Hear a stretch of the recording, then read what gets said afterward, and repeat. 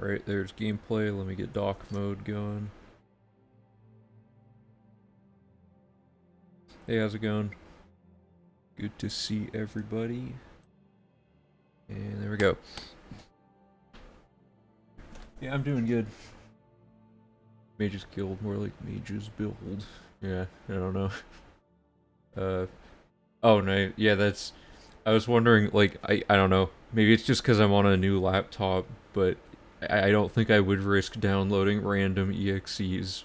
I mean, I guess who would go to all the effort to pretend to make like an Oblivion terrain mapping tool and then actually make it, be malicious? I guess. I don't know. It's probably a safe bet, but still pretty sketchy. Okay, so we got probably a good amount of stuff that we'll get done today. We'll see, but a quick recap. We figured out how to get into the Arcane University without doing the Mages Guild, and that's one of the 2 chat commands that are in the title of this stream, so it's Early Arcane if you want to read more about it.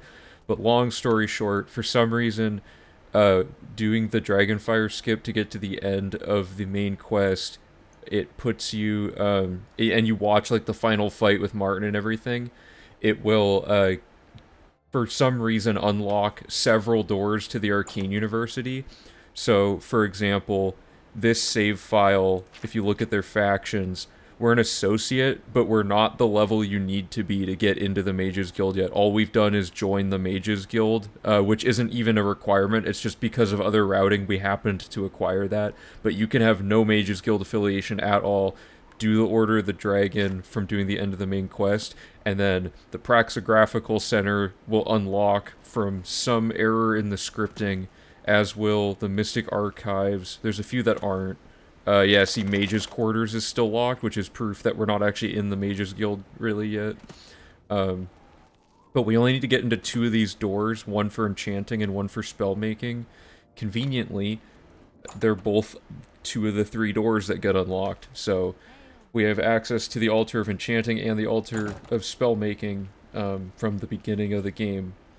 And you're probably wondering, well, it's 100%, so doesn't that break everything to finish the main quest and not be able to come back? Well, yes, but then Phoebus pointed out last stream that we can really quickly push a character through all of this main quest business. Oh, sorry, of course I have it on the wrong screen. You can push a character through the main quest to get into the Mages Guild, and then you can just use this door to, well, I messed it up, but you can load warp the character that hasn't done any of that, represented by, I think this character's the one we want.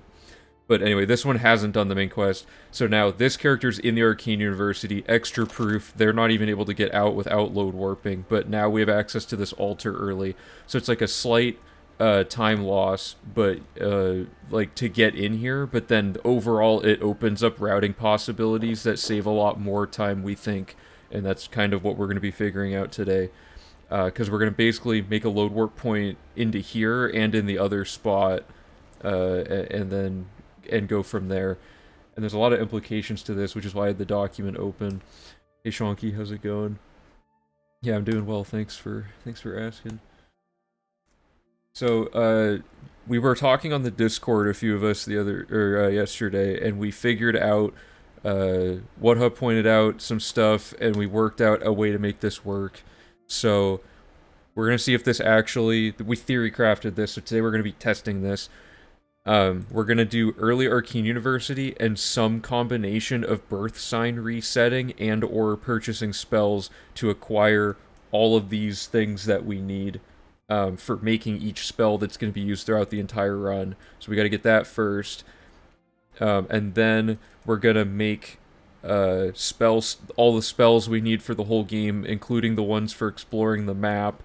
And then we can also do our perma enchants at the same time, because that other door is unlocked. So actually, this note is slightly outdated. Perma enchants.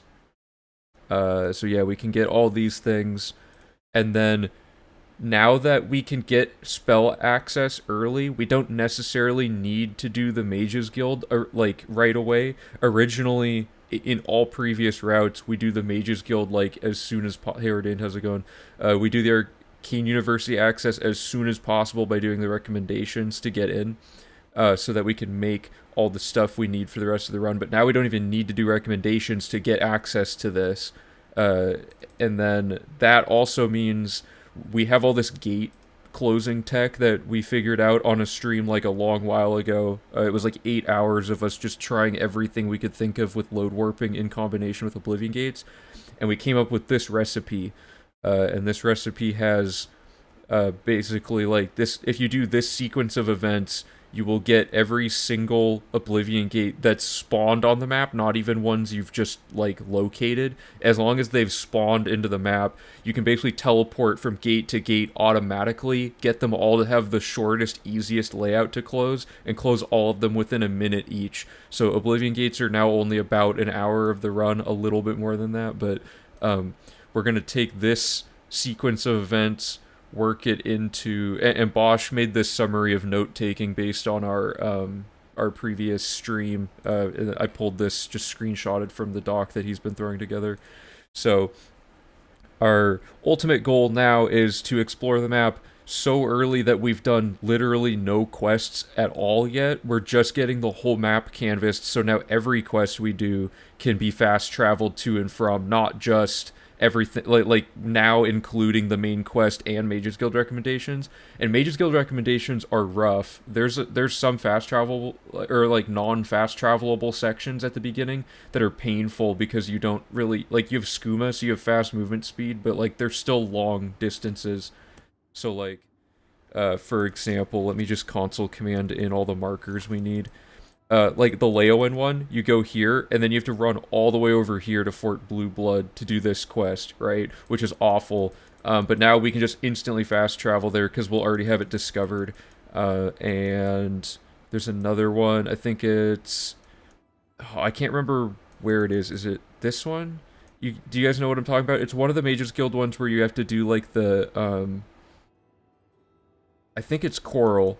It's the Fingers of the Mountain quest. I don't know if there's even a map marker for the location, but basically you do, like, you talk to this lady and she's like, go find my book, and then you have to go up a giant hill somewhere. Oh yeah, it's all the way up, it's Cloud Top. So you have to go like all the way up here, and that takes a while too. So this is going to be like a complete overhaul of the early game basically, because from last stream, we overhauled a ton of stuff here. This is what we got done the last two streams, to figure out how to get through the market district and set up class resetting for the end game. And now we're going to be moving map exploration before everything else. So the general pathing here is going to be early arcane plus birth sign spell purchasing, make all the spells and perma enchants we need. So we're basically building our character as early as possible. And this includes gold as well, I believe. I'm going to throw that in there. We'll work that out. Then we're exploring the whole map before any Oblivion gates have even spawned anywhere except Kvatch. Then we're going to do quest logic stuff, which is going to be more dense than just these three things. But these are the three things we ultimately need to get done. We need to get the recommendations done. I guess we don't need to. We can get the recommendations done. And then we definitely want to do Dagon Shrine up through that, because that main quest allows Oblivion gates to spawn. So Wutha had this great idea that why don't we put off the Oblivion gate closing stuff until like way later in the game, because Dagon Shrine adds a few problems, like people attacking you in cities, but we can basically have a slightly lower chance of gates spawning around the map. And we can, while we're doing other quests, just kind of incidentally pick up random gate spawns as we enter and exit several cells on the overworld throughout the game. Because gates can't spawn during map exploration, because we're exploring it out of bounds anyway. There's a exclamation map exploration chat command if you want to read more about how map exploration works in particular, but we'll also be doing it today, hopefully. And then after you've done a bunch of quest business and you've spawned a bunch of random gates, We can do the Nirn route to spawn even more gates. We can do way shrines and heaven stones in the process, spawning even more gates. And then we can use Phoebus's load warping system thing that we used to figure out this like path through finding all the gates.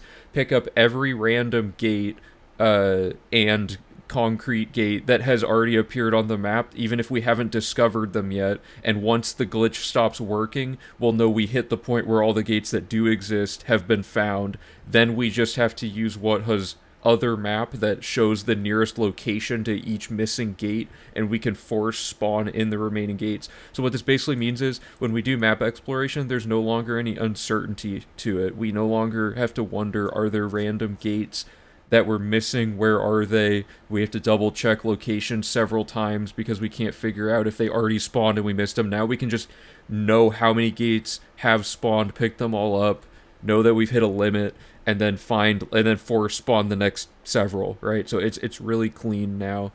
It's a lot more complicated, but it uses it's ultimately faster is the most important thing, which is the ultimate goal of all of this. I can't believe we're considering another major reroute. This is with no guild enchanting spell. With no guild enchanting spell. Yeah, like there's so many things that just change everything about the run. Like every time we find a new glitch or someone like this so this whole plan we're going to be working with is like a ton of different people contributing to this one idea, because Trundle the Great found the early Arcane University exploit. Phoebus put 2 and 2 together that we could be load warping into it. We have all of Yeti's map traveling salesman information. We have Whatha with the nearest locations and the general idea of incidentally spawning gates by doing more quests. It's just all, Phoebus figuring out that you can do the Oblivion gate thingy. There's just all sorts of crazy stuff at play here. This is probably, the map exploration is probably the most community-driven section of the run at this point. And on top of all that, of course, we have Bosch's spell stacking, which makes it all incredibly fast. So it's going to be wild. So the first thing we want to do today is make sure we have, this isn't going to be called Mages Guild Recommendations anymore. This is going to be like the early Arcane University split, which is going to merge the, here's a copy of the route from last run. Oh yeah, the spell stacking's just insane. So in the last run, we do tutorial, then market district, then we do the recommendations so that we can farm and make spells, and then investing circuit, just don't worry about that for now. Long story short, we don't need to do it that way. And then we kind of just did the second half of the Mages Guild just because quest logic wasn't interweaved at all in V3, or not at all, but like not very interweaved in V3. So we did Mages Guild Part 2. Just because we were already at the Mages Guild at that point, and then we went and did the first half of the main quest to spawn all the Oblivion gates, and then moved to map exploration. So now we can effectively move map exploration, and gold farming Arcane up to where this spot is. So it's like very beginning of the run, we're getting just a bunch of like tedious, busy work stuff out of the way, and the rest of the run is just blowing through quest lines and whatnot. So let me find. What was I going to look for? There's a few things to consider for map exploration. One, we won't be able to find a few locations because we're doing it this early. Bruma Gate, any of the Oblivion gates that aren't Kvatch, and Serpent's Trail, because we haven't done the quest in Bruma, because we won't be going into Bruma yet. So that's important, and I gotta make sure we're not missing anything from this. We can get the Grand Soul Gems in the Arcane University. We bought a ring earlier in the route. Okay, I guess the first step is to set up our 2 load warping points that we can push our character into. So we need to write down exactly, like, how we got into the Arcane University. Oh, I have too many notes. Whatever. So do we want... No, we don't even need to buy skooma yet, right? Do we even need to buy skooma at all during the run, then? I don't think so, because we're gonna get our permanent enchant speed, like, right off the bat. We just need to get money and stuff. I guess we could technically buy skooma to make the walk to Dorian, like, slightly quicker or something, but I don't know if it's worth damaging our intelligence and stuff just for that. This is gonna mess up comparing splits. Yeah, I'm gonna basically just kind of look at what elements of route logic were in each thing and do a rough estimate, and as long as the time ultimately adds up to what it was last run, I don't really care about split comparison for V4. There's a few key splits that are definitely important, like map exploration, but yeah, most of it's just gonna be like, we do these few isolated things and everything else is kind of nebulous, and just like this overall thing that took time.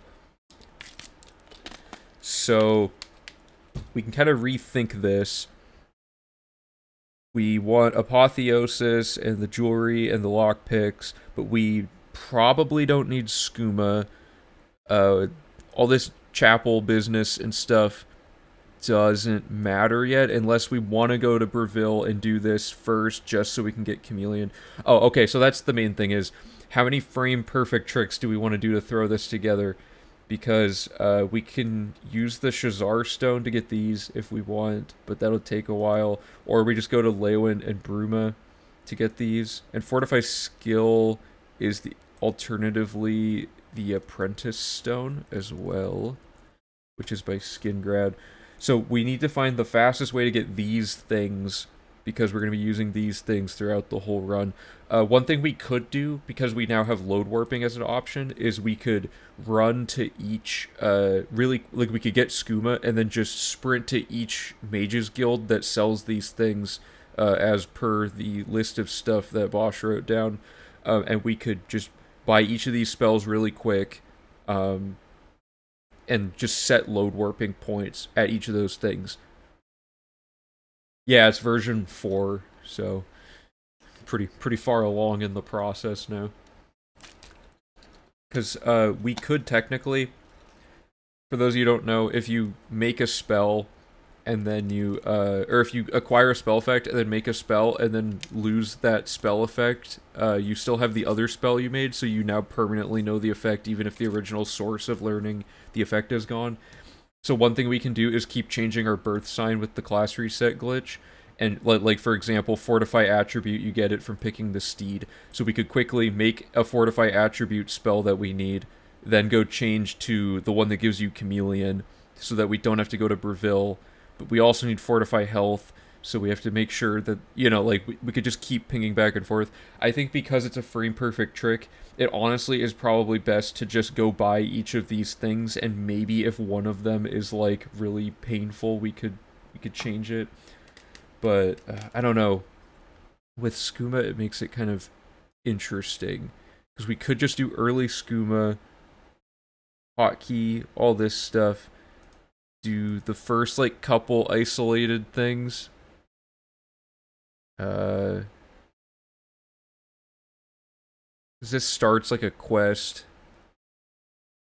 And we already all did this. This is where this split left off, so we start a Breville recommendation. So we could actually just start straight from here, and instead of load warping in, we just go pick up the other spells really quick. Because right now we have Chameleon. So like... whatever. Right now we have Chameleon, and we have Fortify Attribute from the Steed, kind of automatically. And we might need Drain Skill and a few other ones, I believe. But the shortest, most efficient way to do this is to go to Bruma for these two, and then unfortunately we have to go to Coral just to get this, Skingrad just to get this. But we could just... What we could do is start each of these quests so that their quest logic is, like, open, so we can do each of their things later, and just quickly, like, round up a bunch of stuff during the map. Because, like, Breville, for example, you have to go to the Imperial City now to talk to the person you get redirected to. We could just go do that, like, when we're already in the Imperial City for some other reason later. Skingrad, you have to go to Bleakflat's Cave, which, we would then pick up during map exploration. This one's Bruma also, so we could actually... Let's do this. The stone idea we're actually going to rule out at this point, because we'd have to get a bunch of fame, and now that we have early arcane, it's not viable anymore.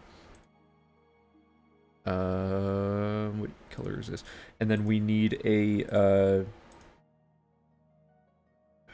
what's the other one? The Coral's a long fast travel as well. The Bruma one is that one's all isolated, and we need dispel other. It takes about a minute to get to 60 infamy. Oh right, we could do the jail thing. I wonder if that affects our ability to join the Fighters Guild.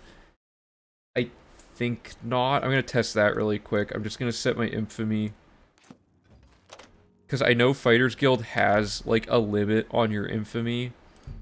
But I think it's like 100 or something. Like if you have over 100 infamy, they won't let you in. But it could also be if you have, it's also if you have a bounty, but it could also be if your infamy is higher than your fame. I'm not actually sure. I don't know if this is a command. Here, let me look up.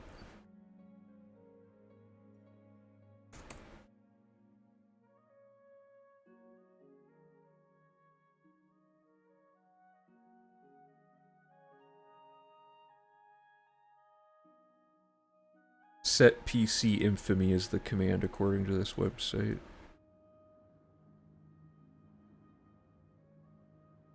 Cool.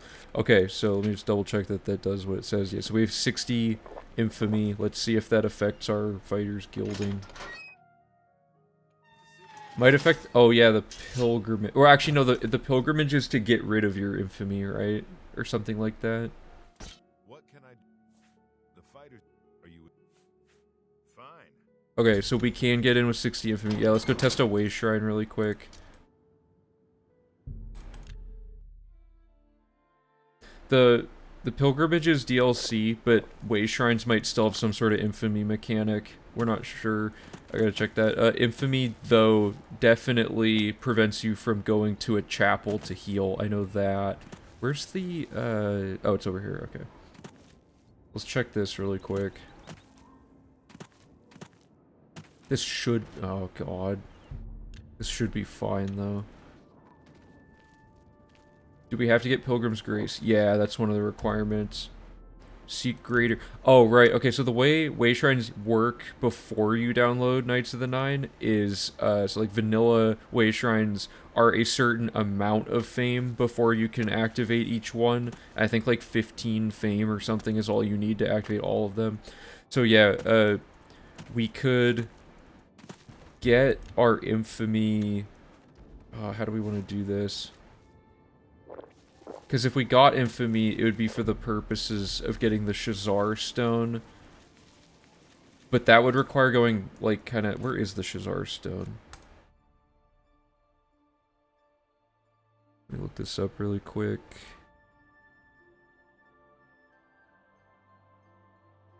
Just north of Talep.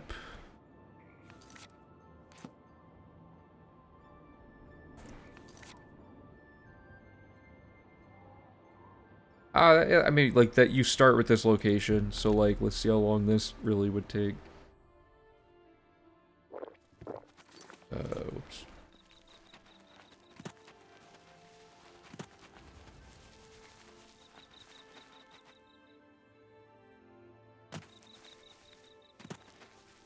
Oh, right, okay, yeah, that's not too bad. Wait, wait. Oh, yeah, because I have 60 infamy, right, okay, so this is actually... Phoebus' setup for getting a ton of infamy is to, just acquire an insane amount of bounty from doing the Dorian glitch. So you would, like, fail the Dorian glitch intentionally after already having done it successfully, and then they would pickpocket an amount of gold, or not pickpocket, they would, confiscate an amount of gold off of you. So... How much time total does this take up is the thing. Because we have our skooma, and we've exited the Breville Mages Guild, so that would be the point that I think, now that we have skooma and everything, then we do the main quest business. Because all you do for the main quest is you just do this clip, and then finish the main quest really quick.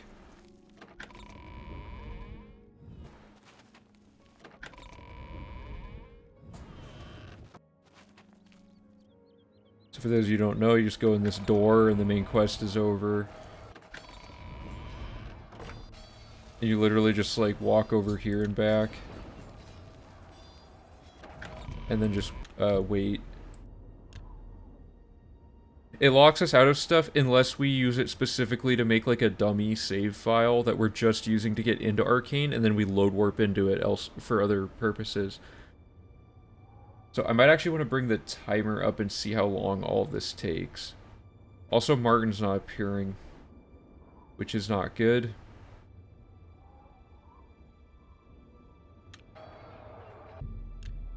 He should be here.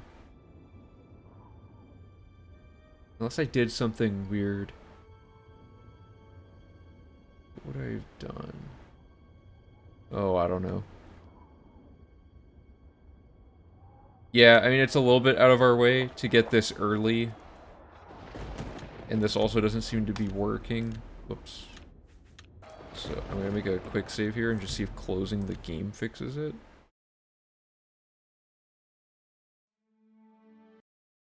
Because it's like a slight time loss. I think getting all the infamy, though, also is kind of clunky.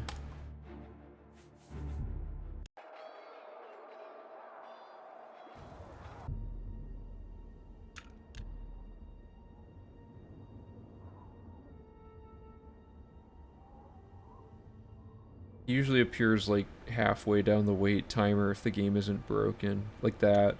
Some reason we have to close the game.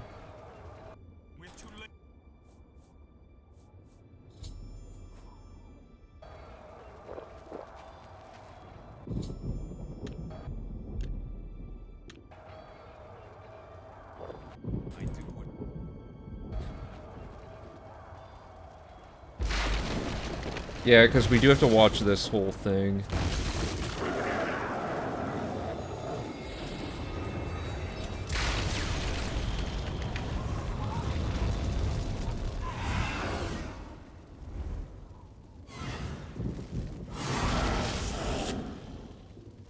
There also may be a point where this actually unlocks this sooner, for all we know. We could also mess with that, finding the earliest point that this works.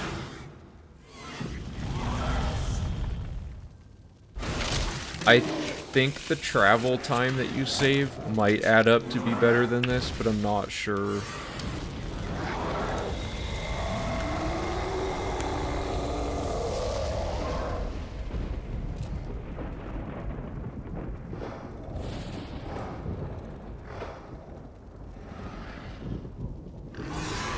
This does take quite a while.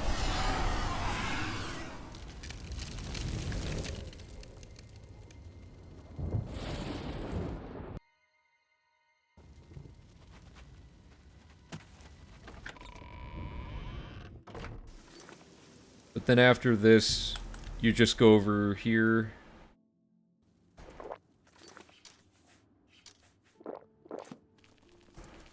And you just... Whoops. Do this.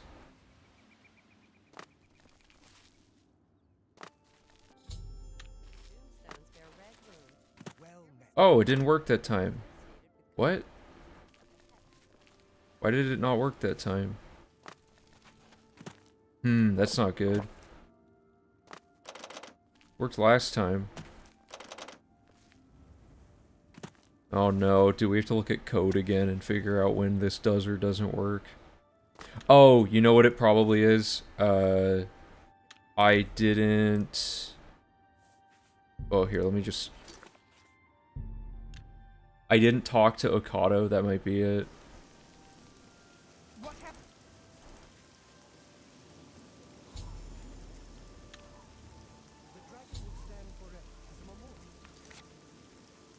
Hopefully it's just this. Yeah, we have, I don't know exactly where it all... I think it's all just what was available in the construction set, but we have like a database now that Valorant compiled that's like a lot of the code in the game. Yeah, okay, so you have to talk to Okado is how this works. So once you talk to him, you can get in here, and you would just go up here and you make a save, and then you go over here... and make a save in here. Let me just double check that this door... Oh, this door has a lock on it, but this should be fine. Whoops. Like, if I set up permakey...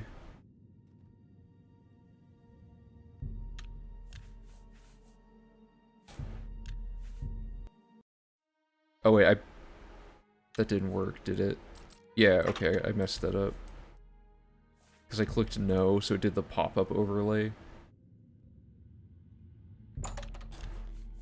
But it's a pickable lock, which means it should open as well. It's because I clicked no instead of yes on the pop-up, I think.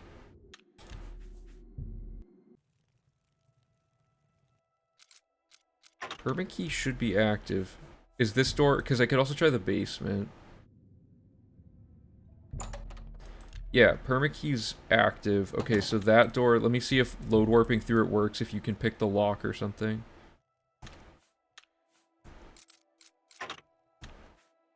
Or I think you have to... You have to, like, pick the lock, and then when it's unlocked on this file... And then you... load this dude. Well, it can't be permakeyed, but I think you can just do this and it lets you in. Yeah, so that works. But let's see... Oh, there is no basement. So there's just a slight amount of lockpick RNG, but that does technically work, because now we're in.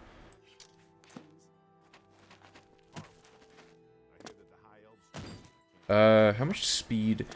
Another thing to consider, I guess, is that without skooma, we actually have less speed, technically, but there's no upkeep to having to drink it, is the benefit. Maybe we do lose, time on the travel distance. I feel like getting in early has more benefits, though. Still watching V3, can't wait for V4. Thanks. Welcome to the stream. Thanks for stopping by. Yeah, getting skooma for these setups is important, because then the skooma's not even affecting our character after, like, the first drink of it. Like, so that should be fine. Because this version of our character was the dummy version. This one, we just happened to drink skooma. Oh, this is confusing. Oh, these aren't stealing. Interesting. Hmm.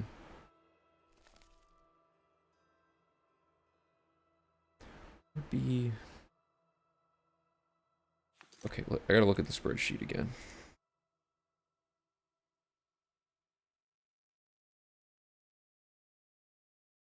So ultimately, getting into Arcane University early, is it 100% essential for the rest of this? Because, like, I feel like the fast travel time is worth it.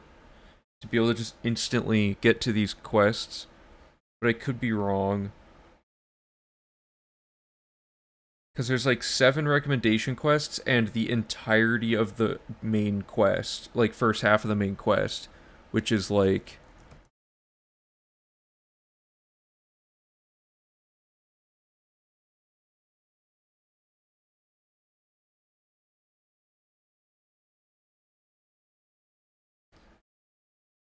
Because deliver the amulet, you have to... Well, Wait on Priory is already unlocked, so this one doesn't have any additional fast travel.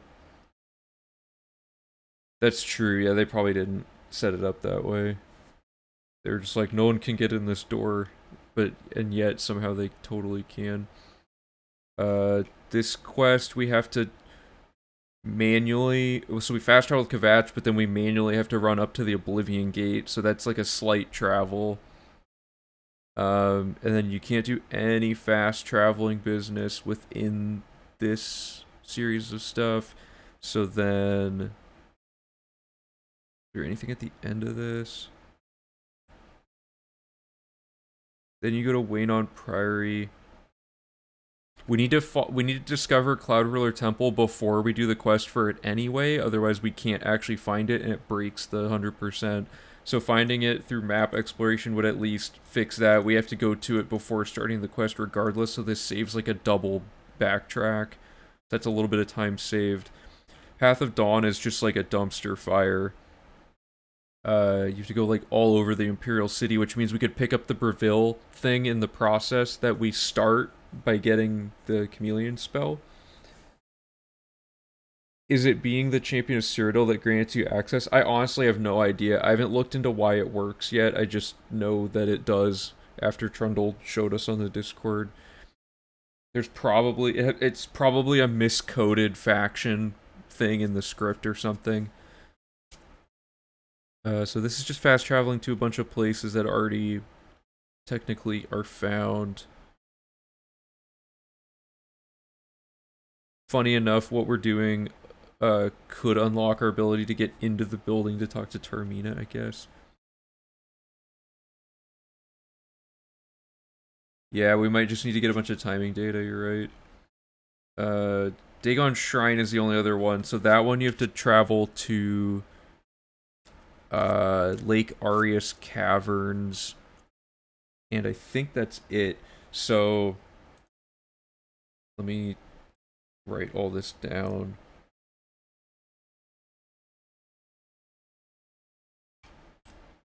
So we have Lake Arius Caverns, we have Cloud Ruler Temple, which technically I guess that one, no, it saves a backtrack, so that does still save time. We have the Kvatch Gate.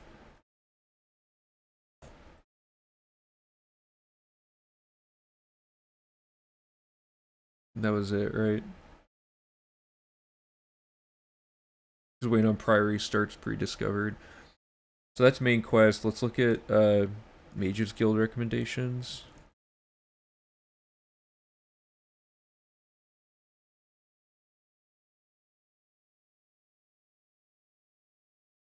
Actually, I can just remember what these are. Or, well, I need the exact location name, I guess. I believe there's 3 big fast travel things. So, Anvil recommendation. Oh, yeah, there's also Anvil. So this one you have to get to the Brina Cross Inn.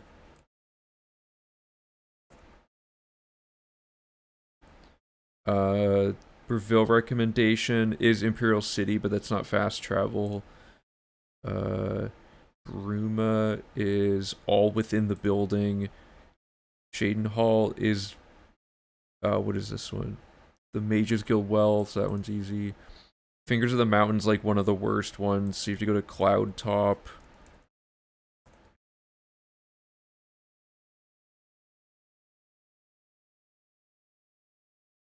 Leowen recommendation, you have to go to Fort Blue Blood.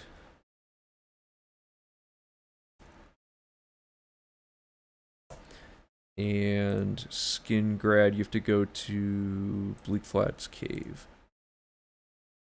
So these are the fast travel times we would save by doing the early reset thingy for making spells.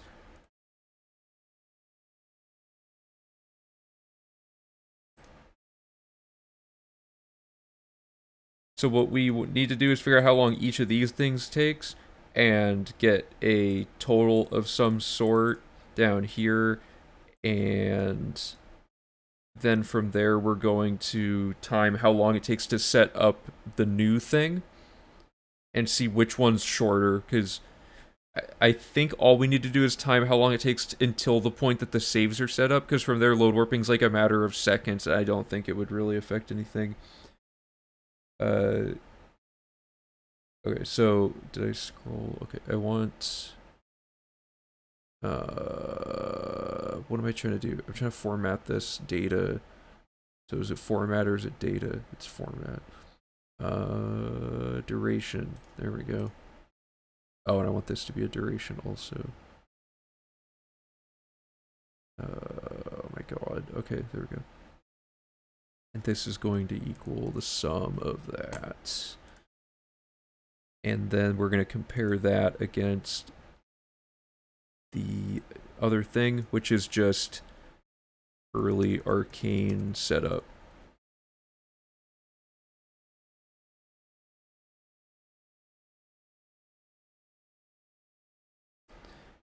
And then we're just gonna make a comparison, which is going to just be another box. It's going to equal, hopefully, it'll be, we want the setup time to, yeah, okay, so we want to do B9 minus E9, because hopefully B9 is larger, so then we'll just see how much time that saves. This is our goal, and we'll just go get timing data. So let me open up live split. Good. I need to disable the load remover.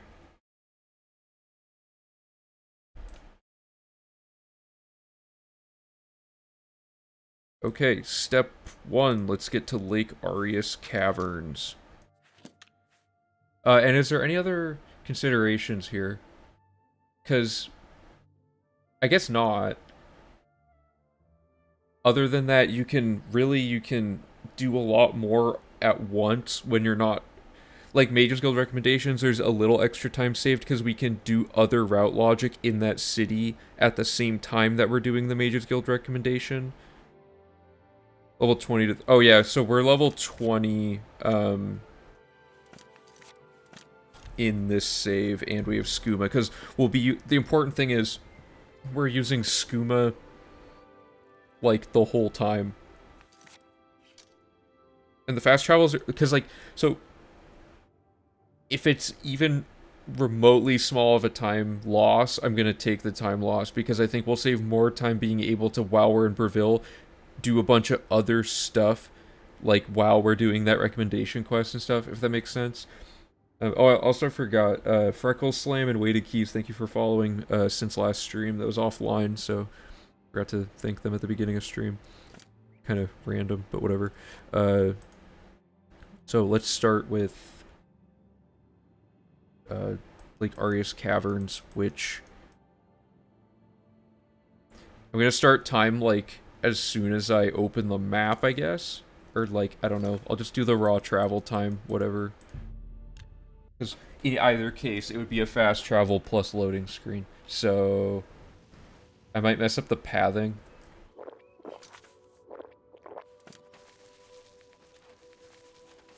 But I'll try my hardest to get a good time. I believe it's just this cave that's up here.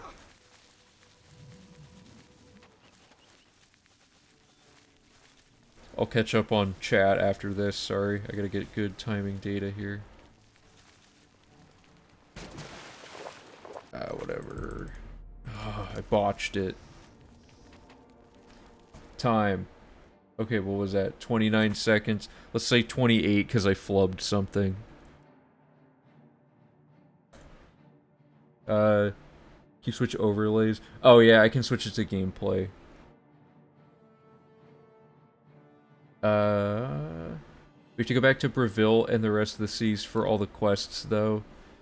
Right, but I'm saying we can do all of that, like, at the same time that we're doing the Mages Guild recommendations. We can have it all blended together, rather than doing the Mages Guild recommendations in isolation and not being able to go do anything else in the city while we're in there, and then having to go back to the city. It just saves one more time that we have to go back in. And if we're only losing, like, a minute, I think we'll save a minute in backtracking time saves. I'd follow off stream when I saw V4s in progress, couldn't miss stuff like this. Glad you're excited about it. Welcome aboard. Okay, so 28 seconds for the first one. Next one we're going to do is Cloud Ruler Temple. Whatever. And Cloud Ruler Temple's right here. Right, there's tons of stuff to do in the cities, but keep in mind with load warping, we're not going to be running through the city very often. We're going to beeline it. We're going to collect everything we can in a city and get save points in front of doors to guild halls that we have to return to frequently. So there's very little routing opportunity to backtrack in a city. It'll become more clear. You'll have to trust me on this one. It'll become more clear as we go through the routing. It gets really dense. So, I mean, there is a threshold where I would say we're going to lose time otherwise. So, here, I'm going to reset my skooma and include this load as part of this. And quick save in case I mess this up. The Cloud Ruler Temple. Go.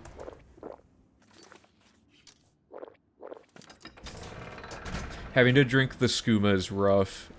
Like, having to consistently keep doing it as well.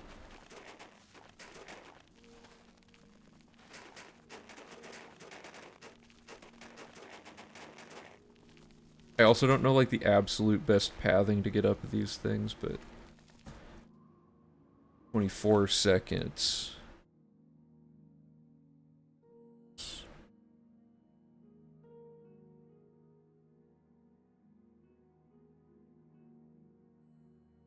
Can we get a horse for these? We don't really have a way to make them super fast yet, since we can't spell stack. Skooma's gonna be faster. Kvatch Gate. Oh, I guess we could...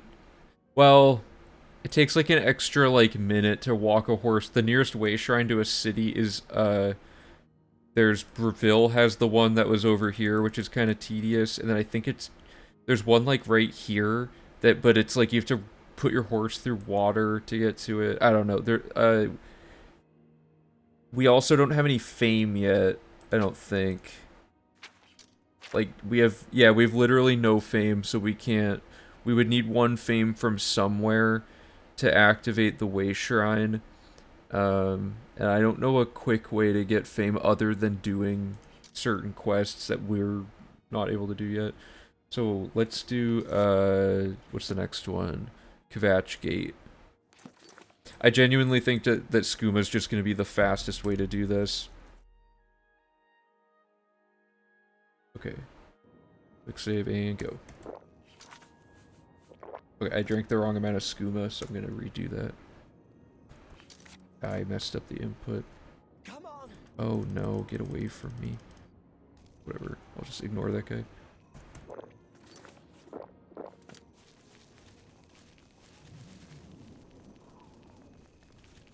There's some sick way to get up these rocks really quick, but I don't exactly know it. I think it's something like somewhere around there. That was like 15 because I pressed the thing late or something. 15 seconds for that. Brina Cross in. Route's looking pretty good, Ant Kid. There's a tough thing to figure out today. A lot of getting timing data and stuff right now, but once we figure it out, it'll be good. Whatever.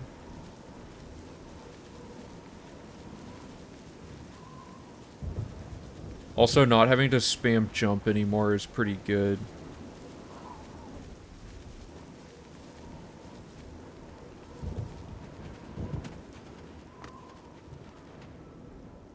Oh, the timer wasn't going. Whoops.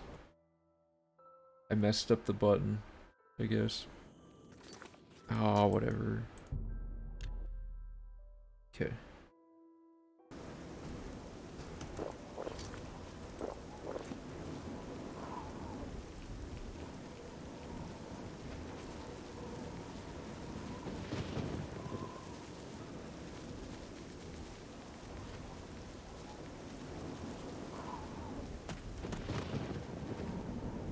$18. Cloud top is from here all the way up, like, let me make sure it's like in the right spot. Yeah, so it's right below that A. I'm just gonna set a marker to simulate having a quest marker. Right now we're looking at under, like, comfortably under 16 hours.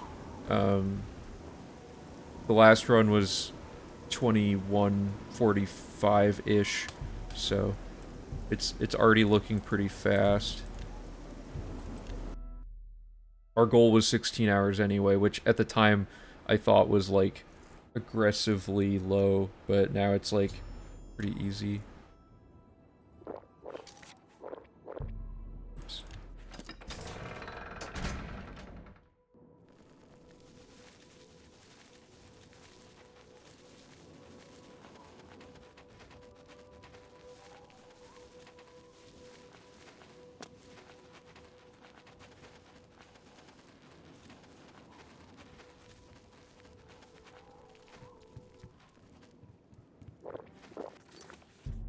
Oh, I messed it up.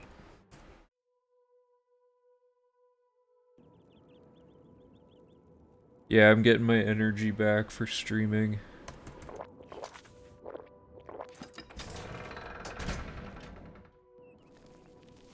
In a way, I oddly missed the really long marathon stream. There was something about the delirium of it that made it fun, you know? Like, the new streams are fun because we're so, or the new runs are fun because it's so fast and everything's just, like, so, like, cool tech-wise. But, I do also miss the vibe of it being just, like, several days of pain. It was just a funny dynamic. Yeah, so this travel adds a considerable amount of time to this. So that was 44.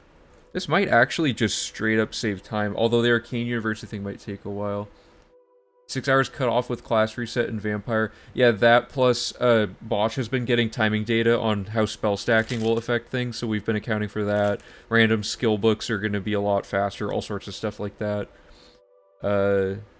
Have I missed anything? Oh wait, oh, chat got messed up. Have I missed anything interesting? So right now we're just getting timing data to figure out, we got into the Arcane University early with a glitch that Trundle the Great found, so if you missed the explanation on that, it's exclamation early arcane will link you to the wiki page about it. Other than that, right now we're just getting info. My hope is 100% is optimized, it'll add DLC that would lead to some super long sessions.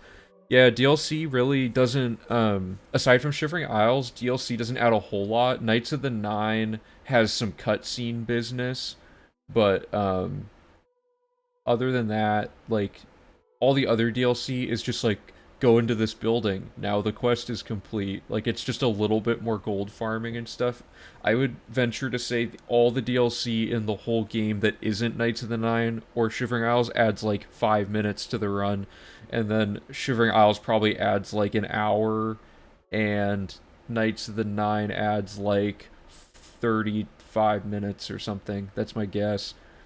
Oh yeah, and DLC speeds up the run because you don't have to do Nirnroot.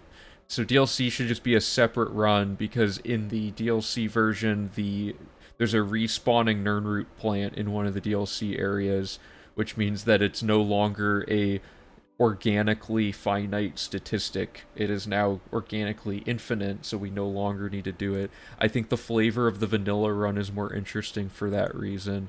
But DLC run, I mean, I can totally see people being like 100% run, but you don't do the DLC. So I can see that being like a valid point. So I think having two separate versions of the category for this game would be nice. Vanilla is obviously like where I personally enjoy it more because it's the thing I've been putting the most time into. But anyway, let's do Fort Blue Blood now, which is like somewhere down here.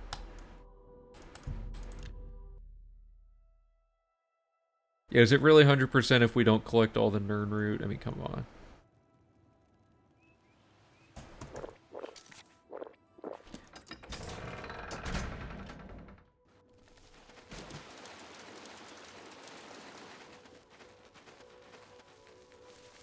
So Shivering Isles is actually like ridiculously airtight programming wise. There are things wrong with it, but they're things that prevent progression, not things that allow you to sequence break it. A few people in the SRC community for Oblivion have been trying to figure out how to improve that category, and there's only a few sequence breaks in the entire quest line. Okay, so that discovered that already. Whoa, whoa, whoa, whoa. Okay, so that's the right one, right? Yeah. Oh yeah, I was right on the money there. So that was 35 seconds, so we have one more to test. Like, Shivering Isles has a lot more things like, if you don't have the previous stage of this quest, don't blindly update the current one, that kind of thing. Whereas in the regular game, they forgot to check things like that, so you can just go to the middle of the main quest by reading a book that's laying on a table, for example.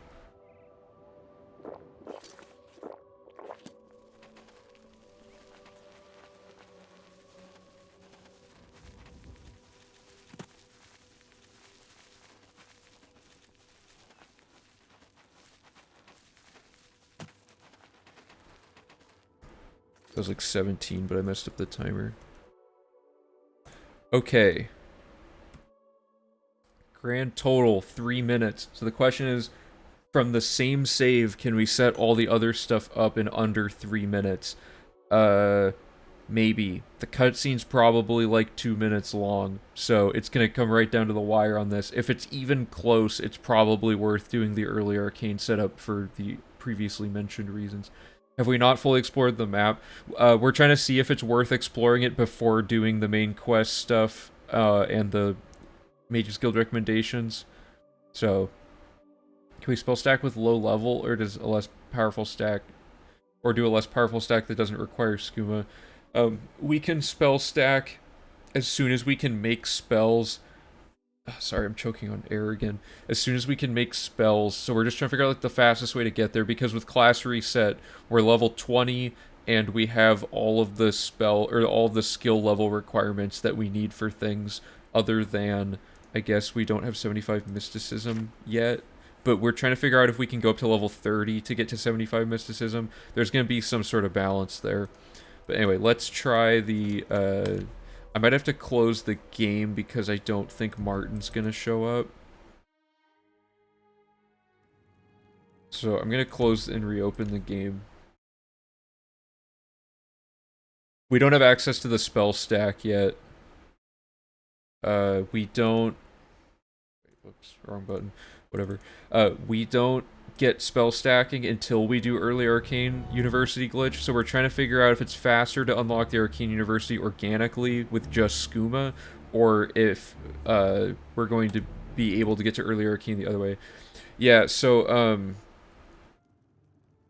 here's how this works. I'm gonna probably have to do this twice, but first thing you do is you make a save, then you fast travel to the Temple District. Then you go in here, set a save here, go in, clip through the door. Oh god, go in here, please. Turn around. Run out here, trigger this, go back. Go in here, start the wait timer so Martin will appear. Yeah, we have the math for how to get to 75 mysticism. It's just a matter of... we're trying to figure out if we want 75 mercantile first.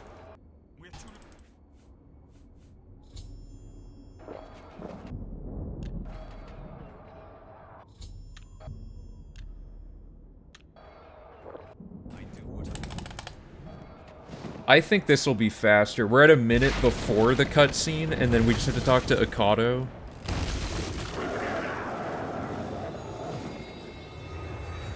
Yeah, the Moog Ball glitch... Sorry, it's really loud. But the Moog Ball glitch is something I'm trying to document right now, because Phoebus was using it to underflow statistics. Basically, if the guy overkills you and puts your health below 0, you'll die. You have to make sure he does enough that your health is, like, below 20, but not below 0. Otherwise, it glitches your character out and removes all of your spell effects. And it resets your fame, which is not good.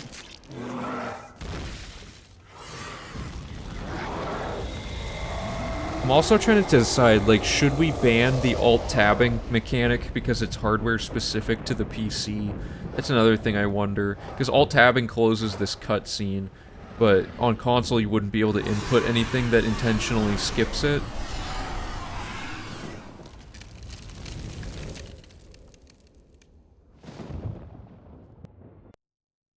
Anyway, so we would do that. Talk to him. That's... Oh, go away. So that sets that up. Then we go out here. Keen University.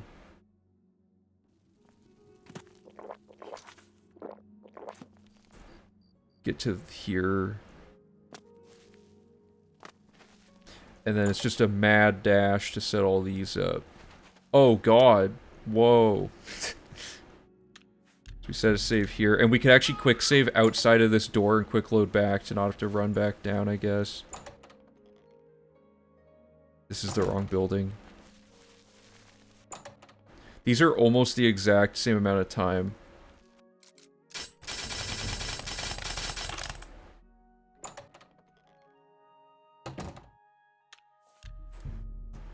Okay, that's how long that takes.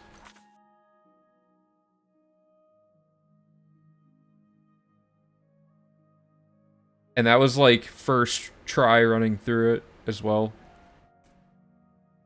So this is the grand total. We lose 4 seconds. Include getting 60 infamy, but why do we need to get 60 infamy? Like, I thought we weren't doing Shazar Stone yet. Oh, I see what you mean. We need to put the time it takes. Yeah, okay, so it takes 3 minutes to do the earlier Arcane setup, but on top of that, now we need to time us getting. Hey, Bosch, it's going well. Yeah, we need to time how long it takes to get spell effects and stuff.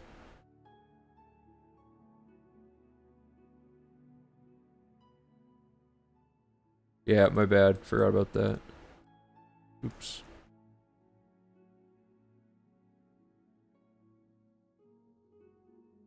I don't know. Just task time.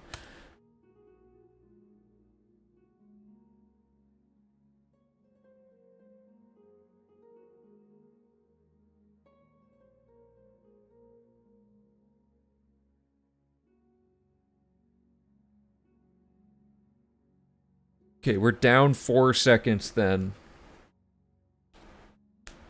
Also, why do we save time on main quest?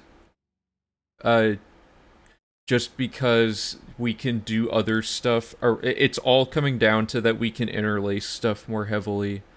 Just the fact that we can, when we're doing the main quest, we don't have to go out of our way to even do the main quest. We just naturally pick up stuff as we're doing, like oh, we happen to be in the Talos Plaza district. We can do the sewer meeting for the Path of Dawn, like rather than linearly doing the whole Path of Dawn quest in isolation and then having to do other stuff that's in that city later, right? It's going to be a lot of that, so that the logic is so interwoven that you can basically get everything done when convenient, not in any particular order. So by setting everything up super early, we can do literally any quest in any order as long as that quest is not locked behind a previous quest, obviously. Which it just opens up a lot more possibilities for me. So my goal is that we have a route where we go into every city like the minimum number of times possible to do everything in it. So like Skingrad, for example, is probably the easiest one to conceptualize because almost nothing goes on in Skingrad. There's like maybe 5 quests plus a few random quests where you have to go to the castle specifically, which isn't even in the city. So Skingrad, like, we could get everything done, including the recommendation quest, like all in one quick sweep. If we do recommendation, can't we just do map exploration then, which means we can go do main quest and everything? We wouldn't want to. So the fast travel times are getting absorbed into the amount of time it took to set this up, right? So this takes about the same amount of time. So then it's a matter of, does the spell effect gathering time waste more time than the quest logic weaving would save? And if it only ends up taking like a minute to go grab all these spell effects, we're going to save more than a minute being able to do things when convenient. So we need to get our list of spells, the fastest way to get them. The infamy setup isn't going to be great because we don't have paralyze yet to do the Dorian glitch. Oh, I didn't even think about that. Oh, no, we have the potion in one of the guild halls and the silver dagger in Breville. Yeah, okay, let me add that in really quick. Because we need to be able to paralyze Dorian. And paralyze spells are... Or actually, wait, we can probably make a paralyzed spell. I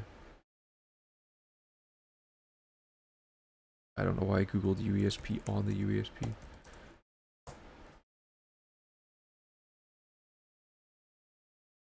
Isn't there just like a... Where's the page of spell effects? There's a thing called Paralyze, and we need to get the best spell possible for it. Is there not one? No, there is. Illusion needs to be at least 50. I believe we're already at that. Illusion's at 64 because of class reset. So we're actually in the clear. We no longer need to do the poisoning a dagger thing to paralyze him. We can just cast this spell on him. And we actually have to talk to Ida anyway. Yeah, perfect. Because Ida, we have to talk to her anyway to get Chameleon. So we'll manually go to Breville to set up the thing really quick. Hotkey our stuff. Um. Okay. God, there's a lot to keep track of now. Move all that down, I guess. Because the next phase of this is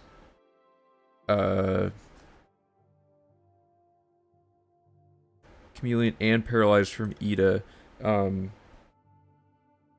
do I want to do? So now we need all the... Okay, we're gonna get all the other spell effects. This is Breville. Oops.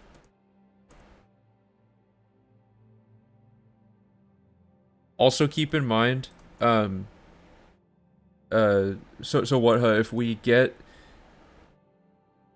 the map explored and the perma enchanting set up before doing the Mages Guild, we don't have to stop to drink skooma constantly throughout all those quests, so the flow of them is way easier. There's no menuing, we just run and click on things again, since we'll have, like, a relatively equivalent, like, permanent speed boost and stuff like that.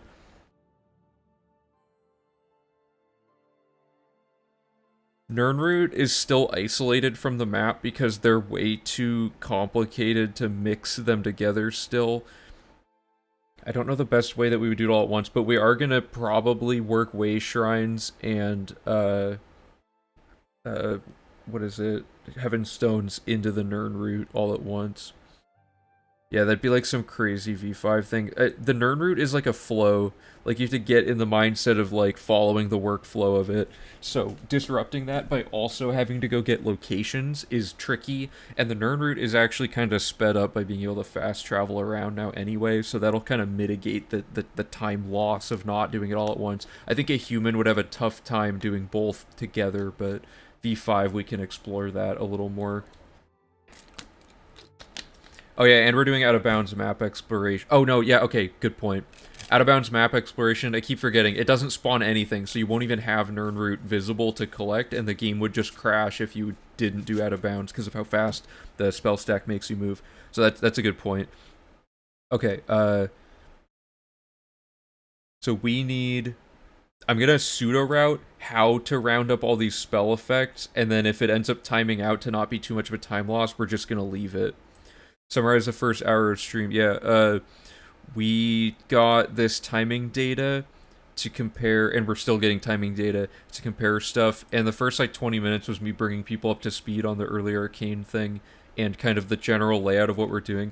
So, you were part of this conversation yesterday, Bosch. I basically told them what we had discussed to end up getting to this workflow of, like, the order to do when we're doing the map, when we're doing enchantments, logic, that kind of stuff. So I basically brought everyone to speed on that. I think you already know pretty much everything we talked about in the first hour. So the only new thing is we added Paralyze effect from Ida since we have class reset, and we are now directly calculating how long it takes to do each of these things. So to gather spell effects, Ida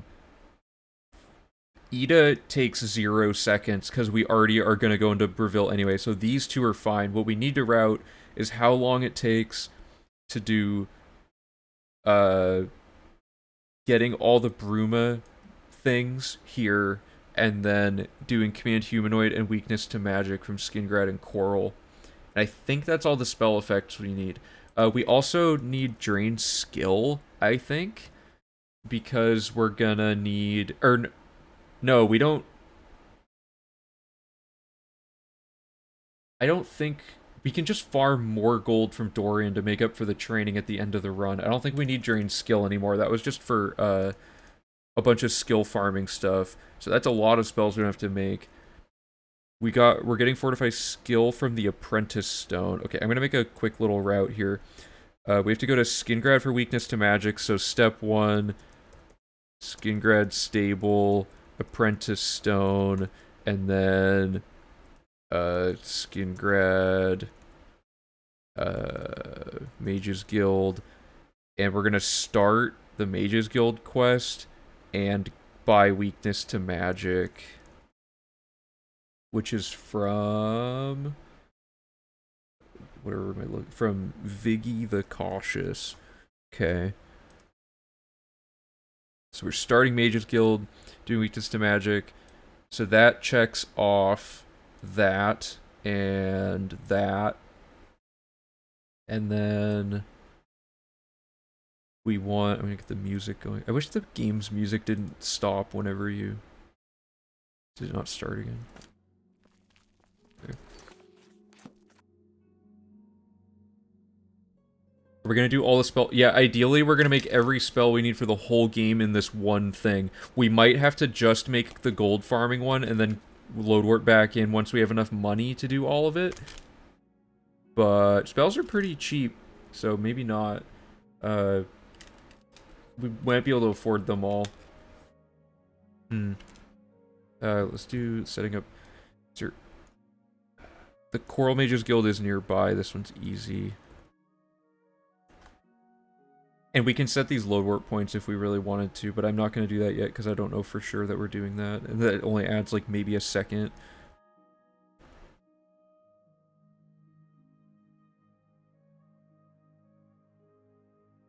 We want command humanoid. From Albric Liddy.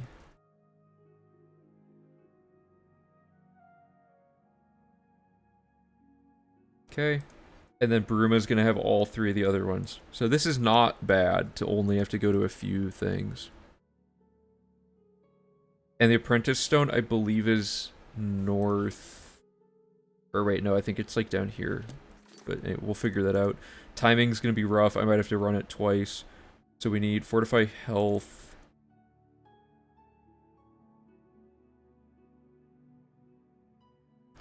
From Selena. And Dispel Other from Alva's. Or no, not from Alva's. This is from somebody else because we changed this.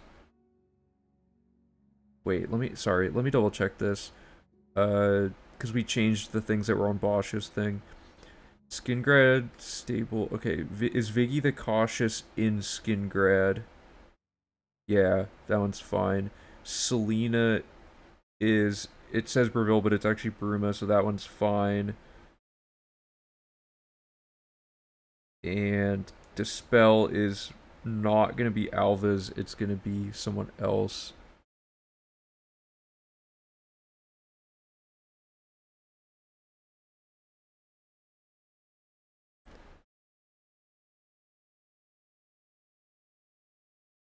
Yeah, Greater Dispel Other from Volinaro.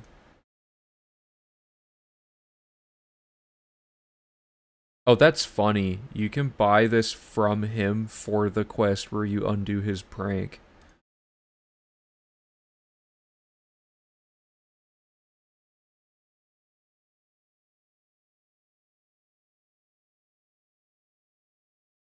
I'm going to put a note here that we could finish this quest, but I'm not going to do it yet because that technically doesn't count as a time loss. We're only timing things that could be perceived as a loss of time. And then we need Reflect Spell from one other person, and then we're good.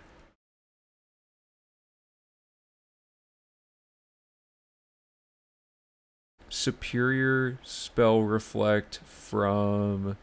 Is it her?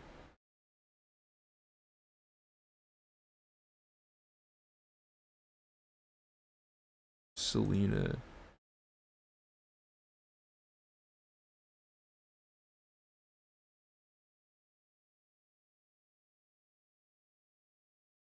And I'm gonna... Gold is a consideration we'll need to make as well. I don't know why I didn't do this a while ago. Just push all of that garbage to the side. Okay. I'm gonna put this on my second monitor and we're gonna run this and see how long it takes. I'm gonna give myself a ton of gold. just because I don't want to have to go farm more. But for the record, we started with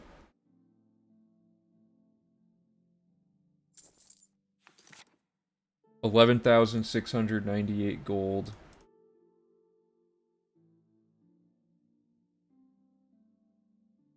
And we gave ourselves 10k bonus.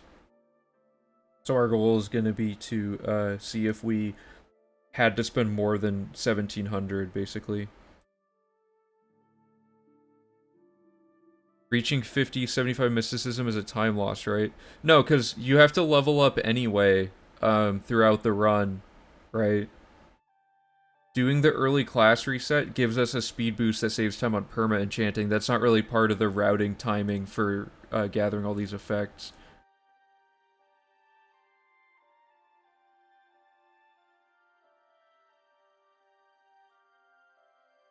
Why can't I drag this? Oh, please, Windows. Okay. Let's load this save, and this might take a few tries. Yeah, you need that level for spell stacking, right? But regardless, you have to get to level 145 at the end of the run, so what difference timing-wise does it do to make the leveling happen at the beginning versus the end? You know what I mean? They're the same objective, just being done at a different time. They're not being done in any different way. So we're not really... The only time we're losing, I guess, is a few seconds to go find a bed, and that's like nothing. So I don't think we have anything to worry about with that. I think we're good there. And if you wanted, we could even do the leveling up in the bed, or like after we get the skooma. Like we could do this and then go level up, I think. Or no, we can't buy... No, we could buy the spells, couldn't we? We might have to do a little bit of reordering and rethinking once we finish getting this timing data. I think you mentioned earlier that you could get rid of the skill drains, but I think you still need to train some specialized skills at the end of the run. The only training we now need to buy is Blade and Blunt. Oh, you're right, because we need, we can't get master level training from anybody. Yeah. Okay, we do need to drain. Let me add that really quick. Drain skill is, like, free, though. You can get that from, like, a ton of people. For example, Salinas in Skingrad, where we're already going. Oh wait, Viggy sells one as well. It's Journeyman Destruction. Do we have Journeyman level? I think we do. Yeah. So let's double it up. So Viggy the Cautious, we also get Drain Skill Alteration.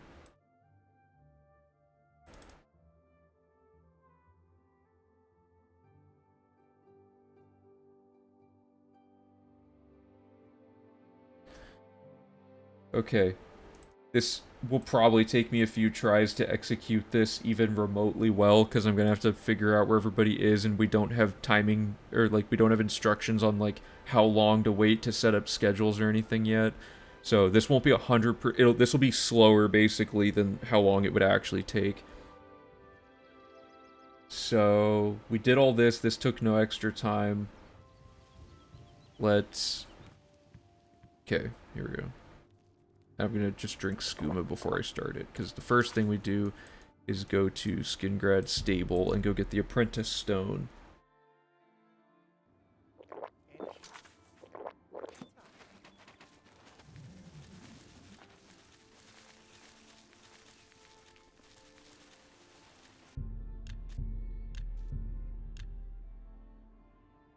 We'll leave at 6 p.m.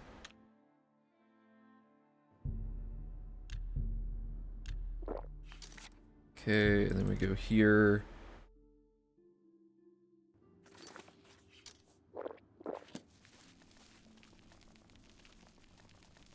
We would set a load warp here, and then we're going to start the Mages Guild quest line if she's here.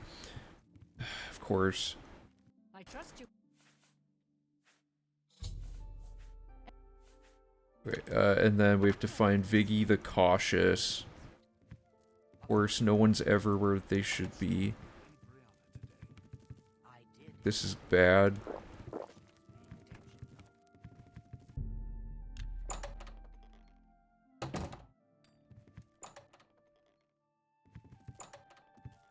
Actually, isn't getting these spell effects something we would have had to do anyway? So, like, I don't know if this is really a flat time loss, other than that this dude doesn't exist. That's rough. What is with this guy? We're gonna restart this, but I gotta find out why this guy doesn't exist.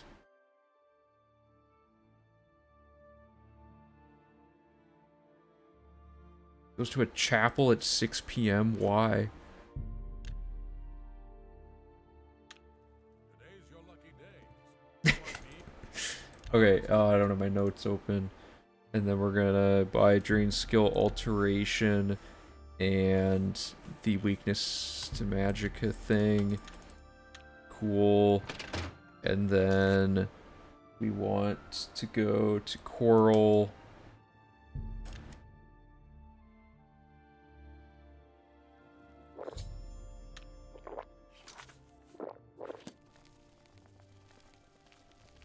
And we're gonna start this quest with the dude, if he's in here. I'm gonna have to wait till morning. This is all bad. Oh, it's like midnight. Today's your lucky day. That was funny when he did that. Yeah, we have Fire Nexus and, hold up, where's Albric? Why are none of the people I need ever down here? Okay, you. Command humanoid. Fire Nexus is just like a beefy AoE spell. Dude, where's Tikius? Like the one...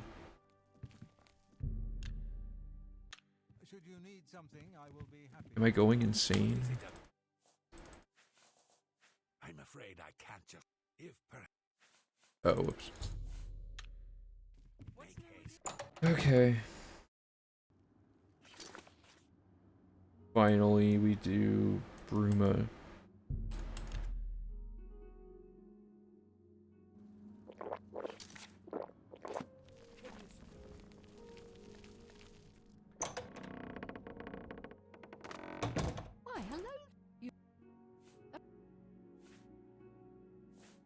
Okay, and then we do this.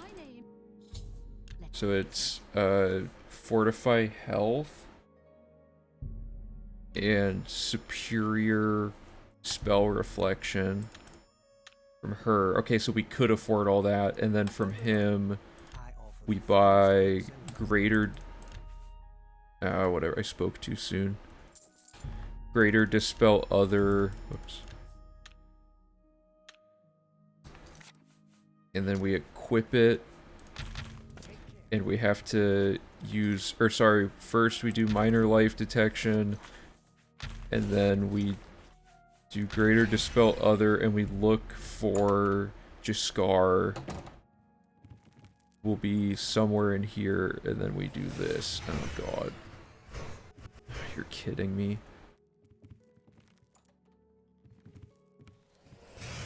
You're kidding. Why is this so stupid?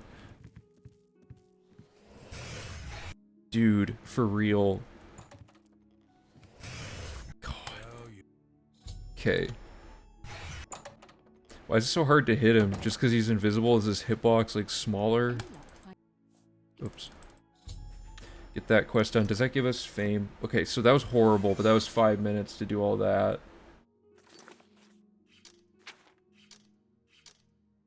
That does give us 1 fame.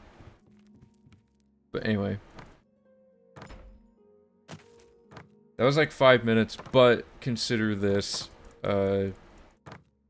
We have to do this quest anyway, so that's not an actual time loss. The only real time loss is like having to load warp back here after we do the map exploration. Like, not this one, because we get it done, but you know what I mean.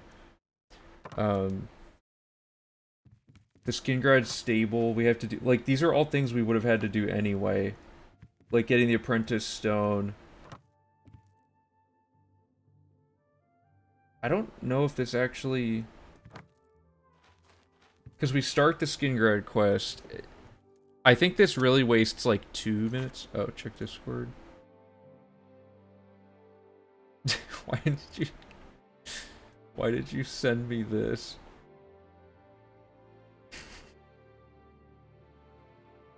Does this show up on stream? I don't... Okay, I don't know what the deal is. Zane just sends me this and tells me to check the Discord. I'll just leave that tab open for a second. And make sure no one has said anything on the actual, like, the productive part of the Discord. Oh, that's cool with the height map stuff. Nice. Okay. Should I run this one more time? I mean, a few things went wrong, but like... Yeah, I should probably just run it another time and be like... About half of that is actual, like...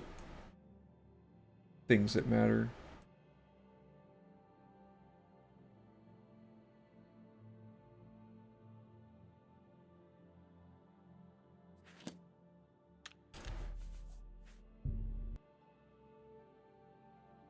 And we want to just make sure we have extra gold.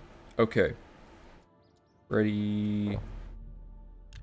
Ready, go. I already forgot what I'm doing. Let's start that again. And I don't have the right view. Go.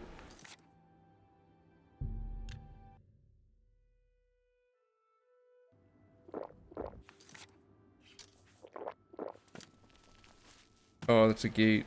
Okay.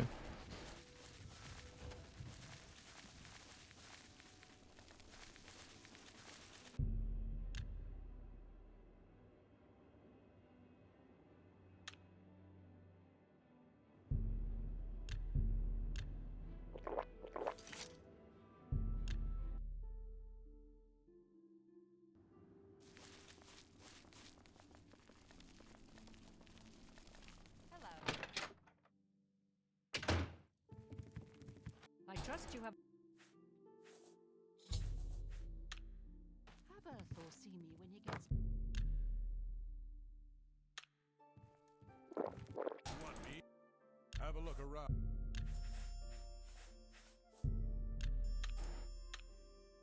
Good.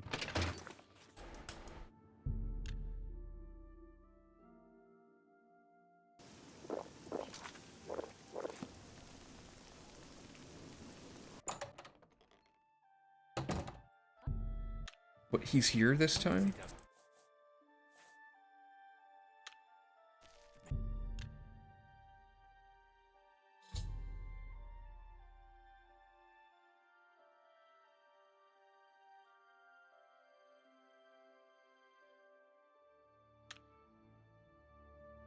Oh, nice, you figured it out. That's cool. Have a look at my wares. What do I buy from him? Command humanoid and then bounce. You too.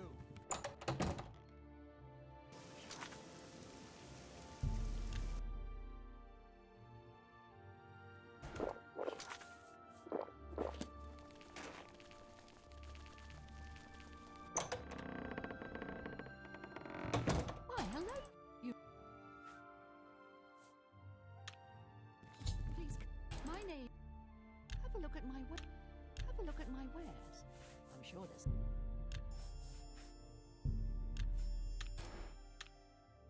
You too.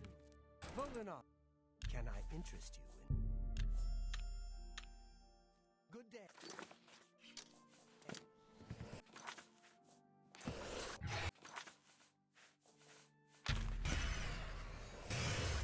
Oh, you. Any luck? Find. Goodbye. Oh, and we need to read this book. But for the record, it said like 3 minutes. This would be something that we have to do anyway, so this isn't really a time loss. Also, I'm an idiot, and I can't find it. But, yeah. There's a book somewhere in here that we have to grab. That, yeah.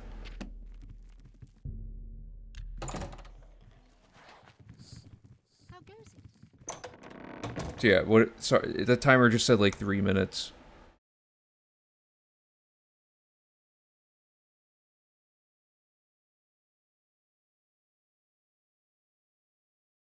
Oh, whoops. Dude, I hate the durations on Google Sheets are so bad.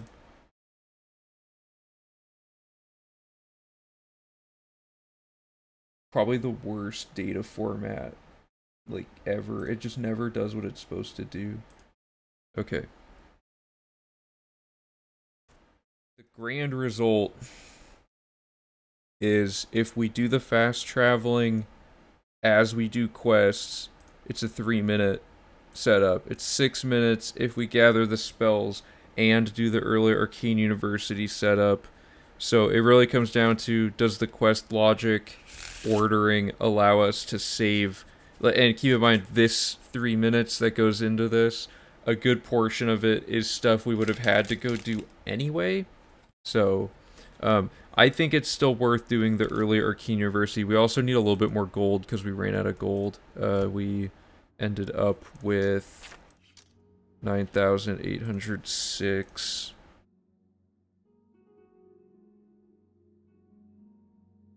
What is this? D13. Yeah, so we need to add like 2,000 extra gold to the farming here.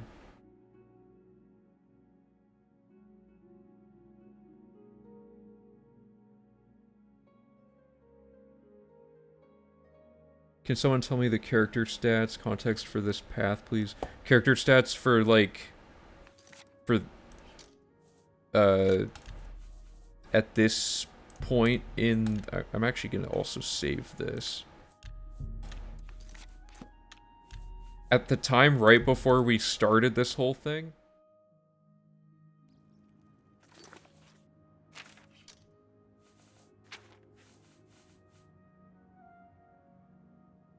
So these are our major skills. I believe we read like a skill book somewhere. And then our minor skills are all 7 except for these 3.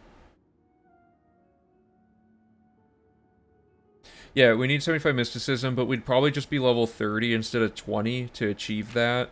And that would actually make us even faster, so this 3 minutes gets shorter and shorter the more aggressive we go with how much leveling we put on our character. So there's that to consider. And at level 30, the only character that's hard to kill is the Zivalai with the reflecting, and that guy in the arena that can only be killed with a melee weapon. Other than that, should be good. Good to go.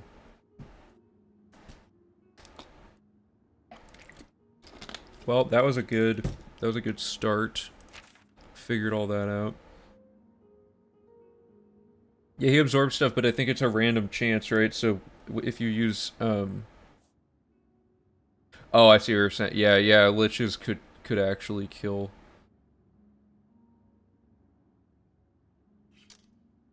So the next step then is let me open up the sheet. So I think that oh wait, also read Wolf Queen finish quest. I think that this was a solid bit of routing. I think this is all things that were very efficient for setting up this early setup.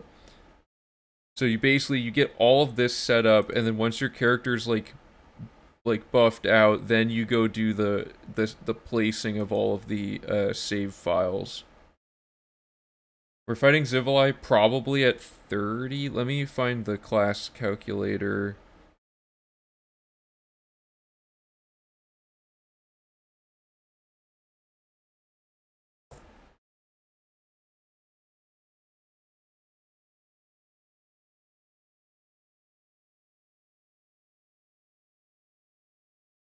Yeah, so if we're level 30, our mysticism is at 84, and our mercantile's at 54.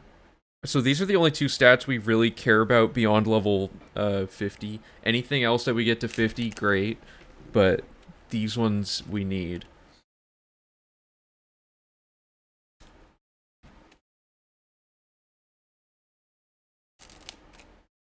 Are you guys talking about like different combat strategy and stuff? Yeah, Zivali are just like annoying, but again, as Bosch and Phoebus have pointed out numerous times to me, I'll eventually remember this consistently.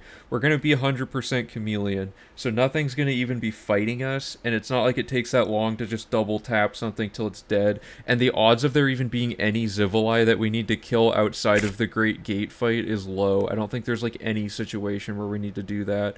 Liches are a little more annoying, but there's also no situations where you have to kill Liches, so I prefer to not do early Mages Guild, or we're visiting most of those places anyway, and I still feel like we only have 2 minutes of time save.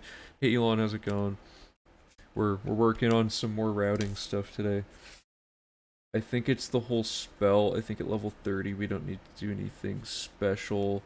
Oh yeah, so actually it doesn't have to be 30, it could be even lower, right? Because like 25 puts you at 76 mysticism. It's like level 25 could be what we do instead of 20. Like if I do so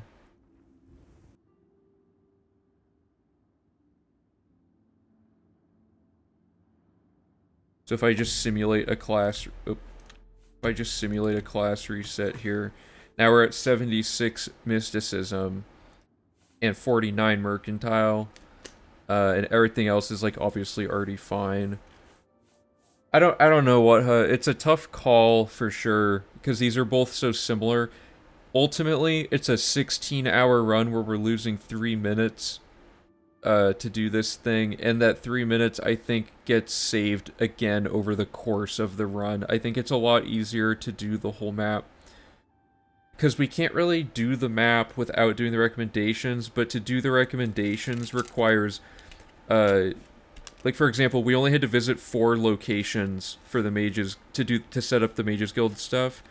And we didn't even have to go do their quests or anything like that yet. We're just doing logic we already would have had to do anyway, but we're doing the first like half of it and getting some additional components in place.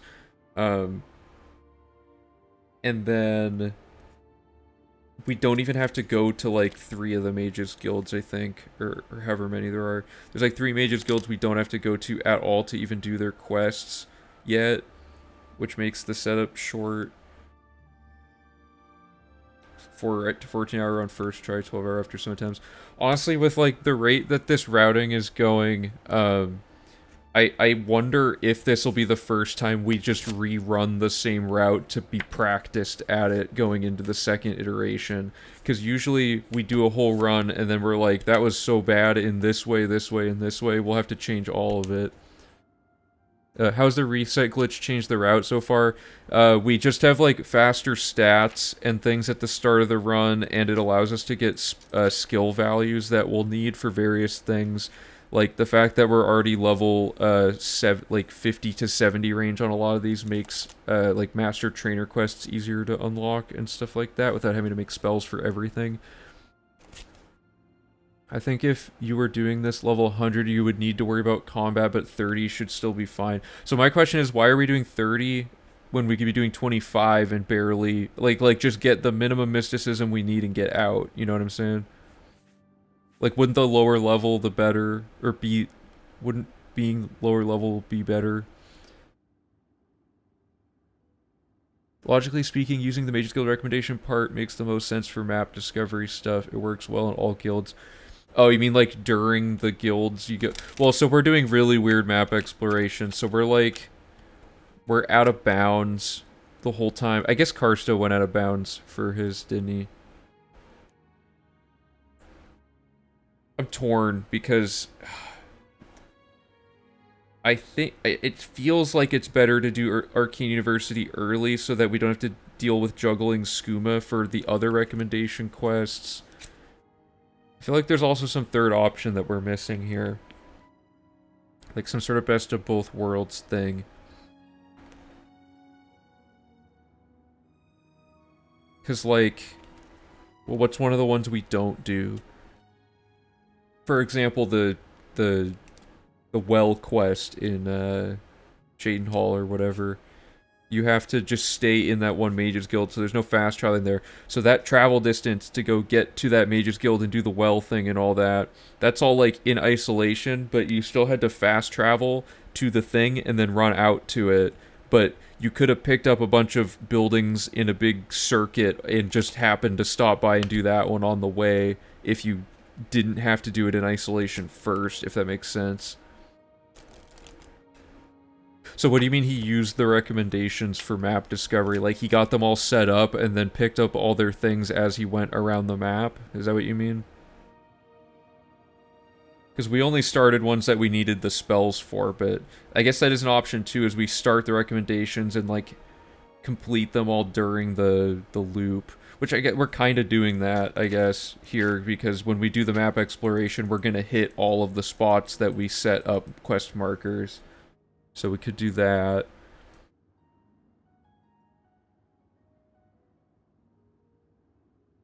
I think in each city he got the recommendation and then did the exploration while in the town. Oh, like okay, yeah. I mean, we have to leave to go make spells and come back and whatever.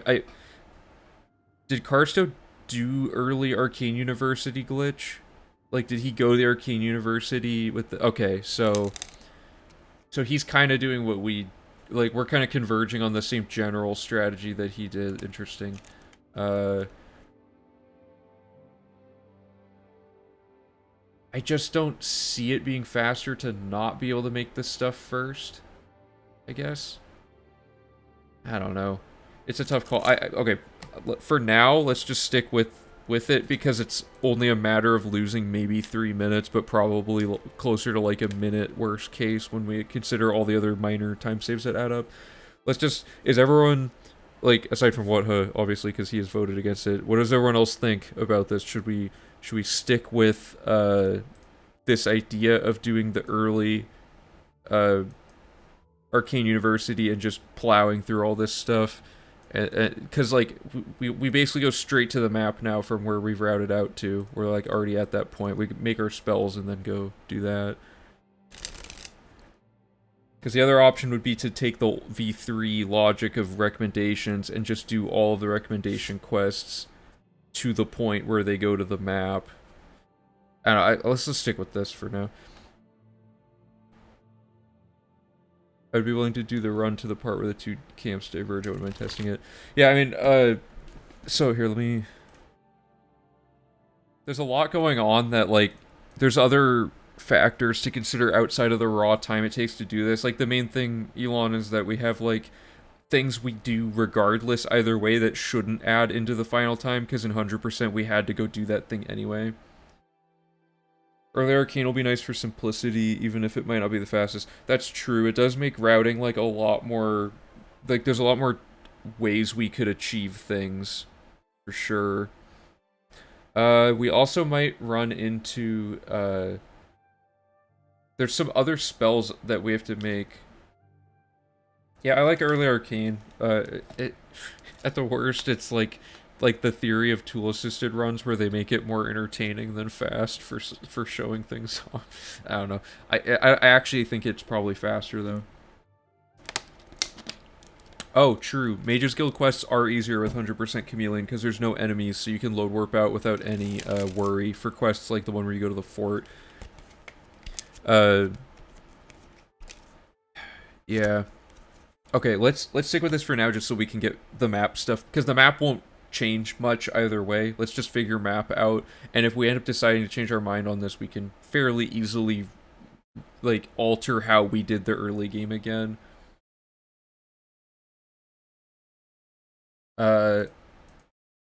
Yeah, I just think not having to drink skooma is going to be helpful too.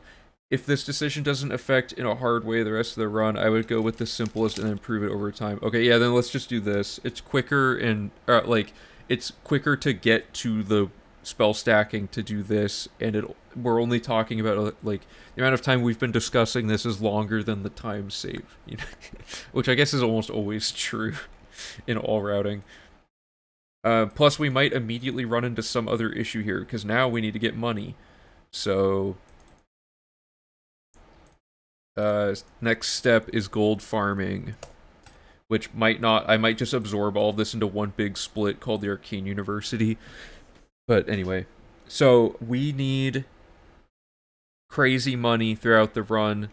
Our fiscal responsibility chart needs to be remade at some point. It's usually like one of the last things we do. But we chart out every single purchase in the game. There's only 203 transactions in the whole game if you do everything possible, and you need like 400,000 gold. We now are level 20, let's say 25. We're now level 25 for our intents and purposes. I like how you still use dollars. Yeah, because we're tracking money. I don't know how to put like a septum icon or whatever that's called. Okay, so let me open. So this is the save that just did everything that we were talking about. So first thing I'm going to do is just set the level to 25 so we can test combat, and then I'm going to force a class reset so that we have the mysticism. So this is going to fix retroactively what we had previously. So let me really quickly just change that number on here. We could also do level 24 and get 74 mysticism and then read the Kalindal book. That's what I want to do.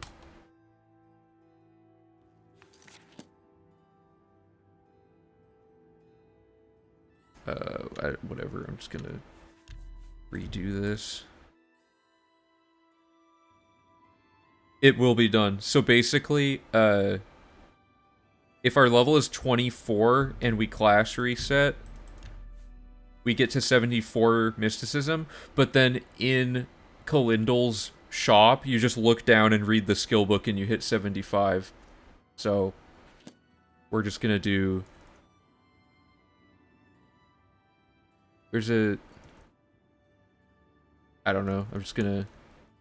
There's one to, like, organically advance it, but... Okay, this approximates what our character will be like. We're eventually gonna have to rerun all of this with like our fully updated stats and whatever, but just make sure everything's accurate. But for now, we're good to go, and we want to where do we want to go? We have everything set up. We should go to the Arcane University via load warping with those 2 saves we made, which are this and this. So first we want to load warp into the Praxographical Center. Oh, and I don't have permakey set up. Because jeez, why did that take me so... Never takes me that long. So let's do this. We're in here as our current character, and the only downside to this is we've made ourselves dumb from drinking skooma, unfortunately, but we don't have any infamy, so maybe we can go to a chapel really early on. I don't even know if we need to fix it, because Bosch, didn't you plan all the spell stacking around having 100 of everything, because that's our minimum? Or was it planned around having a little bit more? Anyway, let me...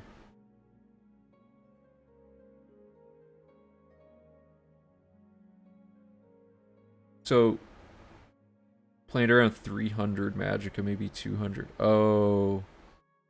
Uh-oh. Okay, so maybe we need to also go to the Bruma Chapel at the end. Well, wait, but we don't even... Oh, because you were planning on us being higher level, right? Let me see how much magicka we have if we unstupefy ourselves.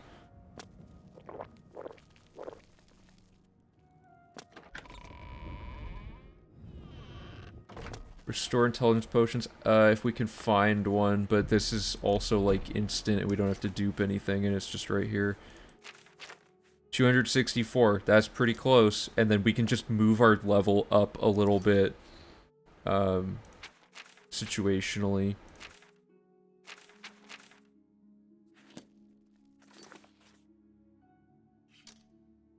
So, okay, and then purge ourselves of this awful skooma. So for now, I'm gonna just mark that we go to the chapel.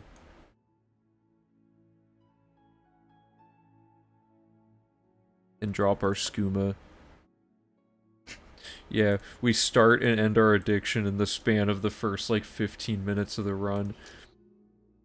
Okay. Oh, I think it's also actively draining my intelligence right now, isn't it? So let me make sure it's actually...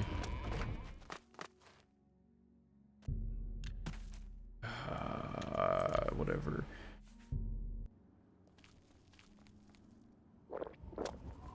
So I'm gonna drink skooma. I thought it was a... What is it? Oh, that's... Sorry, that's drain. You're right. That was just the drain effect. I was looking at the wrong thing.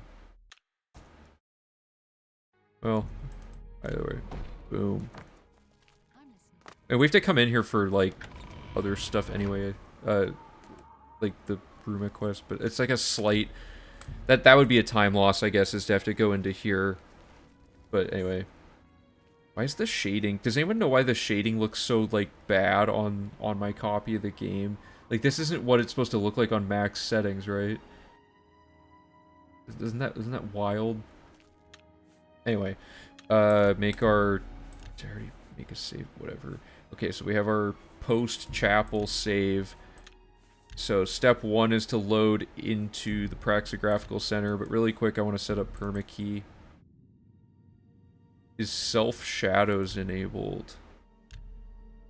Probably. I turned everything on. Is self-shadows, like, really bad?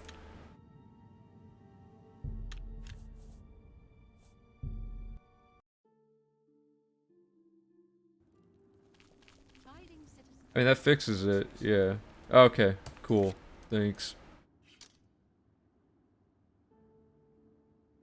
So the next thing we want to do is arcane... no, we don't want to go there. We want to load warp there. So... I've said this like 4 times and I always forget what the next step is. Load warp ourselves in. And we're good to go. Alright, we've officially set our character up to have the magicka we need, or like close enough for now, and we can just scale this level up. We have the mysticism and all the other stat requirements we need for magic related, because all our spells fall under these 4 categories. We have all the effects we need, and we're not in the Mages Guild all the way, but we can get to the altar. So, I'm gonna move Bosch's spell list to my second monitor really quick and just make like example spells of each of these things. And if we run into a spell that we realize we needed, I can just use a console command to bring the spell menu up on the fly and add it to the list of spells. So let me pull up Bosch's document and copy the spells over. So, well, the first thing we need is the Dorian glitch, which is just command humanoid. Oh yeah, we don't even need to make magic grinding spells anymore. There's like 50 spell... Here, let me show you this really quick.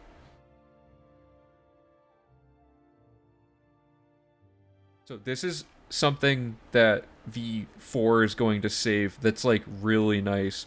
So every yellow bolded thing is a spell that we have to make. We don't have to make this any... Or we have to make this one for gold farming, but we don't have to make any of these anymore for farming other magic throughout the run because of class reset. And then these are for master training, but we only need to make like maybe 2/3 of these, and we only need to make like 2 of these. And we don't farm armor anymore. So there's just like probably half the spell making that was originally required, or less, which is sweet. So that's what we're figuring out now is like what we need for that. Which is courtesy of Bosch listing out some new stuff. Okay. Hopefully that makes sense. Do you have the exact spell effect list written down? Oh, I see. They're in the Arcane University Part 2. So, and these other ones are just... Right. Okay, so the first spell is... I'll just copy it from my document really quick. Command humanoid on touch level 4. Fun fact about the money, for some reason command humanoid, see how it says magnitude 4 and you go up and it doesn't increase it? There's a point on one of these. Yeah, see, if you do magnitude 5, the money is 3, or it'll cost 6 for the exact same spell. So the UI is like slightly bugged out. So whenever you deal with magnitudes that are like on this slider, you can kind of cheese it to get slightly cheaper spells. Just a really dumb specific thing that I noticed. And the reason we're making this is Command Humanoid immediately lowers Dorian's disposition to 0, so you can keep funneling money into him for the Dorian glitch. So we start spells. Actually, this is a good point. Bosch starts his spell names with an underscore because no in-game spells start with that. So this makes this easier to do stuff. Moves it in decimals. Oh, does that mean it might not work if it's not all the way up then? Well, anyway, I guess we'll find out. So we make a Dorian one. And then we can skip all the magic grinding. We have draining skills. And we're only training 2 skills now, which are...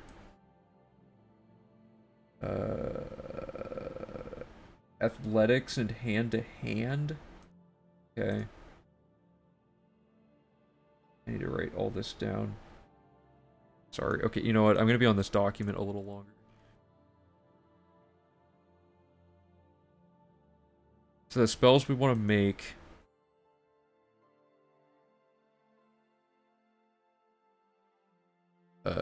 on touch... Or... Oh, so I'm going to do, like, magnitude, area, duration...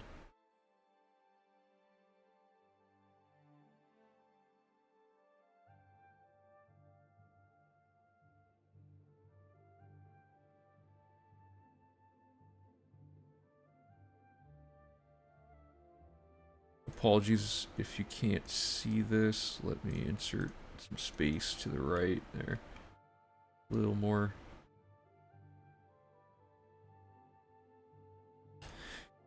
Really quick complaint. Why can you not insert a specific number of columns on Google Sheets? You have to highlight empty columns in the quantity you want and then click insert to the right. Isn't that horrible? That's like a basic feature of spreadsheets. Anyway. So this is a single spell called Command Humanoid. I'm just gonna, like, I don't know, color code these or something. So this, because it's gold. And all it is on touch. With this magnitude, area, and duration. The next thing we need is 2 drain spells, which I'll just make them blue because the drain logo's blue. And these are separate.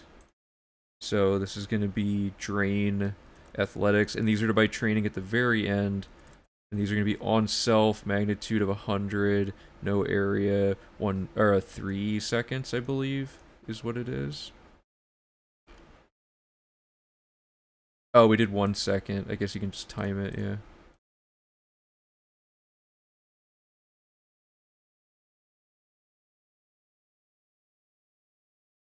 So let's make those really quick.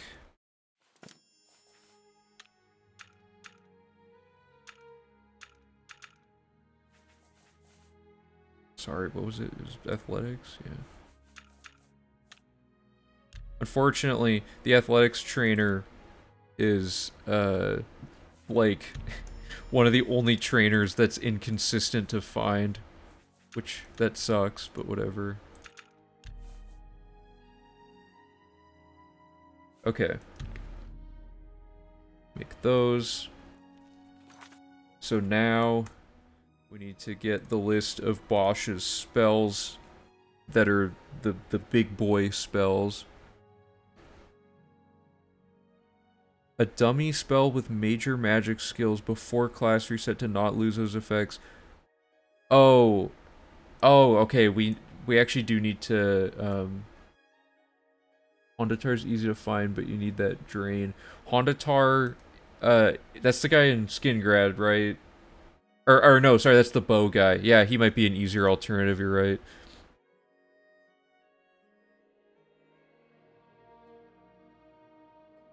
Watch the reroute, save 10 hours off the route, but you lose it all due to bad... Yeah, oh yeah, that's a thing that I've wondered is, will there be a point in time where the time saves per revision are so small that the standard deviation of skillbook RNG could actually undo an entire, like, reroute worth of progress?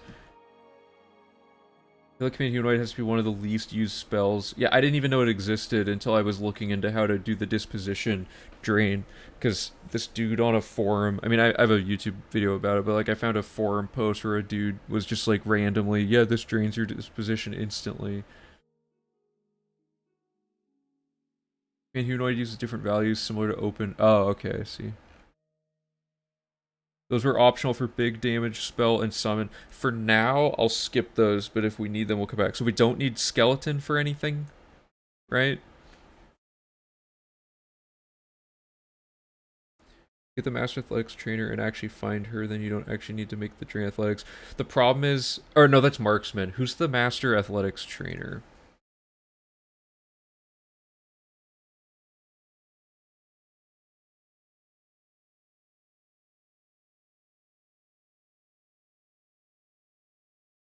You just need a summon without absorb or reflect that moves as little. Oh, okay, so I might need to buy, like, because we're not a conjuration major, are we? Or we might be. Yeah, so we don't actually have any summons, I don't believe, so we might just need to add... Oh wait, why do we have summon skeleton? Do we have something on us?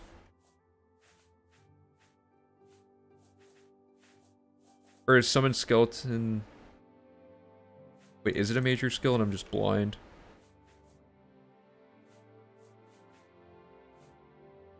You know what we did?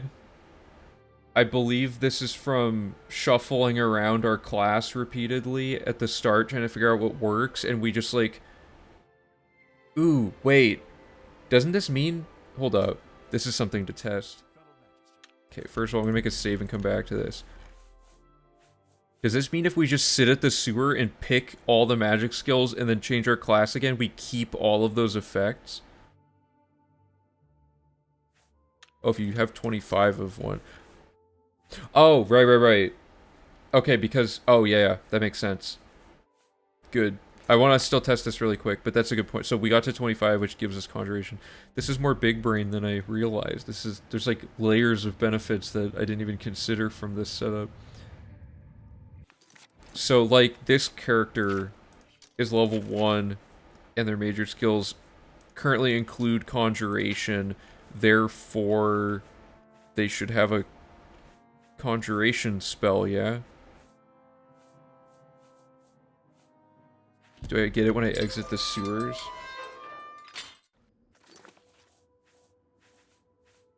Does Conjuration not start with a spell or something? Or am I dumb? Is there one on here? There isn't. Oh, it's not. I looked. I'm dumb. Okay. So what I want to see is if we switch to Conjuration and back, do we just get the spell effect? So like,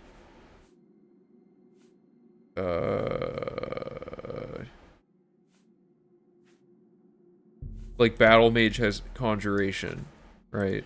So now we have Summon Skeleton and Turn Undead. So if we then change it again to just be something that doesn't have Conjuration, like this. Oh, that is a magic one. I want like one that has nothing to do with it. Do we keep the spell? No. Okay, yeah. Okay, just us being 25 is enough though. I just wanted to see if that was like an extra bit of tech that we could, because then we could just pick a bunch of stuff and get all these freebies and then bounce. Back to athletics training.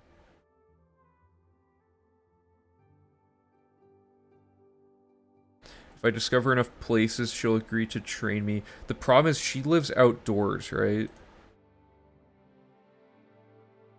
Or wait, what am I thinking of?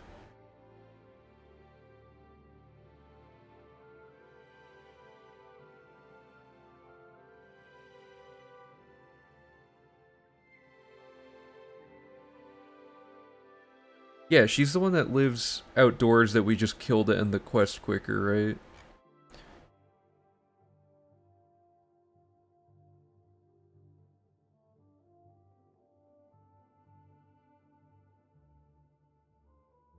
Oh, that's Bralsa Onderin.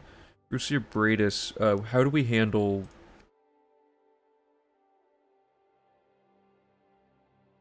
Oh, okay, yeah. So she actually just gets training. Yeah, you're right. And then what was the other one? Hand to hand? It's not that. I'm gonna make a note of this. Good call. Uh,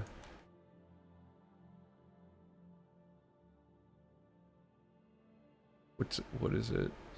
Master trainer for my brain. I just was looking at it. What is it? Athletics. God. Okay. And then we want to look at hand-to-hand training, which is Helvia Cecia, who we don't want to kill anyway because he breaks the whole Thieves Guild and then makes it impossible to finish. So maybe we could have both of these be the way they are. That's true. We're going from... Oops. Yeah, so athletics is 76 to 100, and hand-to-hand's 80 to 100. Hmm.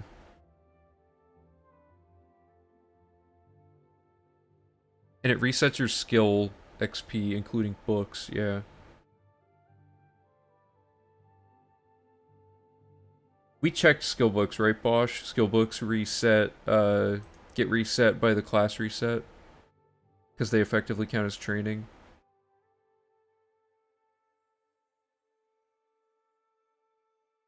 Okay, perfect. Just making sure. That'd be really bad if it didn't. But yeah, and then the hand-to-hand guy is in Bruma. So, like, these are ones we could go back and do. But the money, so maybe it's worth... I mean, it only takes like a second to make them. Let's just make them, and then if we end up finding that the gold, what... Because keep in mind, we're going to be getting like 6,000 gold per click from Dorian or something stupid because of our level. So it's going to be way easier to get Dorian to give us like a ton of money. Because we'll be able to bribe, like bribing is level based and we're now level 24, so it's like we'll give him like a lot of gold at a time. Okay, back to this. So now we need to get Bosch's other spells in place. Why do I keep clicking on that? I should just close it, but part of it's like it's fine to leave it because it's funny. So we don't need to do this now.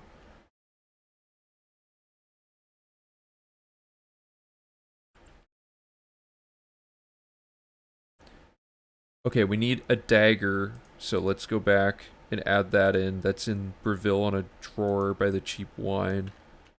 That's like the easiest free weapon drop. And you can also just pick one up during the tutorial. We get like a club, but it doesn't swing fast enough from the goblin.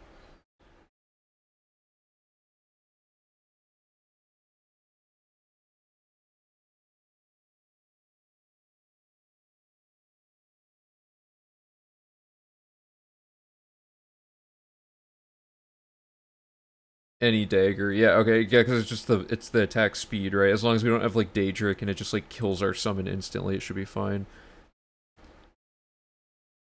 So we need this enchanted weapon, which we're not doing that yet because we're doing enchanting after this. Let's make spells, go do Dorian, then load warp in enchanting. How about? Because then we'll have money to pay for like the aggressive amount of enchanting we're doing. Yeah, we're going to Bravil Mages Guild. At the very beginning, the first thing we do is go to Bravil to get skooma so that all of our setup stuff is quicker.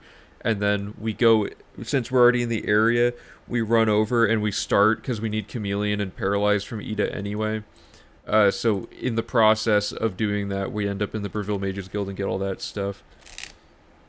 But that part doesn't add any time to the old route because we did that whole section anyway, so I think our timing data should still be accurate there. And then... Okay, spell 1. Summon Skeleton for 11 seconds. Sorry, it took me a while to get to this. Okay,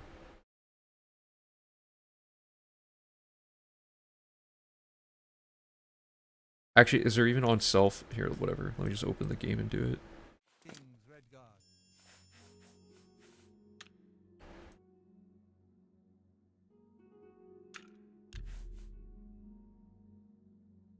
And are we calling these anything in particular? Just spell 1. I'll just call it Bosch 1 or something. Can you have number in... Oh, why does the number symbol look... Oops. I hit a hotkey that disabled Chrome. So we have Bosch 1.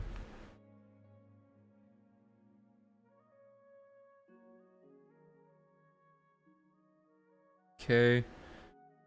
Then spell 2. And these are the map exploration spells, correct? Yeah, oh yeah. So this is the chain for setting up map exploration. It's really long, but it can be thought of in like batches. So it's like every time you use the weapon, you hit twice, for example. So it's like 1, 2, hit with weapon twice, 3, hit with weapon twice, 2, hit with, you know, like you can kind of compartmentalize it in your head easier. Because the build up is this, and then the loop is to do this. 3 strike, 2 strike, 3 strike, 2 strike, and then you end on a 3, right?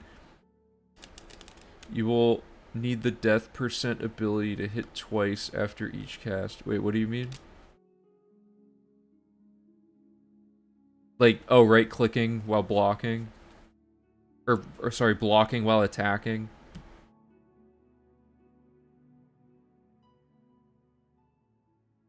Okay, yeah, okay, yeah, I can make a note of that. So spell 2 is going to be the reflect spell, and it contains reflect spell, 100, 3,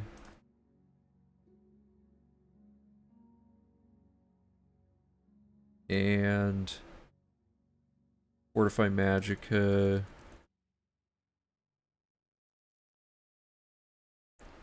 100 for 2 seconds. Or, yeah, whoops. On self. 100 for 2 seconds.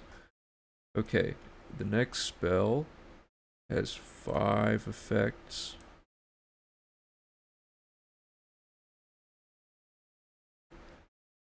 And it is all the fortify stuff, so I'll just make it green.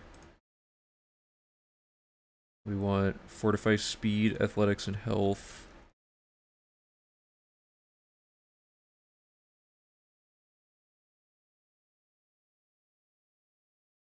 And weakness to magic and reflect spell.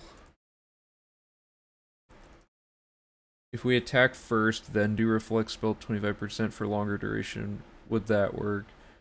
Yeah, I guess that's a question for Bosch. I don't know. I'm still trying to catch up on exactly what's going on with these spells.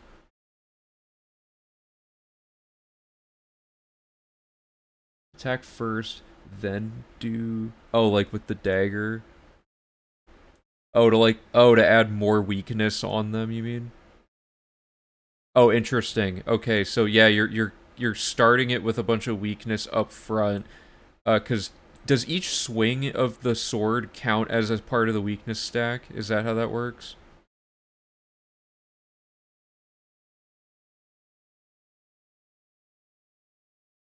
Alright, yeah. While I'm copying this stuff over, yeah, just let me know if that all, like, if there's a different sequence you want me to test for that. Okay, so speed is 7, so it's 7, 7, 22.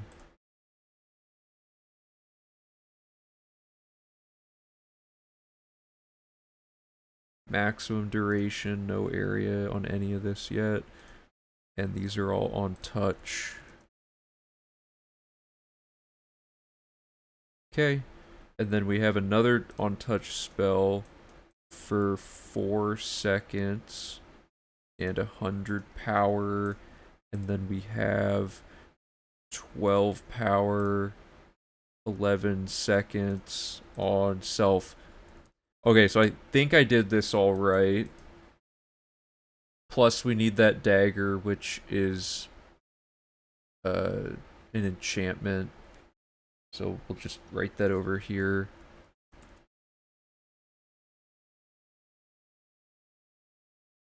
It is Fortify Magicka. 100 points, 3 seconds. On, well, is it even, can you even put it on something? Oh yeah, it's just gonna be on strike. Duh.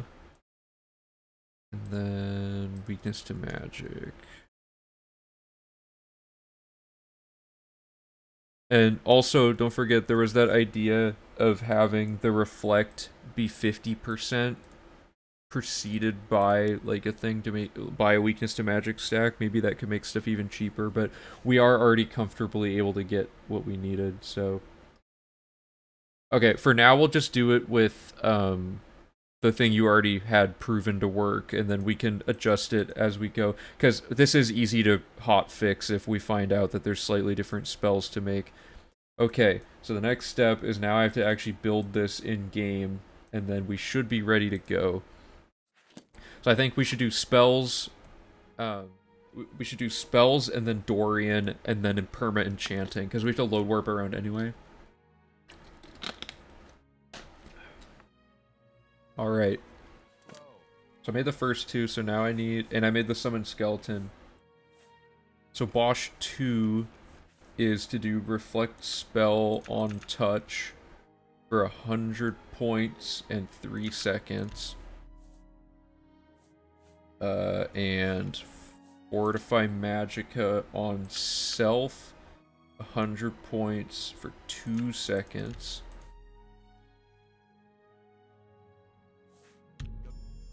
And then for the next spell, fortify speed on touch, 7 points for 120 seconds.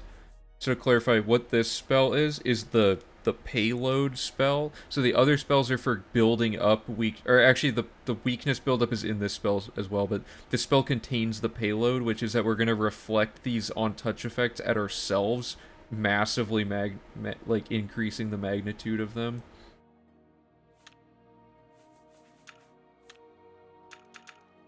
Because you can't do this to yourself. They patched it out on self, but not on, you know, on this. And health makes it so we can tank fall damage the entire time.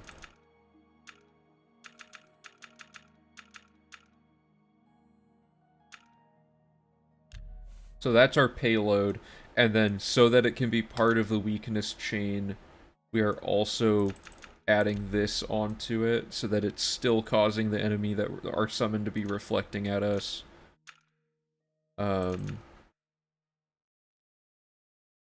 Is this right? We do reflect spell on ourselves? Doesn't sound right.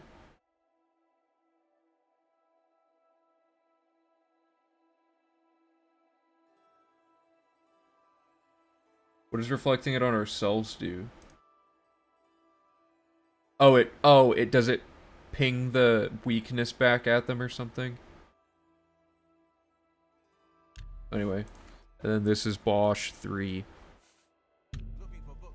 First edition is the only place in the city to find. Okay, so that is that.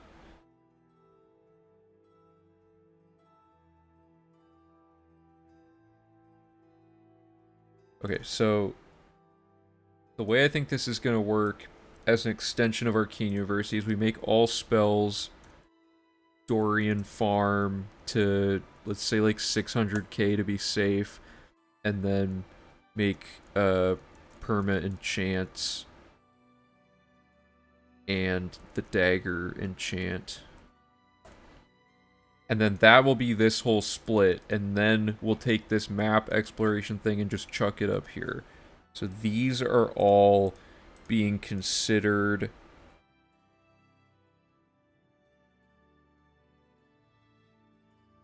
And we haven't set up any safety things yet. Oh, yeah, okay, we need to set up 2 safety quests as well as part of this. Which are... Oh, that's gonna be complicated.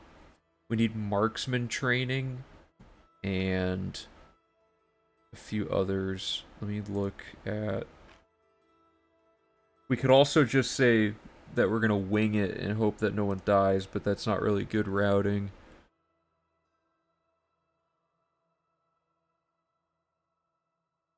Why is this green? Did I make this green? Whatever.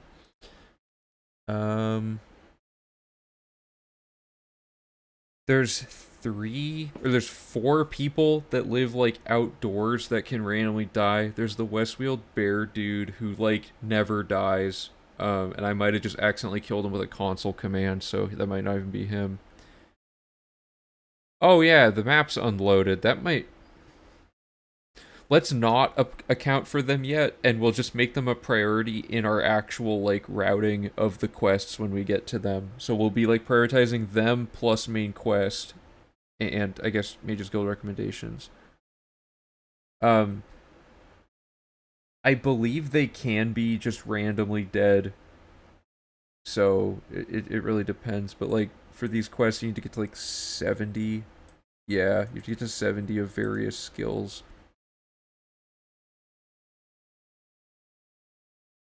Hmm.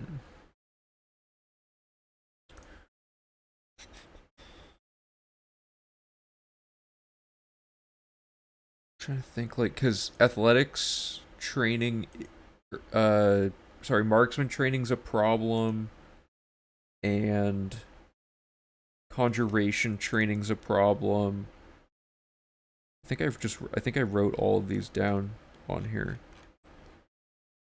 Yeah, marksman, destruction, acrobatics, possibly conjuration training, and maybe bear season. These are like the 5 run killers, as it were, in order of their likelihood. So, because the acrobatics guy doesn't live near anybody, conjuration dude's at a at a Daedric Shrine of Bear Season dude doesn't like go near the bears.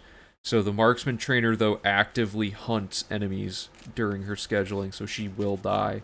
And destruction trainer is wandering between like 3 different forts, so she can definitely die too. So we'll have to see if this causes any problems.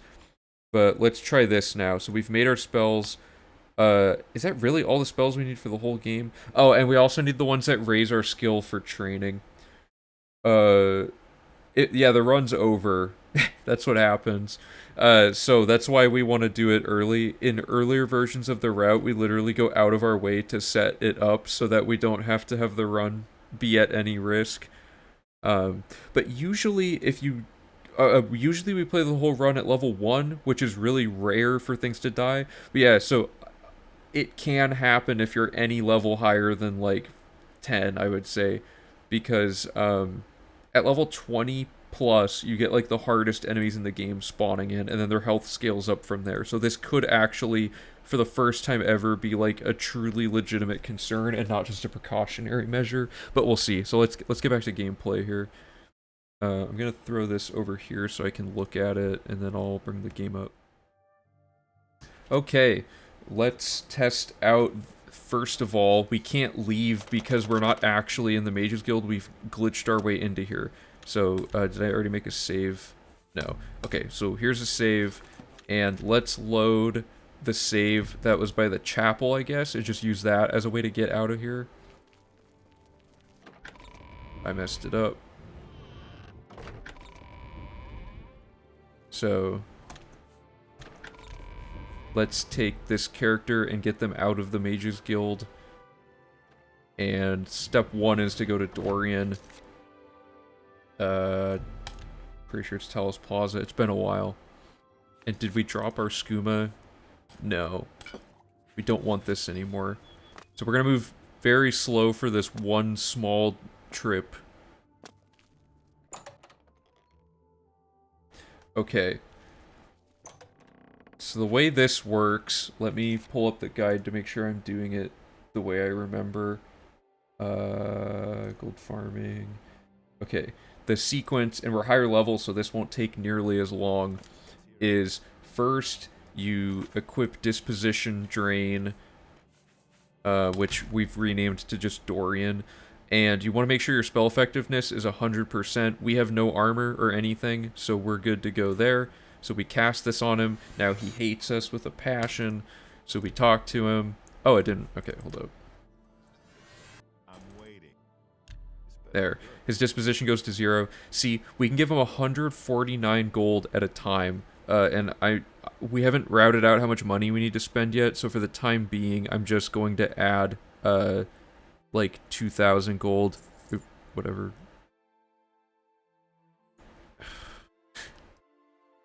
Just to be safe. So every time you bribe him, it gives him 149 gold, or whatever this value is. Right, so that's like a considerable amount of gold. And then every time you cast this on him and talk to him again, it goes back down and you just repeat. So after 2 cycles of this, if we look in his pocket, he already has 3,000 gold. Last time we had to do this 12 times. But because we are a higher level, this goes way quicker. So we're already well above the amount, and he has a starting amount of gold that's already pre-leveled. So, what we want to do, basically, is just do this, like, a handful of times. Let's just say, like, 4 or 5 times. And now we're going to get 6,000 gold a click, and we're going to click 1,000 times. Sound good? So, let me... Why do I have fiscal responsibility open? Okay, let me mark that... I'm just gonna say 6. Let's do 4 cycles. We might not even I'm gonna see how much gold he starts with, but we have this spell that we picked up, and we're a high enough level to cast it. Did I not buy it? I forgot to buy it. Let me load warp out and go buy that really quick, sorry. We added this in, and I haven't updated it to the new thing yet.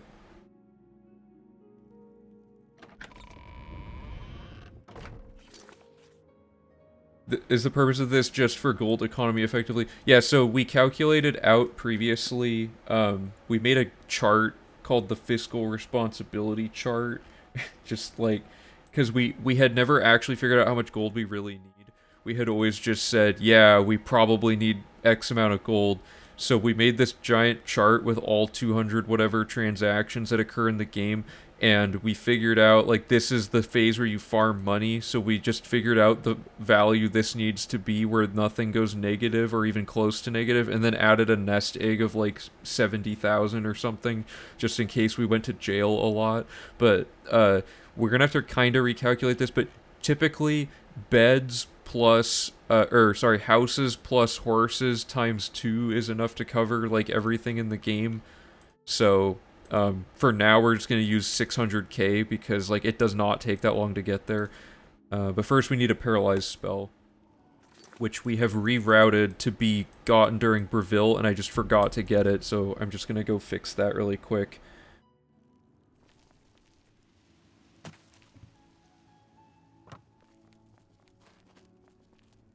And this obviously won't be part of the actual run, having to backtrack here. We'll just actually buy this from her when convenient.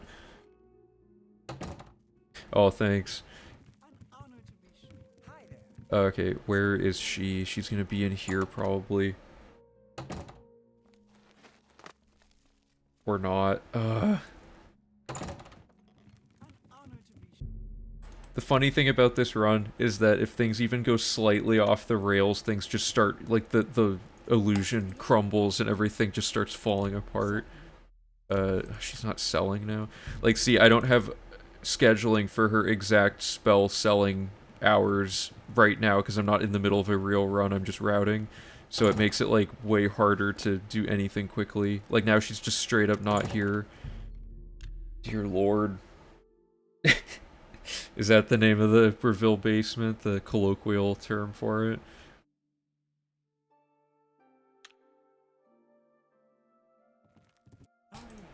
You're the wrong person that's wearing red.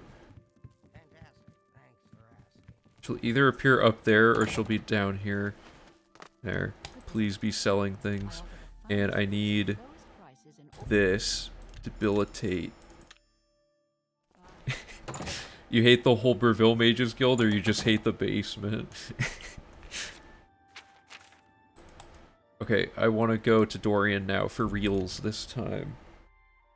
Yeah, scheduling's a nightmare. It was even worse when we broke the wait timer and had to figure out how to do it without that. Also, Dorian's house, I think, is always unlocked, which is funny. And he's always just, like, standing here. So, before we do anything, he already has 183 gold in his pocket. But we have to do this a few times. So, I don't know why this didn't work the first time, but you have to cast it on twice the first time. So that And also, if you press it at the right time, you can cast this, I didn't get it, but you can cast this spell on the zoom out of the dialogue for some reason. for me, Like that, so it's even faster. make it quick. For me, Okay, one more cycle. go on. So that will get you. Bye. Okay, and then if you try to pickpocket him, you'll get a bounty constantly. However, if you debilitate him and then pickpocket, it doesn't count. So now we need to get to 600,000 gold, which will be the amount of gold we used for the entire run. We get gold so fast, it's probably not even worth doing fiscal responsibility anymore, because I already am at the amount of gold we need. So now we don't need gold the whole game. We take a small hit of, like 50 bounty here or something, because it's now considered a crime. So our gold fine is 40 gold. That's a good turnaround on profit. We have no stolen items. We have nothing to lose, and we're ready to go. So that's the Dorian glitch phase of the run. We can afford everything we need now. So 4 cycles was comfortably fast. Wish it had more uses in the other runs. Yeah, there's just no reason for gold hardly at all anywhere else. So let's do the next step, which is to now load warp this version of ourselves into the other save we made from early arcane access. This one we need lockpicks, which we duped at the beginning. So let's put them in here. And we have to pick this lock to let us in. What? Oh, that's funny. That's a funny oversight. Okay, we have to be somewhere where no one can see us to pick this to pick this lock. So we're gonna do it right here. I want the carnasium now. It's funny, you get arrested for picking a lock that's like right in front of you. Like, you're just in the prison courtyard picking like an invisible lock and they catch you. So this should work.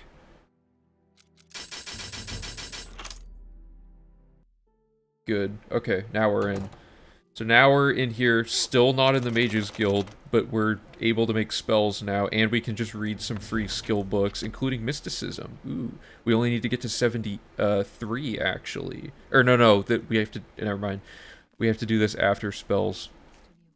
We also don't have a filled Grand Soul Gem, so let's rethink that. The routing we want to do here is... Oh, well, we need to pick a lock somewhere where it doesn't become a problem. So we get out of prison, and we just go to the Arcane University, because there's free Grand Soul Gems. If anyone knows a better Grand Soul Gem that isn't theft, let me know. Please, go ahead.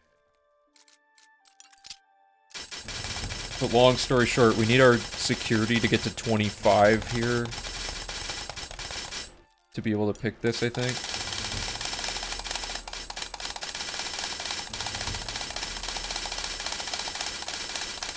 This is actually horrible. We're probably gonna need to find a better... I didn't even think about this. We need to find a better way to get a filled Grand Soul Gem. Well, our skill's already at 22, actually. So now we can pick one tumbler, it won't fall. This increases our chance to like 1%, and then we're in. This opens. These shouldn't be theft. Good. So we need all of them, because one of them is going to be empty, which we need for the Vampire Cure quest at the very end of the run. And 2 of them are going to be filled, which we need right now. So once we do that, then we should just get somewhere where we're not noticed. Yeah, my clicking speed has gotten lower, I guess. So we need to be somewhere we're not noticed, which is annoying. And these doors aren't open because we're, you know... let's get this, and since we're already not visible, just quick save there, and then see if we can get into the Praxographical, or the Carnasium. That's interesting. I don't know if Azura's Star works, but we haven't done map exploration phase yet, so it actually would be inefficient to go out of our way to get it. So this should work, because we're still sneaking. Good. The arms were just like... Alright, we're in. Cool. We do have a filled one. These are filled, these are empty. Oh, sorry, you're saying Azura's Star. Yeah. Azura's Star is empty, right, by default? Or does it always count as a filled soul gem or something? Okay, so what we did here is we Dorian farmed cycles, pay gold, fine, fast travel, arcane, grant soul gem, case.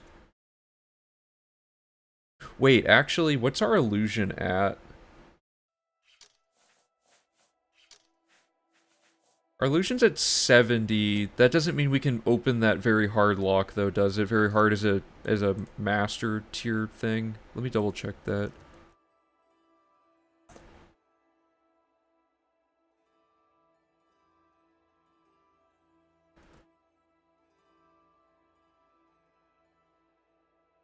Oh, is that an alterate? Whoops. I thought that was illusion for some reason.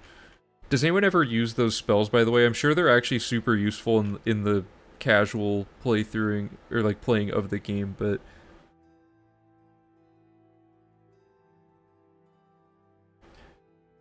I have a question. What are the point values? So, like... Does anyone know what the difference between open and easy lock 20 points versus 12 points is? Does that mean anything? Are there any glitches that y'all don't do, like, save... well, up until now, we didn't do Dragonfire Skip, but now we need to do it to set up early Arcane University. Anything, basically, that sequence breaks the quest lines we can't do because we have to do all the quests. We're allowed to sequence break within each individual quest to skip stages in it, but we have to start and end each quest, like somewhat legitimately. I'm trying to think if there's any glitches we don't use at this point. It's turned into a thing where we're using pretty much every glitch that is known to exist in these runs. We're probably going... There's a few glitches that are just straight up banned from use, like if you disable your sound drivers on your computer, dialogue instantly skips so you have no cutscenes. That's not allowed because, you know, that straight up doesn't, it's just straight up cheating to or anything relating to modifying the game files, like, or anything like that. Yeah, anything goes. So, if you want on the wiki, which there was a link to it in the chat command for when you do early arcane. If you go to the overview page, it shows all the requirements and how they work. So the end result, all you have to think about is we have this page of stats, right?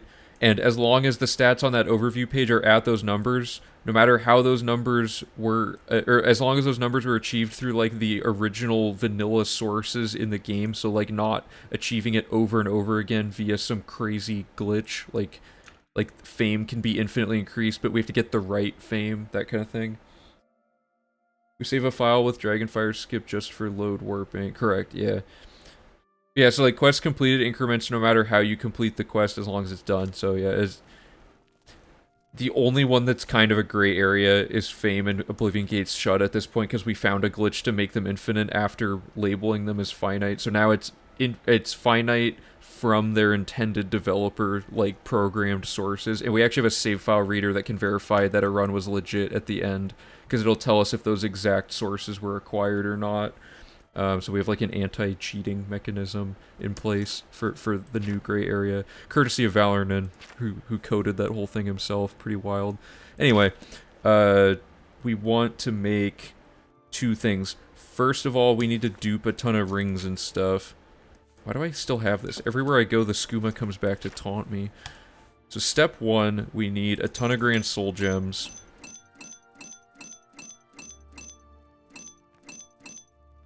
Yeah, exactly. That Phoebus figured that out, that we could just load warp into each of these spots. So, because we were thinking about how to use it last stream, and I was like, but we still can't get into it because it sequence breaks the main quest. And then he was just like, yeah, just load warp it.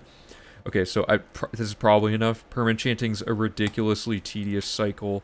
And then we want to dupe... Oh, did I click the 400? I shouldn't do that.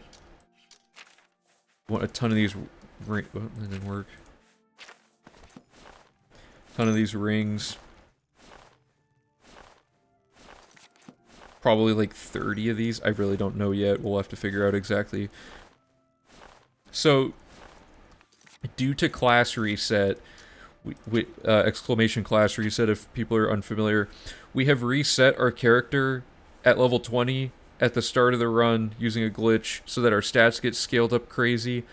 Last time, we started with like 60 speed or something, and then maybe it was 80 or something like that. We got like a crazy amount of extra speed now, and that means we have to do less perma enchanting cycles, which is a blessing because I hate doing perma enchanting and it takes forever. But we're also adding a few new things because now we have chameleon, we have the dagger and stuff like that. Those are the only 2 filled grand soul gems in the whole game, and they happen to be right by the thing. Oh, see you later, Yeti. Good work on all the pathfinding stuff. It looks like it's going really well. I recommend you watch my video about permarings to see the order of clicks I used for chameleon. Might be interesting to practice a fast way. Oh yeah, I did watch that. You like overlaid menus so you could double click and stuff, that one. Let me get really quickly a list of all the things. Sorry, there's gonna be a lot of document mode again today. So these are the spells we made. Now let's make an enchantment one.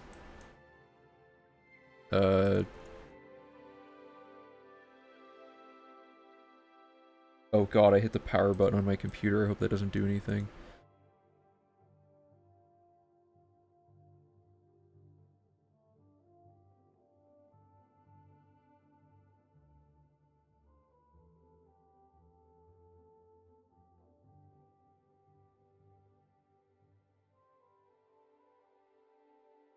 I don't... Okay, I won't know much about this yet, so, like, this is all silver dagger, for example. So let's just start with that.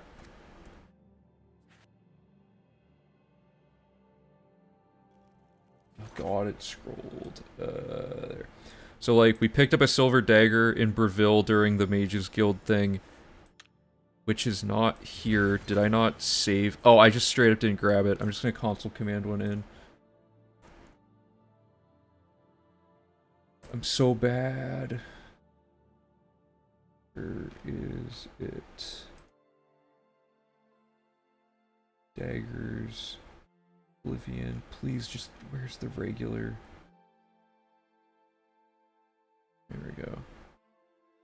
It is 25224.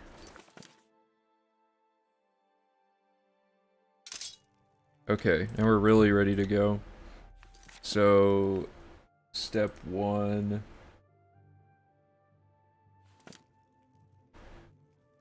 Alright, sorry, let me catch up on chat really quick.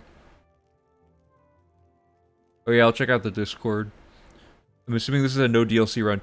Yeah, it's, we do vanilla, because originally it was under the mindset that people probably didn't, like, exclusively play with the DLC, and I didn't want to, like, barricade the ability to run the route behind having to, like, buy all the DLC and whatever, but, if we ever extend this to do something like this for, like, Skyrim, we'll probably start doing all DLC versions of all these categories, because Skyrim has been around with DLC in the public for so long. I can't imagine anyone playing it without DLC, or if you can even buy a version that doesn't have, like, some of the DLC included anymore. So we'll probably make a DLC variation to homogenize, like, the different Elder Scrolls 100% categories together. But DLC wouldn't actually change this run a whole lot, other than getting rid of having to find every Nirn route in the game, which would have been a blessing. But, you know, it is what it is. So it's like a whole different run to do it with DLC, despite the time not being that much different. So we want this, and we want an area of, or no, we want a duration of 3 and no area.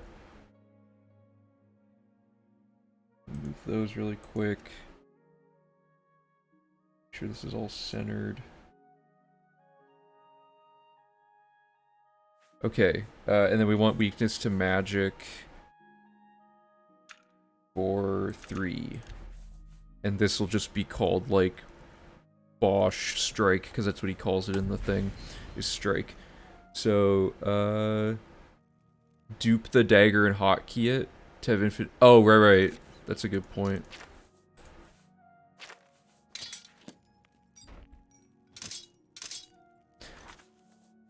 Right, so if we make a hotkey of this, it's just like Apotheosis, where... I'm going to quick save to demonstrate this, but see how it says 37 uses left, and we use it. Did that not do anything? Oh, it's this one, sorry. So see how it says 33 uses, and this one says 37? Now if we unequip it and re-equip it, it absorbed the stacks, and they both get re-enchanted automatically, because it forgets which one lost the thing. So that's a good call. Let me add that to the guide really quick. There's so many, like, small optimizations that go in. Dupe dagger into stack like Apotheosis. Okay. So that's the silver dagger. Yeah, we also, there's a wiki page, about spell stacking under the game mechanics section if you want to see, like, all the... There's so much to explain, like, that it's really hard to really lay it out clearly. So I made an article about it if you want to... Or Bosch and I both made an article about it if you want to check that out. Okay, so dagger, done. And then we want 5 rings that have 20% chameleon each.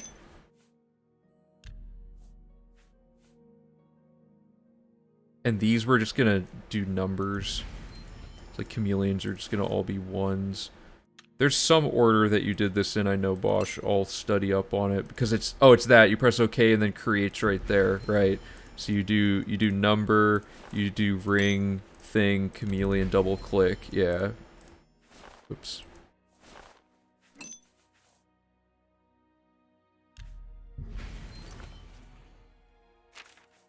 And then we need one more. Yeah, that's really fast. So that gives us our 5 chameleon rings. And one of them we're not going to dupe, we're going to hotkey it, because we want to toggle our 20% chameleon on and off so that we're not always invisible, because certain quests are literally impossible if you have permanent 100% chameleon, because people won't notice you and react to you enough to, like, trigger quest stages and things. It's really weird. Okay, the other thing we need to enchant is some combination of athletics and speed, so really quickly, here's... We're just gonna leave it kind of small for a second.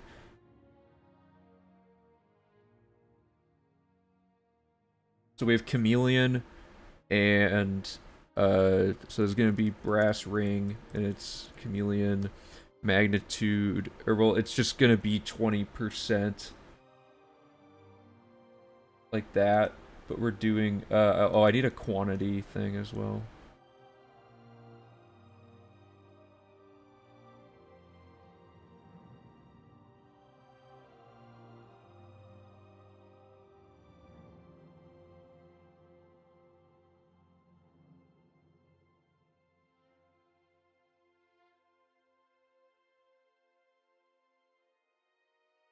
Okay. And this is gonna be uncentered, isn't it? Yeah.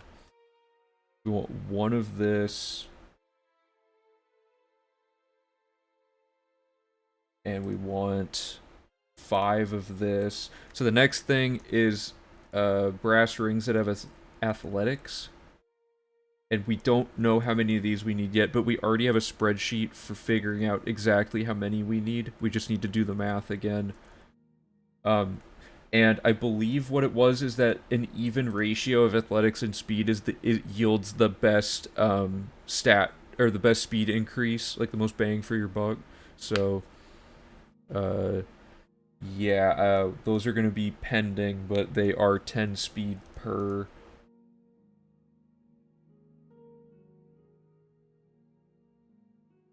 And then that. And is there anything else we need to perma-enchant? Actually, let me double check here.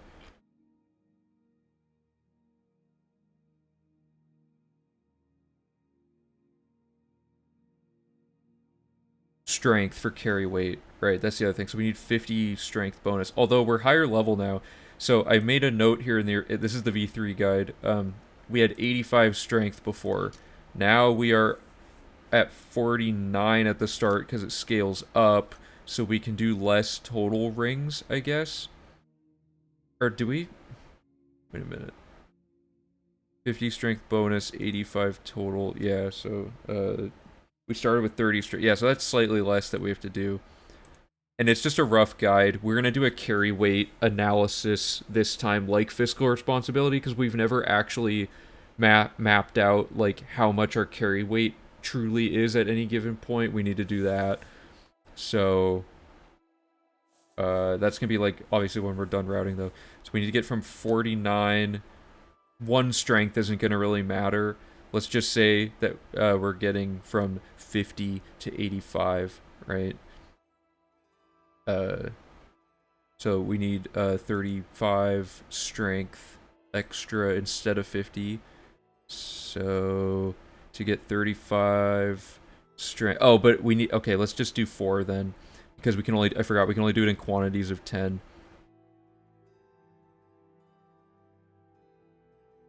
So we went from doing 4 strength or 8. Wait, what was it in the guide? We went from doing 5 strength rings down to 4, but we add 5 chameleon, but we then do less athletics and speed, so permanent enchanting will be shorter this time thanks to our class reset routing. Having no equipment on inventory is essential. Oh, you mean like for movement speed or something? Stat increasing rings are for various reasons. This dagger is a weapon for doing the cycle of of weakness to magic stacking. Slows down up to 30%. I mean, we have to carry a bunch of garbage around the whole game, so like we're pretty much stuck with the burden of having carry weight. It sucks, but it is what it is. If we can find a way to mitigate it, then great. Is the 30% based on the weight or the ratio of how much weight you have versus your maximum? Okay, and then these are athletics and speed are for movement speed. So let me do some really quick math. Last time we did 29 rings for a total of 355 speed. So our goal is to have 355 speed, and at our current level of 24, we start with 116. So we need to have, and it goes up in increments of 10. So we need 24 rings, whereas before we did 29 rings, I believe. Yeah. And those 24 rings are going to be split 12 and 12 between athletics and speed to make it even. Worn weight divided by 150 is the ratio. Oh yeah, we're not really wearing much. Capped at 150. There's no way we can really play the run without carrying a bunch of stuff.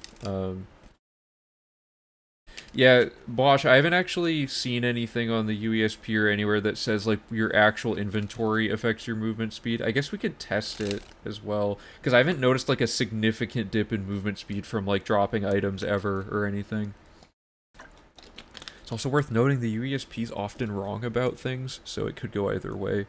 There's, like, a lot of, like, as far as glitches go, they're right about, like, you know, anything non-super technical about, like lore and like general game stuff they're correct about, but like a lot of this nitty-gritty stuff, someone on the wiki was just like, yeah, I figured that out, and it's just straight up wrong. So case in point, what have figured out potion stacking, and it's like completely different from how the UESP claims it works. It's like not even the same system at all. So in the encumbrance article, one thing also, Bosch, pro tip, if you click on the discussion tab, sometimes people are often, like, in this case it doesn't look like it, but sometimes people are, like, complaining about inconsistencies on the articles.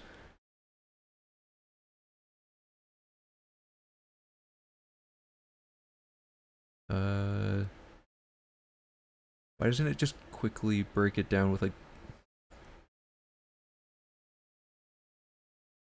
Total weight carried has no effect on your speed, but total weight equipped can have... Oh, okay, so... Alright, so we don't have to worry about carry weight. That's good, that's good. What are we at here? What are we doing? So, let me find my speed calculator, and we're almost done with this part. I believe it's one of these two. Right. So...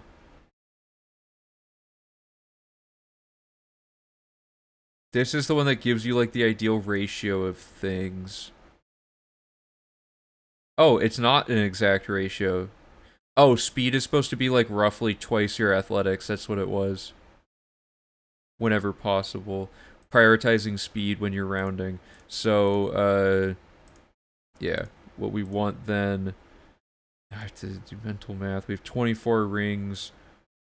What's the ratio here? I'm bad at mental math if people didn't know. So if we have... Yeah, duh. So if we have 8 athletics and 16 of this, we should be good then, yeah. That reaches those ratios. I guess we could also put it in and like see if there's something we're missing about the nuance of the math. Because the way this works is you put in... How does it calculate what's considered optimal? Oh, it's how many rings you're willing to spend, and then it calculates it and tells you your final speed, and then you go over here and you type them in, and that tells you what your actual final desired speed is. So, like, but it's adding, onto your starting amount or something. I don't know. It should be 8 and 16.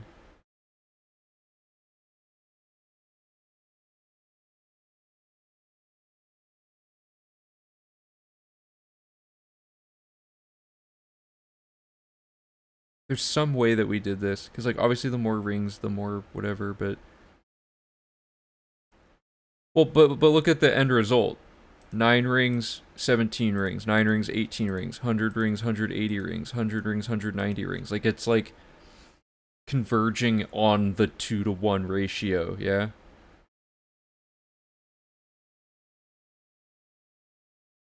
Because it's, like, all this complicated, like, math or whatever to figure it out, but...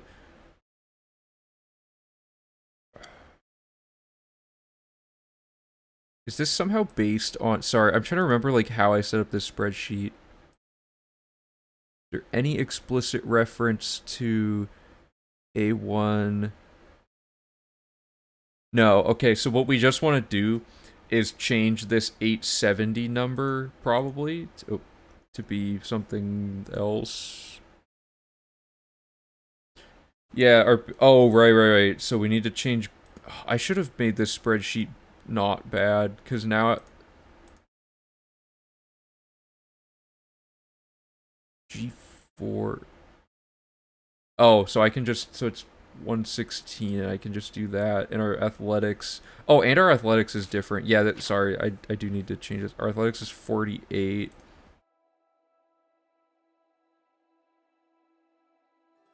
And we want 29 rings or less. Right, this is what we want to do. Movement speed is exponential. I think we should do as many as we can before movement becomes uncontrollable. So, yeah, that's probably a good point. None of these say optimal anymore. Oh, did I write optimal myself?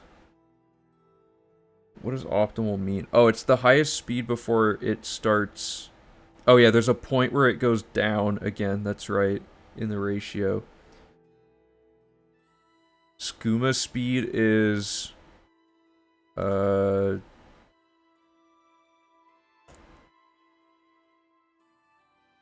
hold up.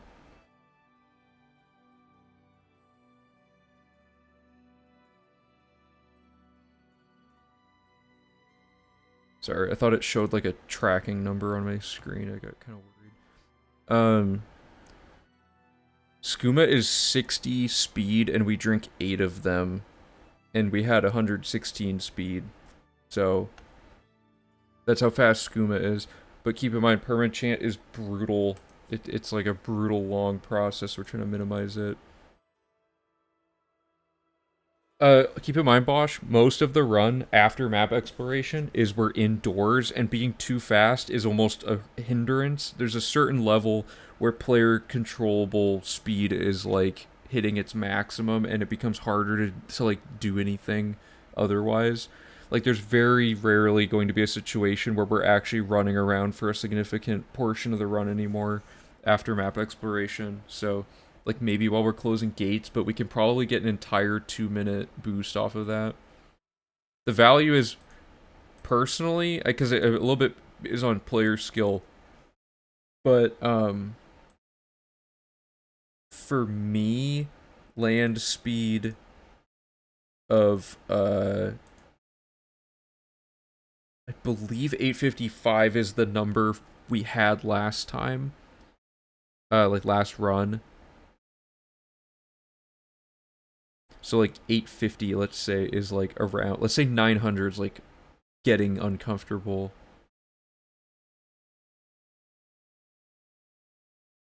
It would not be worth it to get to 600 speed in athletics. The amount of permaenchanting that would take would be like over an hour.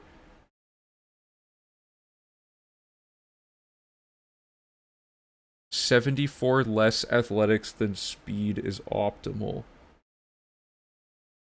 Oh, really? Is that what I have on here?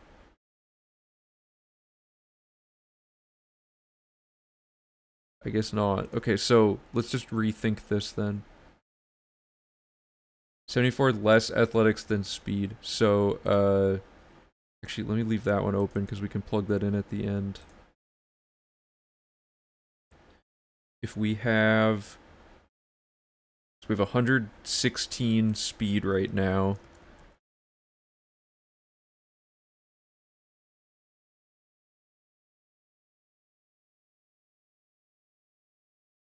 And what was it, 70 or 49 athletics? Let me double check that. 48 athletics, 116 speed. Okay. And you say 74... wait. 74 less athletics than speed. And... Oh, this is tricky. Okay, so last time we had like 40 athletics and like 355 speed. That was what we did in V3. Because 355 speed total, and our character loadout did not include athletics as a major skill. So it was probably even lower, and then throughout the run the athletics scaled up and it got a little faster. So like female high elf with the steed at level 1 with I'm just gonna pick everything that isn't we picked combat, and then we just didn't have athletics as a major skill, I think. Let me double check the character build. We can just rebuild our thing.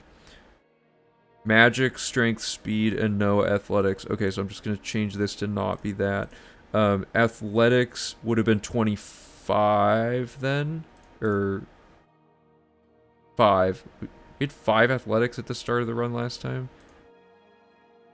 Okay, so this is our goal, is to be faster than this, I guess.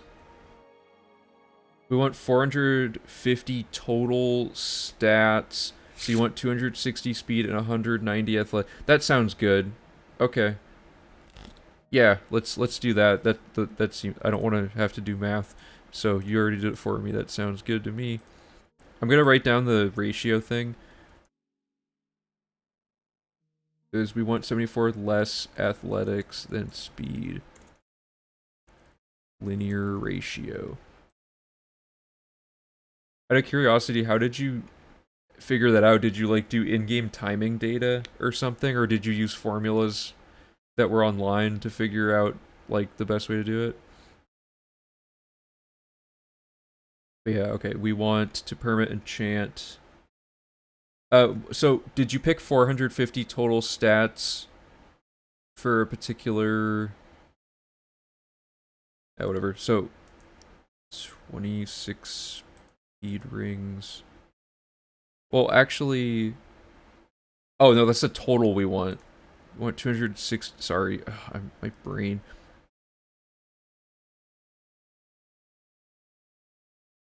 Or no, wait, I have this literally written up here. Goal is 260 speed, 190 athletics, and then these formulas are just the goal, the goal minus this, and then divided by 10 per ring. And then we want to round it up, but I don't know how to round up. Is it ceiling? Is that what it is? Yeah. Well, that's not rounded up. Oh, whoops.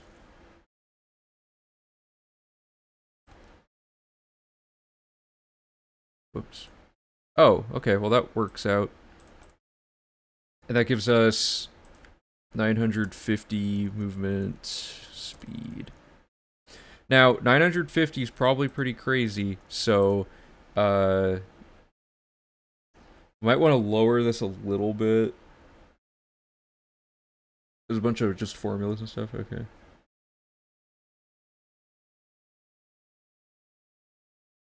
$29 rings.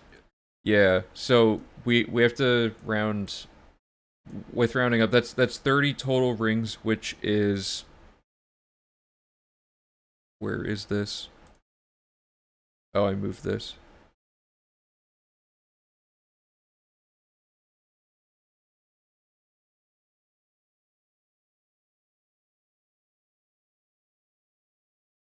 Last in V3 we did 5 strength and 29 of this, and I guess that's it. So 34 rings last run.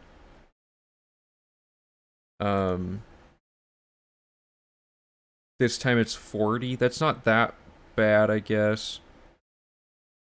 I might want to scale this down slightly, because every ring we don't use is like less bad, and 950 is already like significantly above.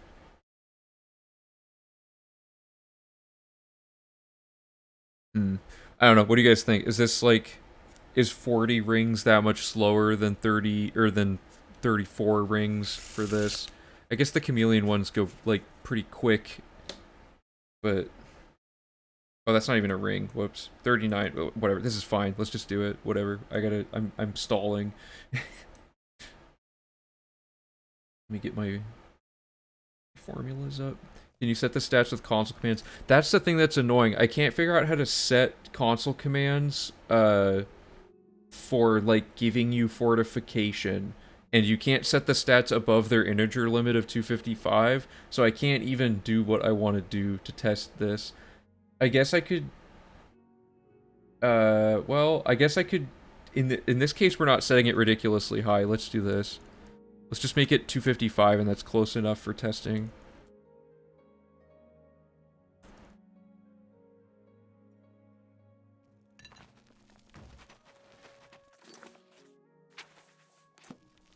So this is the movement. This seems slow for some reason. Why does this feel slow? Oh, now it's picking up. What was that? Oh, because I'm just stuck on all this garbage on the ground. Here, let me go outside and test this. Okay, so this is going to be our movement speed. That seems pretty fast to me. That actually, I don't know. Is that faster than last run? That seems slower to me. But maybe I'm just misremembering. Also, at the end of the V3 run, we had... Oh, okay, so at the end of the V3 run, our athletics went up throughout the run. So by the end of it, we had 100 athletics and 355 movement speed. So it was like we ended up being faster by the end. But in this case, the whole run, we're not actually increasing our athletics aside from a few skill books. So I was able to do 10 perma rings in 225, so 40 rings, 9 minutes. V3 was like 12. Oh, okay.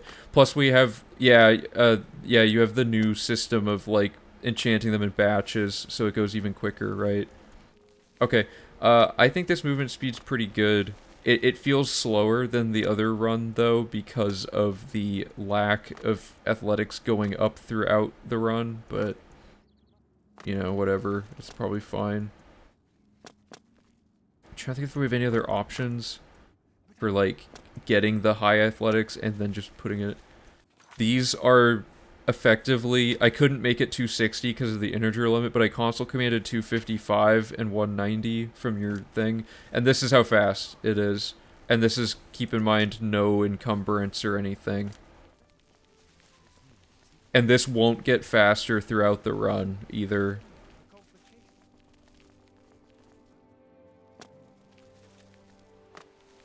Oh, also, the other system from V3, as we leveled up, we picked speed, so we got incrementally faster on that. This is 1050 speed? Okay. Yeah, VLOOKUP is annoying in Google Sheets. It's not like pivot tables where you can, like you can't easily deal with,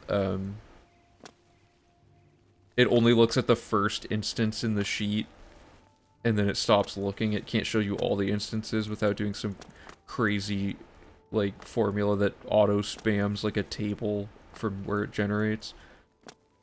Yeah, this speed, I mean, this speed's pretty fast. Plus, we have other ways of increasing our speed, such as the clean, spell stacks. And, I mean... After map exploration, we could just continue chugging skooma, like, without going into our inventory to layer it a ton. Because, although this won't get any faster, I mean, like, how much faster does it really need to be? Like, it's fast enough that I can do this, which I... So, does this match what our skooma speed was? Before? Because that was 60 speed potions plus 116 speed plus... No, there's no way that it's the same.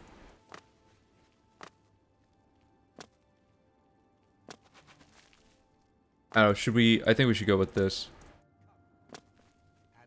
For now, at least, like... Well, yeah, I'm just trying to figure out if this will lose us time to have more rings to get less end result, because the other run we scaled up our speed throughout it as our athletics went up and stuff. So this is our speed with skooma then? Okay, this is fine. We won't get any faster throughout the run, but we start faster than the other file. So let's do... Let's load this back in. Do we have our rings?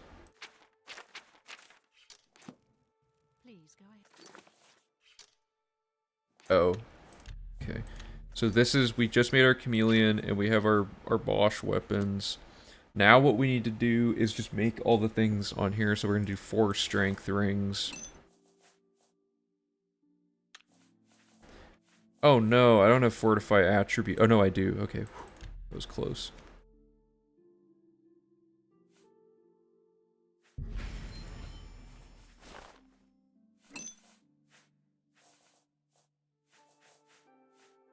Where is it? There we go.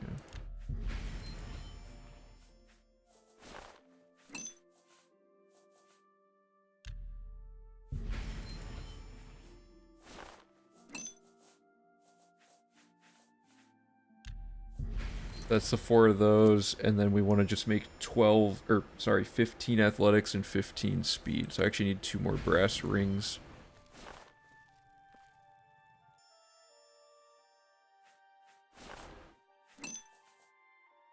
This will just be... I don't know, just do this.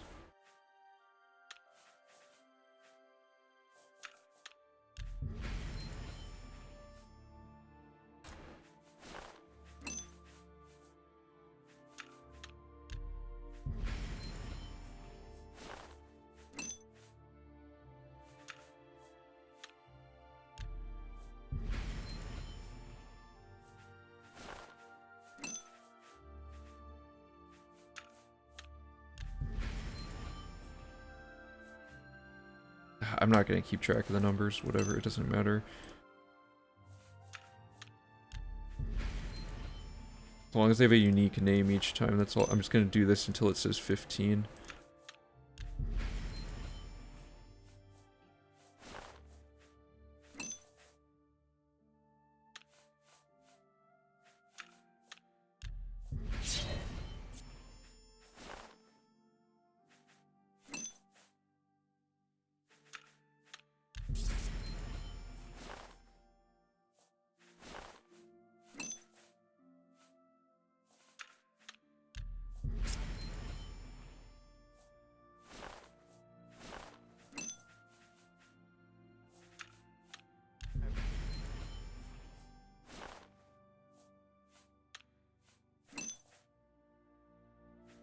And this is only the first half of this cycle, so you can see why I'm not a huge fan of having to do this more than we have to.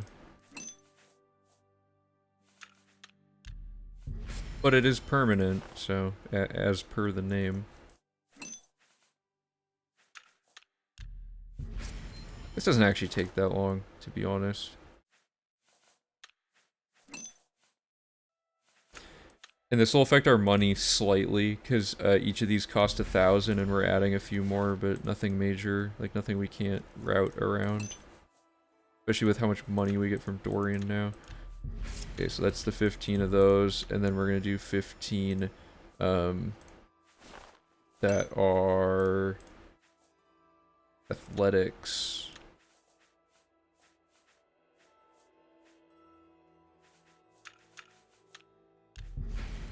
The menuing just gets worse per thing we have to do.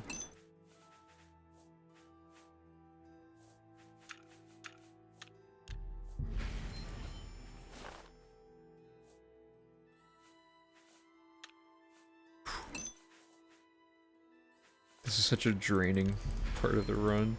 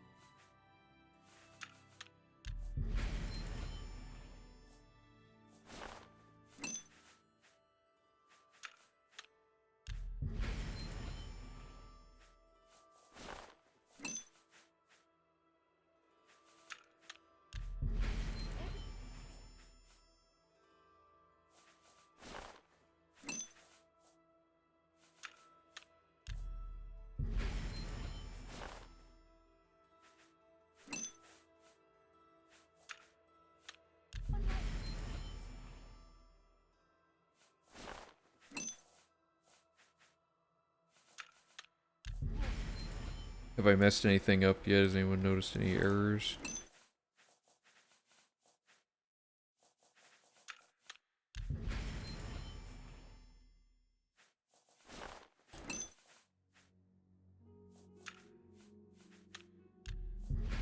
Other than me messing up the menuing, of course.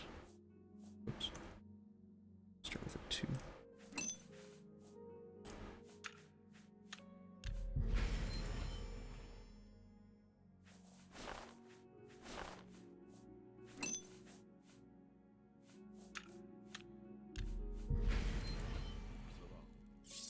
Okay, so that's the next step.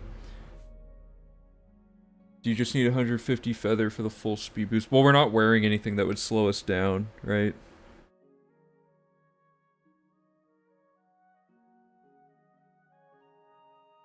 Like, we confirmed it's just what you're wearing, but we're wearing nothing. We're just wearing, like, normal clothes, which don't slow you down. Having the weapon sheathed or unsheathed affects it a little bit, but that's about it. And then, what else do I want to do? Now begins the big, painful, oh god, I shouldn't have done it this way. Okay, we're gonna go over here, and we're gonna drop our 5 chameleon rings. Or no, we just want to drop one of them for later. Okay, and then the next step, we need a stack of 2 scrolls. And then we're going to find a clean area with no rings, hopefully. Whatever, Where did that one go? Did I kick that ring somehow? Oh. This will be way less atrociously executed.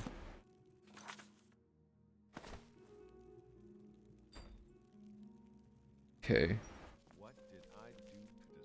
So the process here, we click the 2 scroll stack, we drop a ring, and we do this with every single, whoops. We do this with every single ring.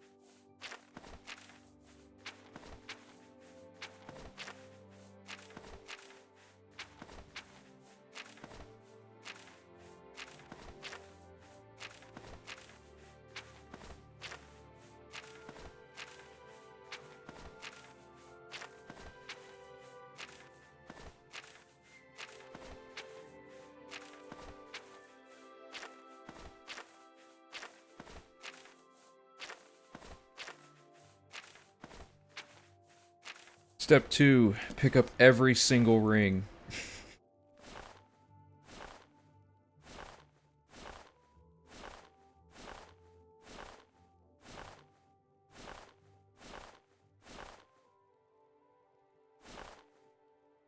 Except that one? No, including that one. Okay, I think that's all of them. Oh, no. Ooh, missed a few.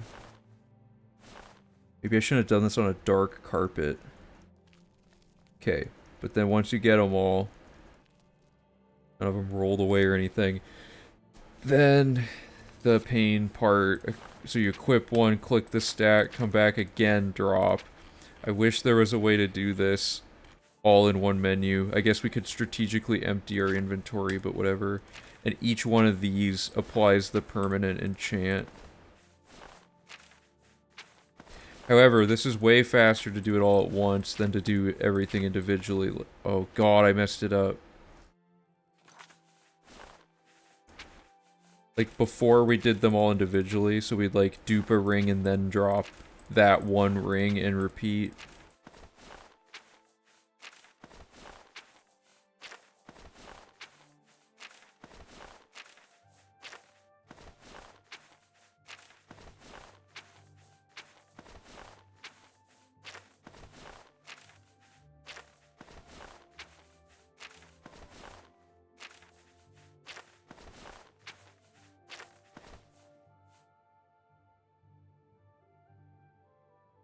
What did I mess up? God, whatever. I'm so bad at this. I'll get used to this. I'm gonna go a little slower to make sure I don't mess up.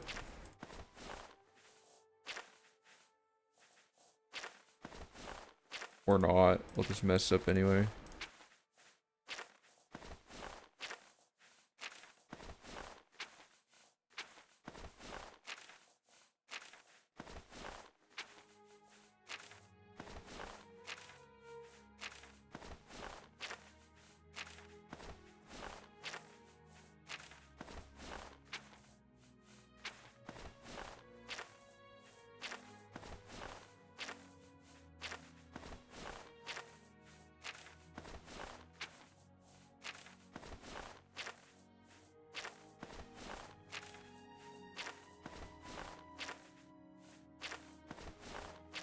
Home stretch here. Let's see if we get it. These stats better match up at the end, or at least be better. I don't know how that would be possible, but...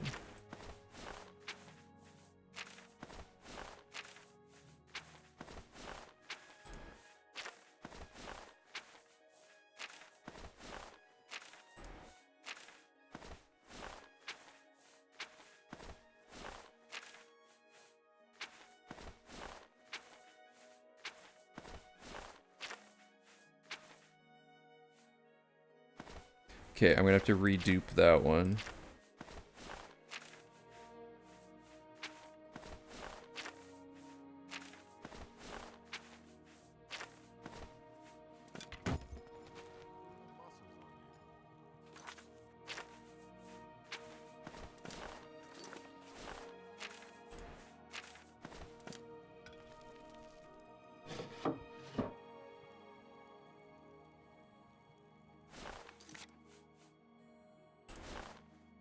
Okay, so we should have the following. We should have 80% chameleon. Good. And we now have this ring to toggle 100 or 80%, so throughout the whole run we can decide when people can see us. That's the first thing.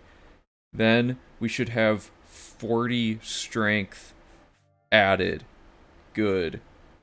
And then our speed should be a total of 260. It's somehow 266, I guess. But whatever, that worked. So this, does anything look wrong?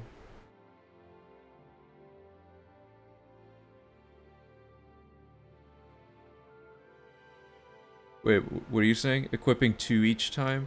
Oh, I didn't even think about that. You can equip multiple rings. You still have to switch between menuing though, I guess. Oh, and athletics, right? 198. Yeah, so they're like slightly, because I rounded my ring count up. Because, what I was saying, like 14 or something, I did 15. So, here. Yeah, that's sufficient. That's ridiculously fast for indoors. Cool.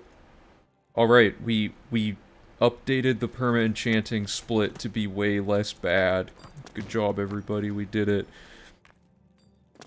I would round down, athletics down and speed up so you go faster by the end of the game. Athletics will still, so these are fortifying it on top. We're not playing it on German yet, but I'm thinking about having the run be in German so dialogue goes faster. There's actually a new task in this where we're gonna have to time how long every cutscene in the game takes and see which language is the fastest to run the game in. And there's like 5 languages, including English.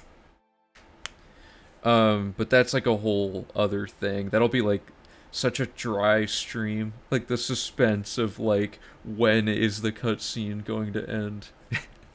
Okay, so what, these are on top of our athletics. So our base athletics is still like 48. So it'll actually, yeah, athletics will go up throughout the run.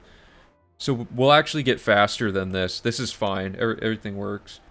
German is the fastest for any percent, they confirmed. And maybe a few other ones. German seems to generally be the fastest one, but in 100% we have way more cutscenes that we need to go through. There's all the dialogue from the Daedric Shrines, all the, like, I don't know. We're gonna have to, like, brainstorm a list of every single cutscene in the game or something, and just get the raw data of each language, which will kind of be fun to do some data collection again. It's been a while since we've been able to really do, like, just hardcore, like, mass data collection about a thing in the game, since we already did so much of that with virtually everything there is. But, yeah, I like where this is at. Let's go back to the spreadsheet and see what's up.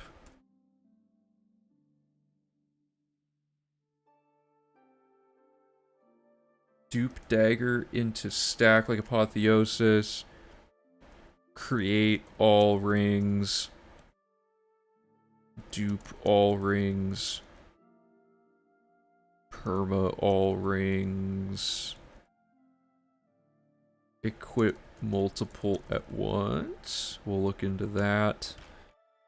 Okay. I think we finally did it for that part. Daedric Shrine cutscenes would be... Yeah, we should start with those. Those are like the worst thing in the game, basically. Old English or Latin. Wish we could dupe the rings that we'd permachant. Yeah, it'd be way faster if they didn't have to all have a unique name, but oh well. Because if they have the same name, it'll pull the one that was on you off of the thing and it'll remove the effect, I think. Okay, let's see here. Why did you... Zane, why did you post the edit? Oh, I see. You're saying I should make this like, I should add this to the emote list. Yeah, I'll add this.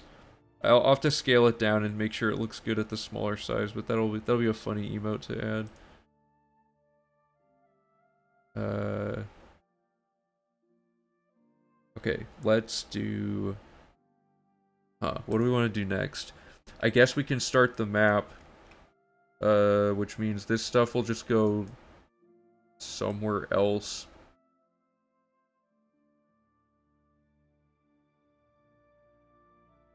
Okay, and we'll put this down here for now. So, what have we done from our overview here? We got the early arcane spell purchasing stuff done, so we can remove that from this list. Then we got the spell stacks, perma chance, and gold checked off. Done. So we've done 2 of the 7 steps of this. Step 4 is going to be extremely dense because it's all quest logic. So I think what we should do next is map exploration. Part of me wants to test closing Oblivion gates with the system again to make sure it works the way we remember. But, I mean, we have it written down. We spent like 8 hours on it. There's no way it's changed since then, right? And then, much as I like the idea of changing the language, it's going to make finding the response to dialogue harder because you can't remember the word to use and have to rely on the doc reader. That's true. It'll also be harder to recognize the right word in a list you don't understand. Yeah, you're probably right. One thing we could do is maybe change the language, like... No, we shouldn't change the language, like, in the middle of the run, I guess. You change voice without changing text. I don't believe so. You can't even change language natively in the game, either. You can only do it through Steam for some reason, like, through the preferences. I have no idea why it only works that way. But yeah, we can also just learn German, you know, not like actually learn it, but just memorize the dialogue options for the German version of it. And hope that they're all placed spatially in the same spots as well.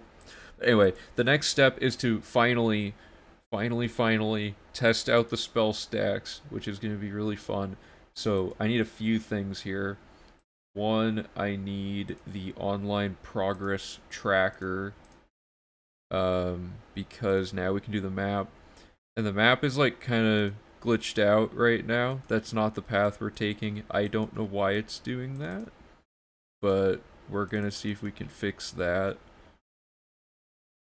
Uncheck these. I'm gonna see if like clearing... Is there a way to like mass reset my progress on this yet?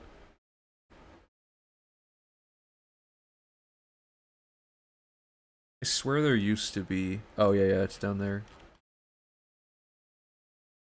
For those of you who don't know, this is the new progress tracker that Ultra Potassium and Monkey Fox are working on. They're both trying to basically take this idea that I like on the V3 run in the middle of it. I casually mentioned it'd be nice if we had like a web page version of the guide materials so we can add functionality to them and stuff. The reset button seems broken. Oh well, I'll just uncheck stuff here.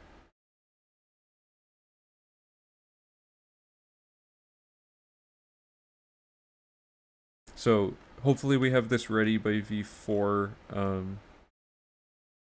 If anybody is a web designer and wants to help them out, so it's not just 2 people just like plugging away at it, feel free to drop into our Discord and we can get you set up with their workflow.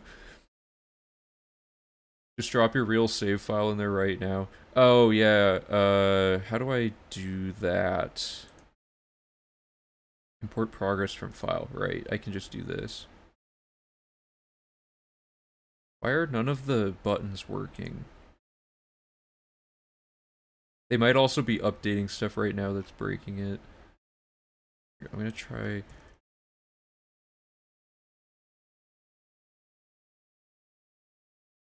Oh, duh, I'm stupid. Yeah, this just proves that the end user's an idiot, because like there's literally 2 buttons and I only pressed one of them and then gave up. Where...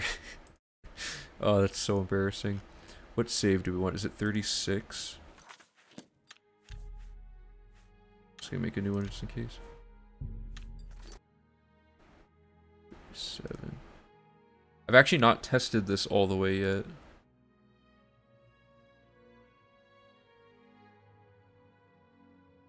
Okay, so there's no confirmation, I guess, but let's see. Or maybe I didn't do it right. Or maybe the button actually doesn't do anything yet as well.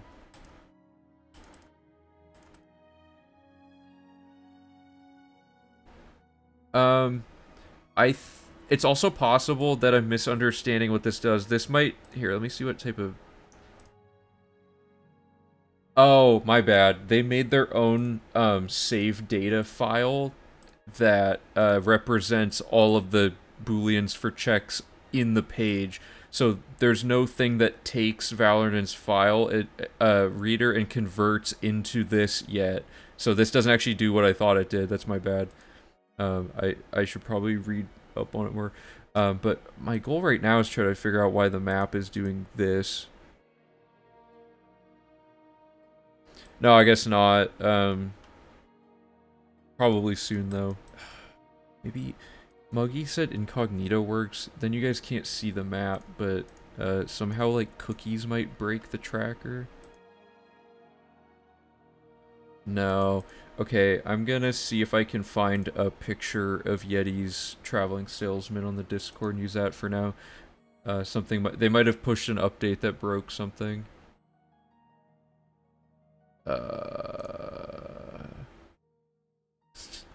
I keep getting distracted by Discord stuff. What am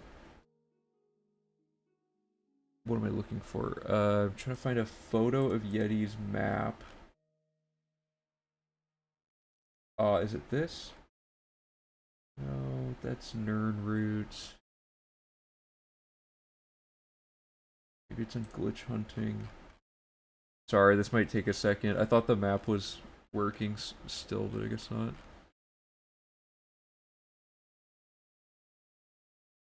Oh man, okay, maybe the wiki has it.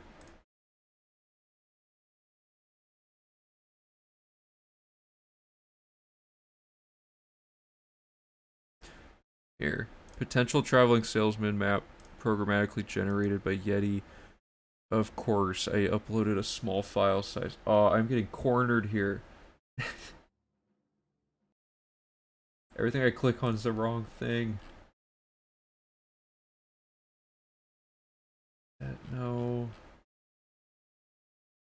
Maybe we just have to go the old-fashioned way for now. Yeah, I need like a larger resolution image of whatever the latest traveling salesman map is. I cannot seem to find it in my pins. I might have like removed it thinking that it was done with because I had put it on the wiki, but I uploaded a smaller file.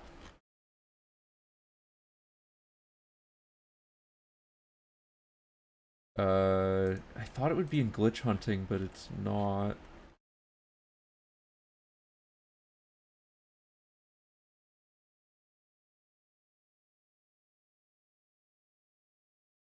Let's see it.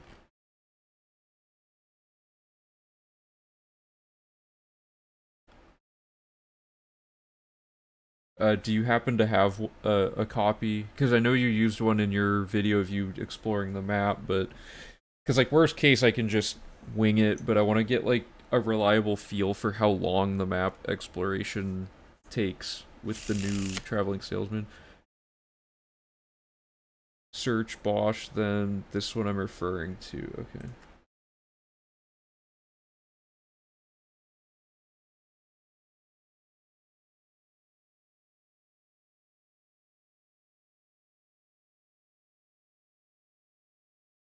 Discord sucks. Why can't I search your username? I'm literally typing it in and it doesn't work.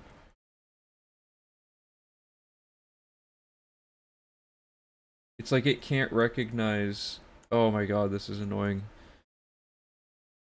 It says to type in your name on the search bar and I type it and it does literally nothing. This one I'm referring to. Ah, okay, thank you. I'm gonna pin that. And then I'm gonna open original here. Boom. Okay. It's a little messy, but I think in essence we can make it work. So I'm gonna put this on my second monitor, because you guys don't really need to see the traveling salesman path. Whoops. And so, okay, to reiterate right before we get into this, the pseudovector might work. I want to test out Yeti's traveling salesman path though, because that's what Bosch was using with testing, and I really do think with a little bit of practice navigating the out of bounds area, turning is only a problem because of the horse. From my personal testing. Yeah, I typed from Bosch and nothing worked, and I tried from like every iteration, but anyway, I found it. Let me open the game back up. Oh, and sorry, I need the spell stacking thing. We're almost, I swear gameplay is coming up. There's a lot of preparation now. We don't need this anymore. Probably don't need this for now. This should go here. Okay. This is the sequence. 1, 2, 2 strikes.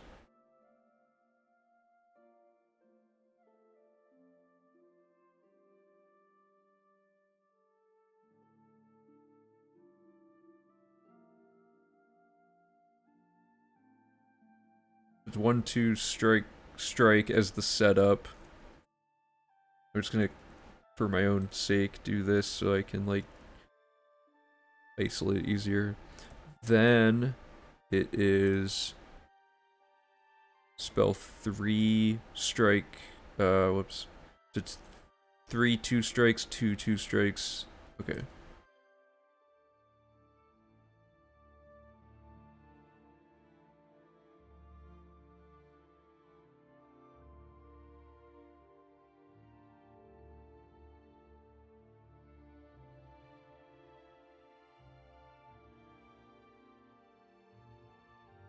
Okay, this is the sequence to memorize. Has to all be with the same tempo. Okay, so where's the start point on the route? It's a loop, so we can do anything. Probably just gonna pick somewhere nearest to where we can fast travel. Or sorry, yeah, we have to go through a city door. I forgot about that part. So, like, one of the cities has like a free way to get out of it, but we also move so fast it doesn't matter. So I'm probably just gonna do... Yeah, I think all of the cities are like that. Okay, so step 1, we gotta load warp out, so let's just use the chapel door again. Oh yeah, let's just do that. Chapel door at Bruma, and then we'll just get out of bounds that way.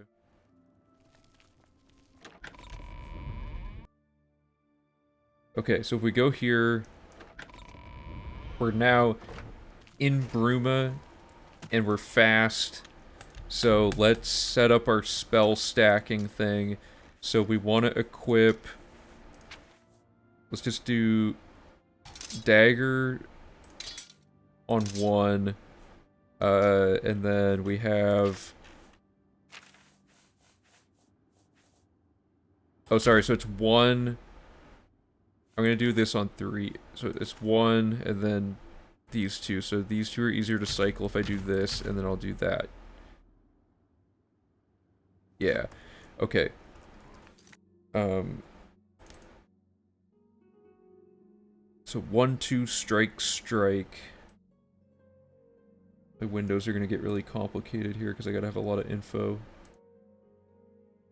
And I haven't practiced the timing for this, so it might take me a hot minute to figure it out.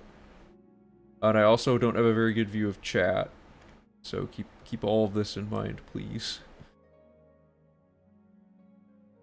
So where's the start? Where it answered that? I think dagger can be any number. You use it while running to refresh it. Like if you hit the skeleton again, right as the spell's about to wear out, it sets it up again? Is that what you mean? No, it's fine. I can follow this. I just have to get used to it. Ideally, we'd have a, because like my original theory for these speedrun routes was that they have to be, the logic can be complex, but the player inputs have to be simpler. But in this case, it's such a huge time save. It's like totally worth it. Okay, so let me practice this. So you want the dagger equipped. So you so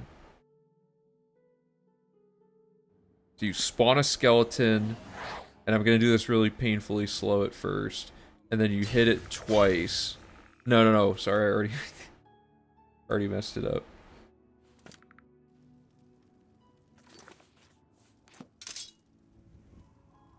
You do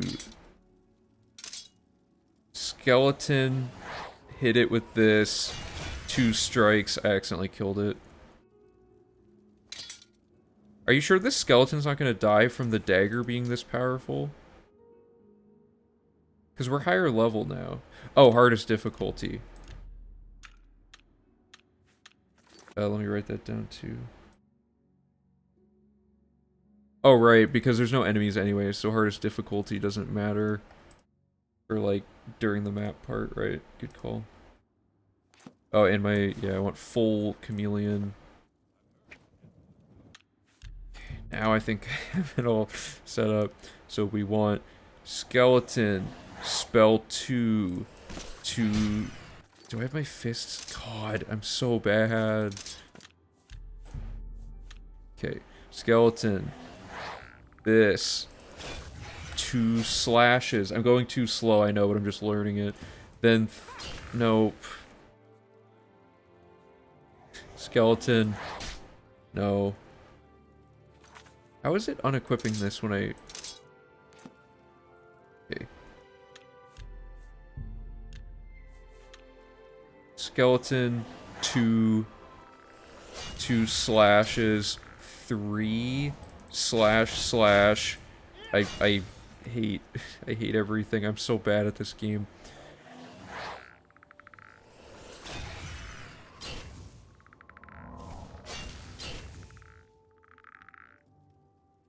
I'm out of magicka. Is it because I'm slow? It's probably because I'm slow. I'll just get practiced at it.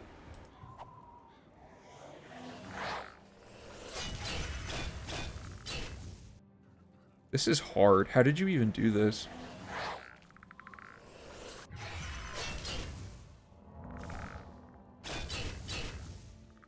Man, getting the timing to only hit twice.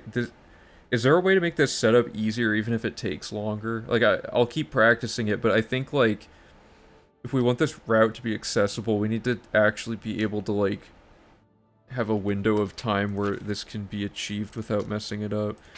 I believe spell 2 and 3... Yeah, these have the same icon, so when I press 3, it doesn't actually visually change my hotkey at the bottom. Like, this is 2, this is 3. Okay, skeleton, this... 2 slashes, 3 cast, 2 slashes, this. Too slow? Okay.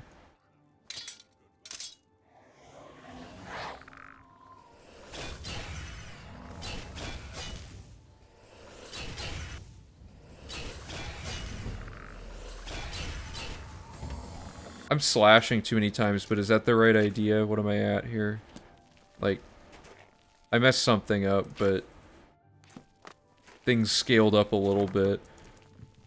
Oh, also I realized that I did this dumb. So, do I have enough time? Like, when I cast 1 for the skeleton, can I just kind of chill for a while? So it's 2, 3, 2, 3. Yeah, 2, 3, 2, 3. So that happens twice.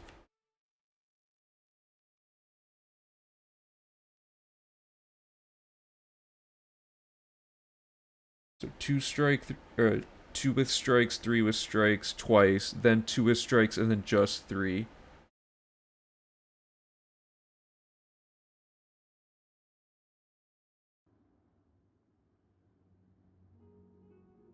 Do a longer summon spell.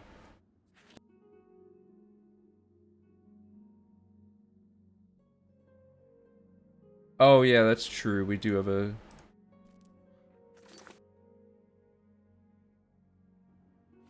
Okay, so you're saying to make it...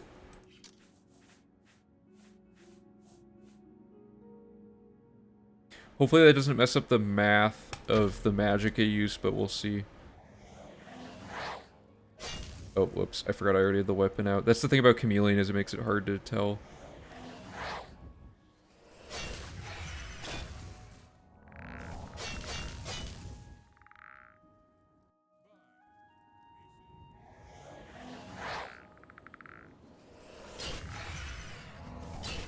Yeah, I missed a slash, but we're just gonna see.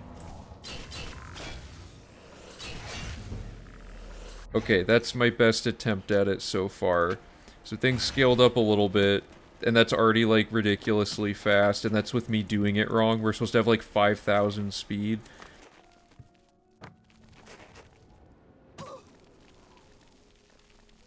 Pretty sure you can, at 5,000, you can just straight up run through everything, right?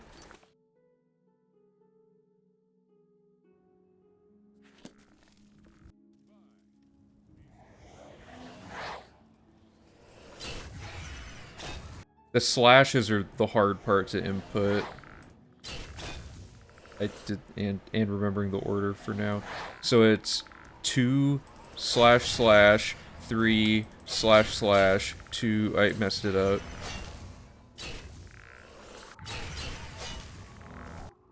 Is that the right amount? Did I do it wrong? What, do you happen to know what my total speed should say to know I set it up right? Because this feels really fast.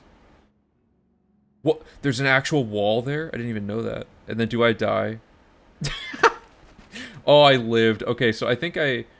Like 1,000. Okay, so I didn't quite get the right setup, but it's that general thing. Okay.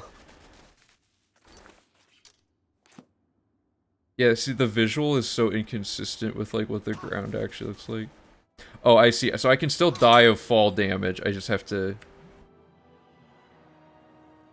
Yeah, I thought there was a... Don't we have Fortify Health to make us, like, not take any damage or something? Or no, sorry, Bosch, you had a thing where you, like, fast travel or something to get your health back or something like that? I don't remember exactly. Does it matter if I accidentally slash 3 times? That's an important thing, because if it's like 2 get some magicka, 3 get some magicka, that makes it easier to think about. No, okay, good. So, oh, whoops. So it's create a skeleton, and then cast 2, and then just spam randomly. Cast 3, and then spam randomly. 2, spam. 3, spam. 2, spam. Payload spell, baby. Okay, did I do it? Yes! Okay, I'm gonna make another save here so I don't accidentally... Okay. And then to get out of bounds, you just... load warp.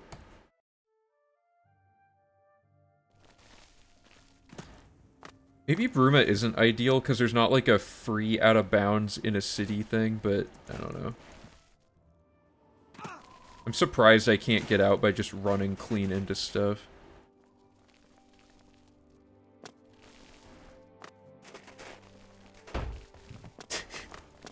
This is already ridiculous. Oh, I did it. Okay, I'm out. So what's the nearest location to start with? I guess we could just go up to Cloud Ruler Temple and go from there.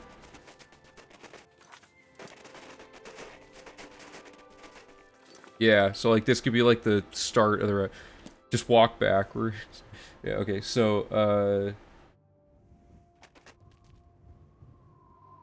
I just have to get good at knowing the map order.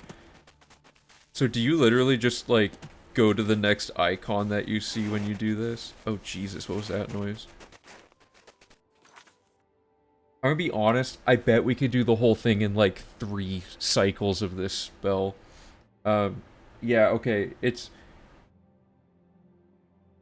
really hard for me to tell, like, at a glance what I'm missing on the map because we go so fast, but going too fast to keep track of it is a good issue to have.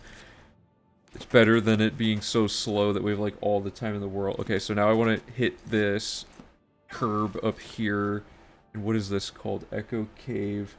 And then I want to go up to Hermaeus Mora somewhere up here. What is this? I'm nowhere near Hermaeus Mora, jeez.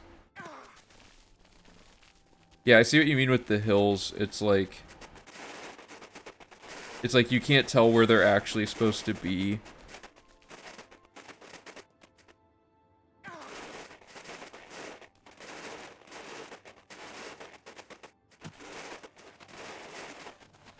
There.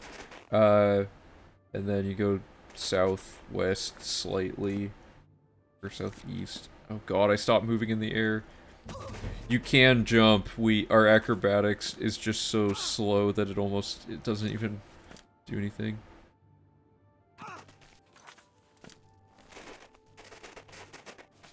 What icon is that? It's Nina and Dava. Oh, whoops, I already got that. So then I want the fort? Lipsand, whatever. No, that's Syncrator. Oh no, that is what I wanted. And then I go west. To this. Oh, the spell's about to wear off, so how do I reset this quickly?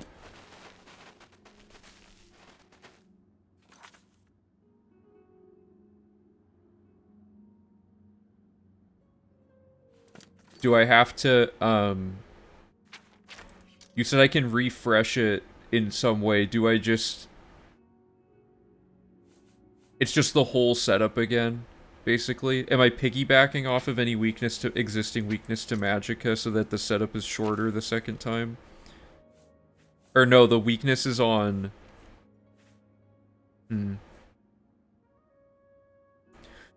What if we put weakness to magic for 2 minutes on it? Would that make it too hard to make?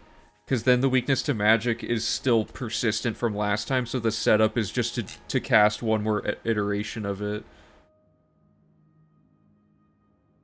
Because I don't have weakness to magic on myself anymore, so the thing that makes it... the thing that makes it super magnified is... Yeah, okay, well anyway, I'll see what you mean. So, when it runs out, so like, theoretically, then I just do the same setup again.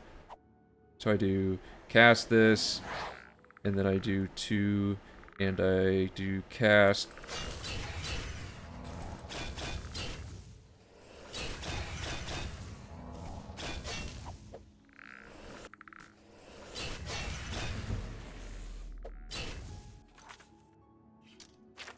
Wow, I massively messed that one up. What happened there? Also, it doesn't help that the skeleton slides, I guess. That's part of the problem, because then I have to slide to catch up to it. So,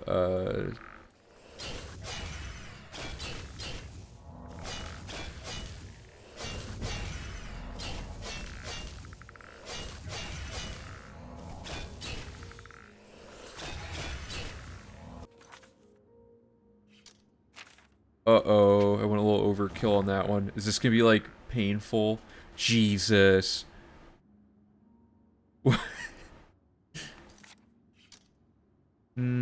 That's not good.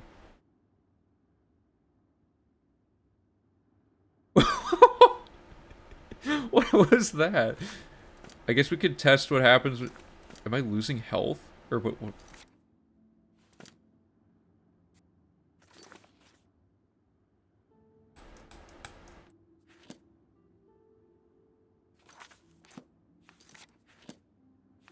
Still going.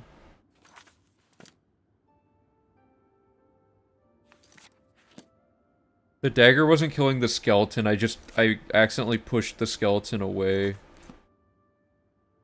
Well, this was incredible, but this isn't quite... What if I hold shift? I could just pump the brakes with shift like that to control it more. Okay, cloud top. Boom. Fort, whatever. Oh god. Oh god. You can't hold shift in the air, apparently. Oh. So I don't want to overdo it. That's almost worse than not doing enough. Because then this happens.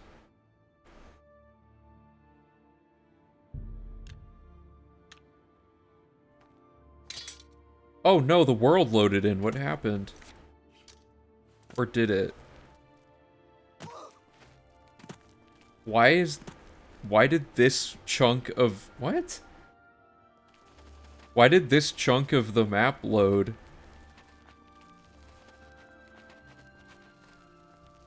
That is interesting. Does that mean we could, like, force things to oh, no, nothing spawned. It's just that the rocks appeared. Interesting. Well, anyway. So... Oops. So... Oh, God. That's... I forgot what that quick save was. I swear the map will be faster, guys. Okay. Step 1, this. Then...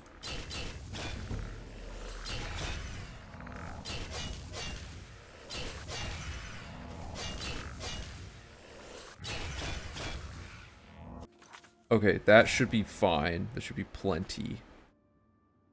The thing I hate is that if you stop moving in the air, it just drops you straight down, so you have to, like, constantly be moving.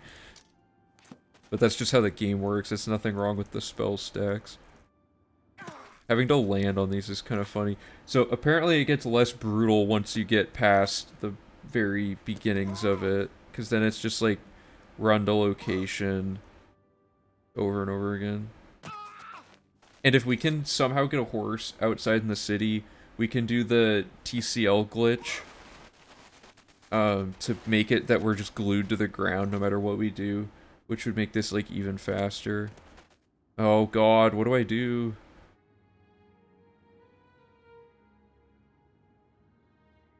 Is there any way to get around this?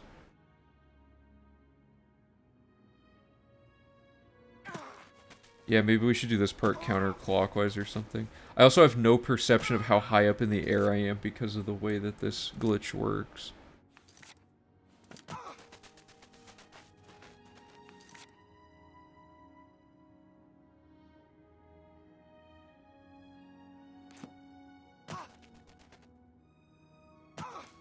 Oh yeah, this is way cleaner once you get past that. Under Paul Cave. Boom. Down to here. I could just also bring... I could get strong potions. Where is the ground, dude? Why is it so much lower than where I actually am? How did I end up all the way over here? This isn't what I wanted.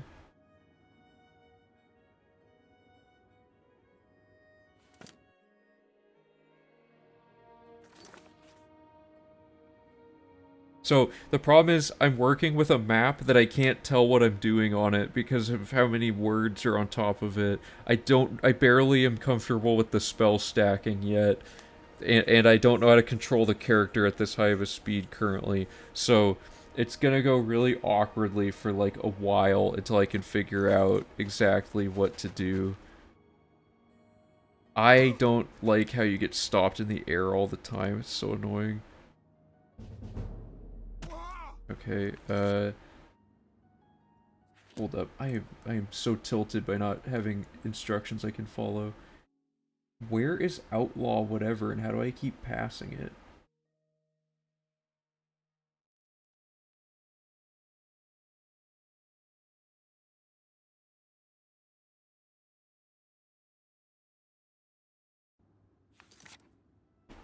Yeah, so the map on the website is just broken right now, but, like, this isn't the way I'm supposed to be using the materials, right? I'm supposed to use the web page map to do it, but it just isn't working today. So, actually, Muggy said something about how to fix it, but I couldn't get that to work. Let me see if I can find it.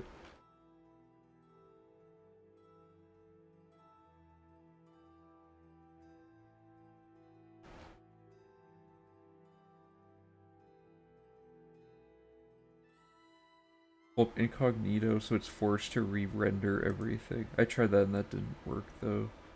Oh well. I mean, the other thing is, do I really need to, like, unlock all of the map icons manually? Like, if we know that, theoretically, that this will work, this kind of serves the same function. One thing I am frustrated with is that I keep passing something, I think. Oh. I never mind. Okay, so after I get that, I want to get whatever this is. The terrain seems like random. Like where you end up seems completely random.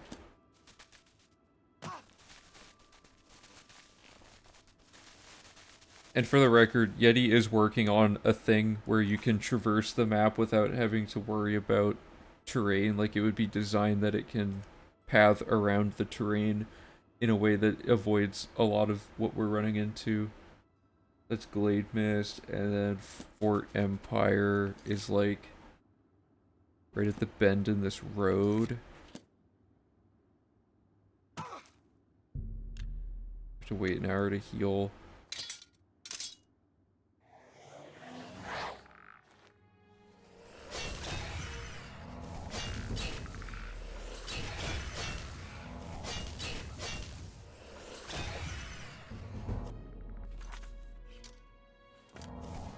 Okay.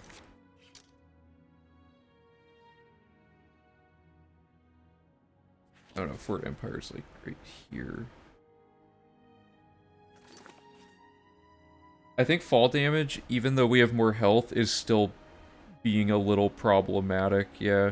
Like if we had some way, like if it had health restoration and the health just filled back up every time, that would make it a little better. Because like if it restores over time, over the whole 2 minutes, and it's a high enough magnitude, it would probably just fill up our health like instantly every time. As long as we should have like some combination of this, right? So it's like you heal a large health pool, so as long as your fall damage is not larger than like 1,000 damage, you're good, that kind of thing. Okay, there's two things here. There's this and this.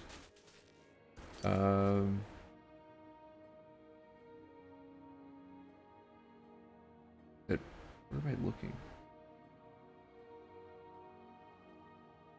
I want to go to Yellow Tick Cave.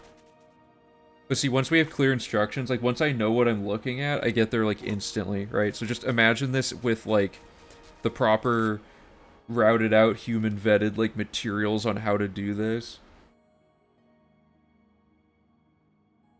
Oh, 5k health, yeah. Okay, that was Fort Ash. Odil Farm. And then Rumbling Mine. And Villaged Mine. Oops. Villaged Mine.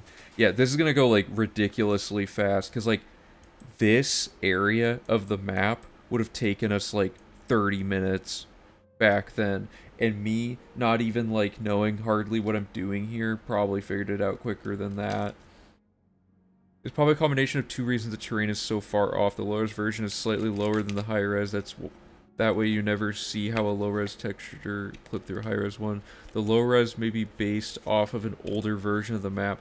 Oh, I know. Okay, I see what you mean. You're saying like they put this one just like underneath the other one so that they don't have to worry about both of them, and then any changes they made, they just never went back. That's actually probably it. Broken Promises Cave. Okay, so what I'm gathering is that other part of the map was just like the worst part of the map to explore, because this all seems relatively fine. Maybe we don't need to adjust the health if it's only just getting through that first part and only takes a few extra setups.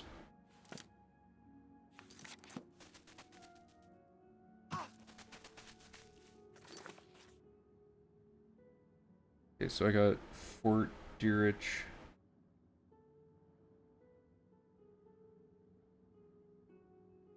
Oh, did I go too low? Genuinely can't tell what's going on anymore. West. Probably this, then this. Yeah, so if we make like little sequences of instructions that say like hit the curve of camp, mine, camp, we don't even have to think. It's just like, oh, I'm just gonna go like this and hit 3 objectives, which is kind of the curved vector theory that what has been talking about, is we could strategically just make a ton of these like this, but I think if we do traveling salesman with instructions that like emulate that vibe, we can probably make it pretty clean overall, because then it's like mathematically efficient, like travel distance wise, and it's efficient instruction wise. Is that Broch Camp? Yeah, so now I go northeast. Oops, and then I go here. Please let me up.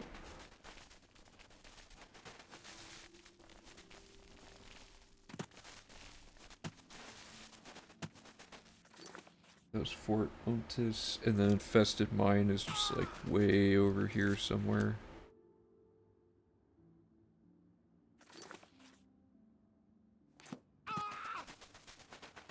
And we're also gonna mark which ones you can see. Like from here, you can't see the next thing, right? So ones where you can, though, we're gonna like hard code, or not hard code, we're gonna like a hard marker that just says like, this one will be like visible from this spot.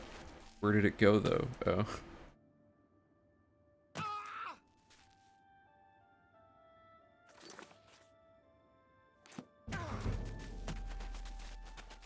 So yeah, this process is still a bit in its infancy here, but it should be good once we work all that out. I just got that camp.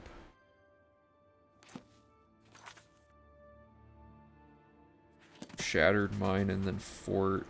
Oops.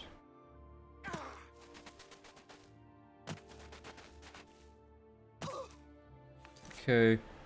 Yeah, maybe just like a touch of health restoration would work, because I don't take that much fall damage. Like I took 2,300 over the course of that whole thing, and if we like weakness to magic stack to a point where our health regen is like that amount over the course of the thing, if we can afford to put that in the spell, that would be good. But again, I don't know what the cost of all that is. So where did I just get the mine? Fort Hastral, Last Chance Camp. And then just a clean line this way, where we hit this and this, and keep going all the way to Fort Such.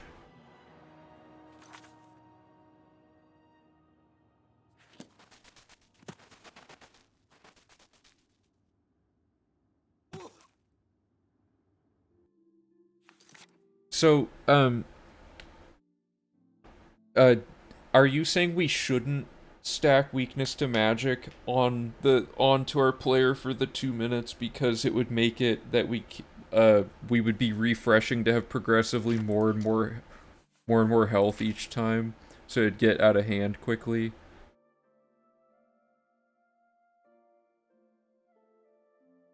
Definitive version of a character, like all its stats, speed gets out of hand. Here, I'm gonna drop in the Discord the save file of the character straight out of sewer, so that you can mess around with it if you want. I'm gonna... Or not straight out of sewer, straight out of... whatever, so like...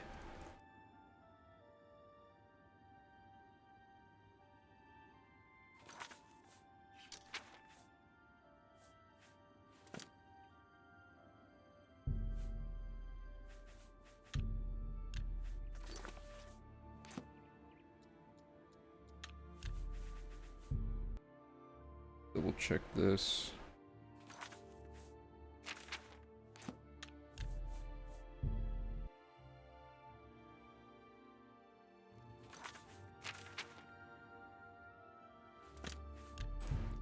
Here, I'll give you this save on the Discord really quick.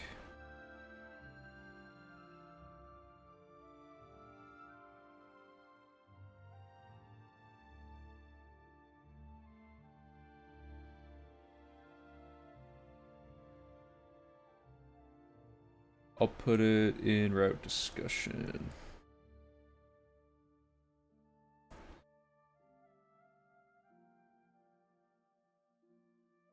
That's like worst case, we would be level 24. So let's assume it'll either be 24 or higher. So if it works on 24, it should work on any other level.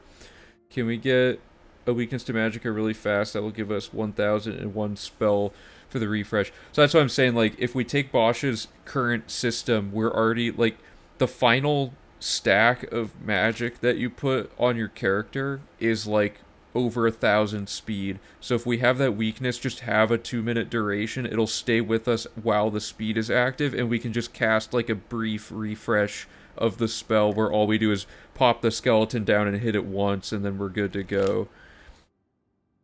I think that would make it a lot easier to do this part, because you wouldn't have to time this setup repeatedly. Not that it's like that much faster, but it would just make the run like easier to understand, I guess.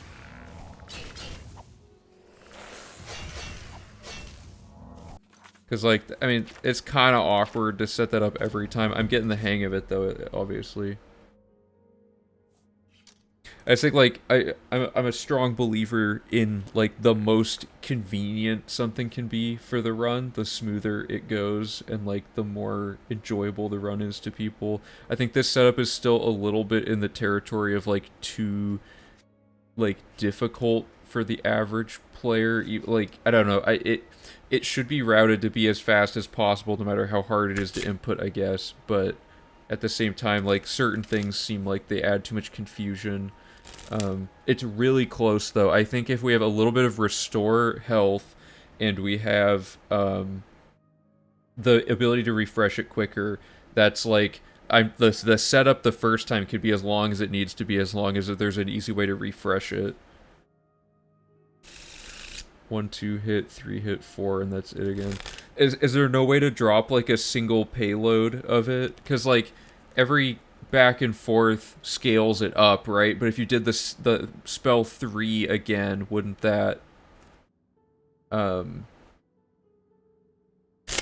actually, okay, our restoration probably needs to be 75 if we make it too much stuff, though. Like, if we did healing and Fortify Magicka, and then the weakness stays... Well, maybe not. No, it depends on... All that matters is what the most powerful spell or effect in a spell is for what school it needs to be, I guess. It would just come down to how much Magicka that costs. But do you see what I'm saying, Bosch? Like, if the spell is active... or, like, if you did 3 at the end twice... The third one's just scaling on itself, so if we did that every refresh, our character would not need to do the build-up again if the weakness is still at what it was for that last iteration of the payload. I don't know if that makes sense.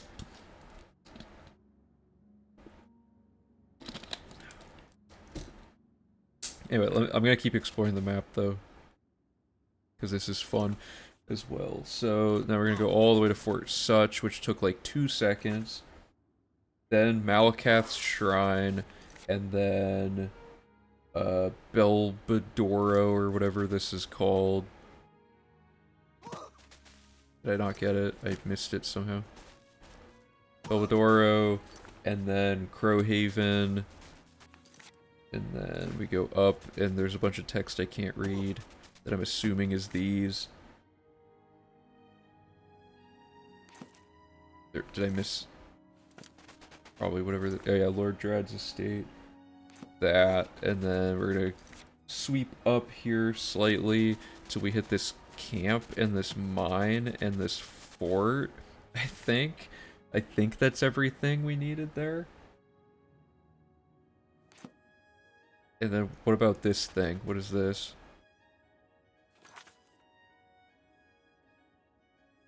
Is that in that clump? Oh, I see. It's like 4, yeah. So it was a clump of 4 things. So then you get that, and then...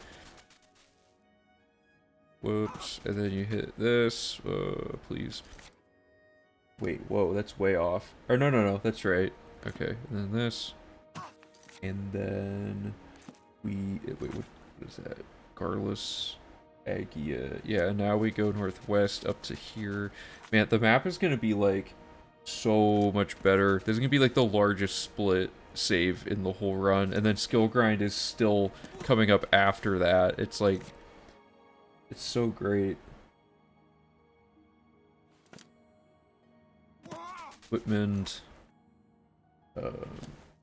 Fort Strand, Gwendon.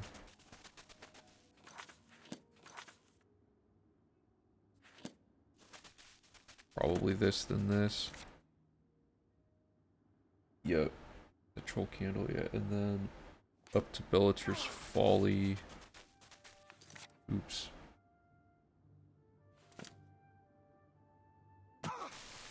Whoa, there's a lot of grass noises. And then Kvatch Gate, I guess, is the only gate we should include on the list for now, because it's the only one that'll be guaranteed to spawn in, so we'll just get that really quick.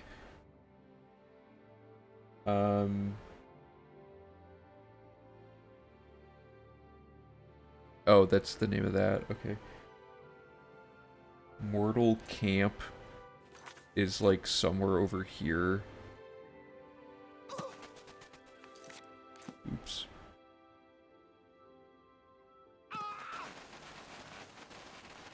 Oh no, what happened? Am I out of bounds?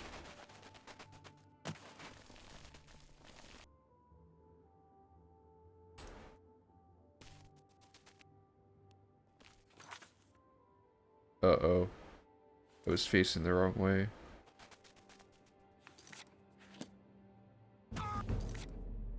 We're getting, like, mad acrobatics from this. What dot is that? Where is Mortal Camp? Why is this so hard to get to? There we go.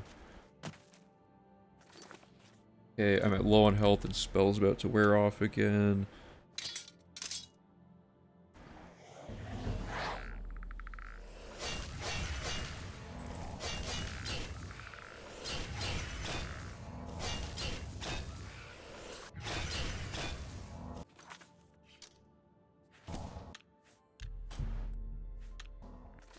I recommend you also test other cities to get out of bounds. It feels like this one is different from Imperial City. Yeah, it seemed like Bruma was like thicker or something. There's a bunch of natural clips that Alekman found. There's like a huge playlist of them, and several of them are in cities, so I'm gonna look... I was gonna make a wiki article about natural clip locations anyway, so it was just gonna be like a huge list of GIFs of like each natural clip that people have found. So I'm gonna look into that. Fast traveling to any one of them takes like no extra time at all anyway, so we can just pick the one we want after getting out of the Bruma Chapel from load warping, and then we're good to go.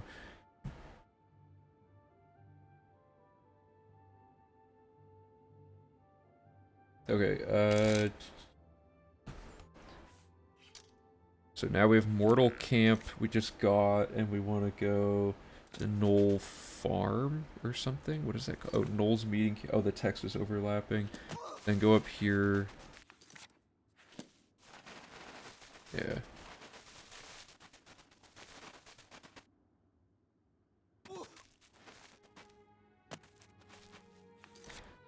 Is that the pattern? Oh, there's some stuff up here I missed.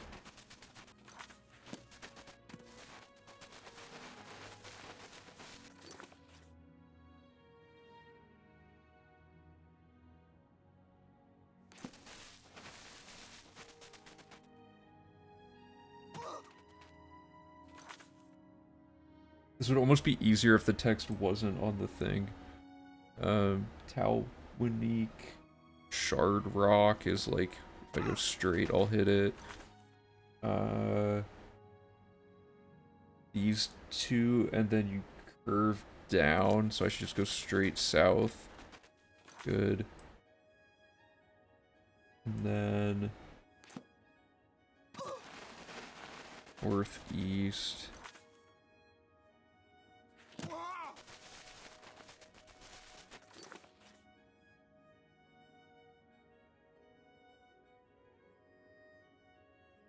Cave. Bat ramp camp. North to this.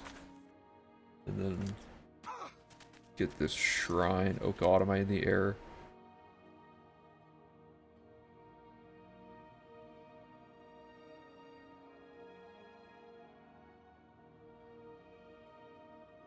Oh, the overworlds themselves render differently? That's interesting. Okay. Yeah, let me make a note of that.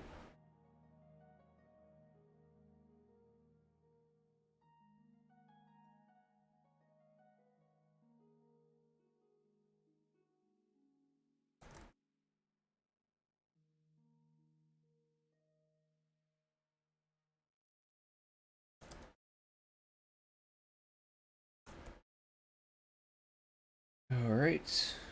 A good point. Where am I? I'm on Meridia's Shrine. God, this is getting tricky. Why am I all the way over here? Was this a mistake? No, it wasn't. I want to now just go this way.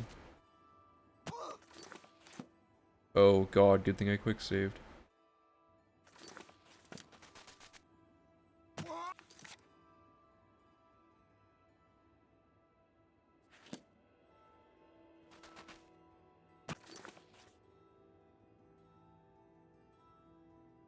So it's like this snaking pattern. Like that, and I just got that. Goblin. Oh, okay. Goblin Jim's cave. Go north to this thing. Probably just this curve here. Yeah. No, not just that. We want this. Please.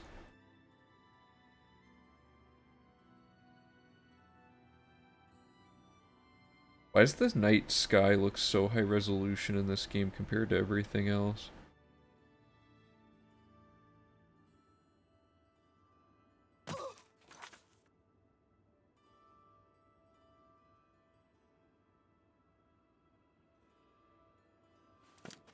Okay, so Wendir is here.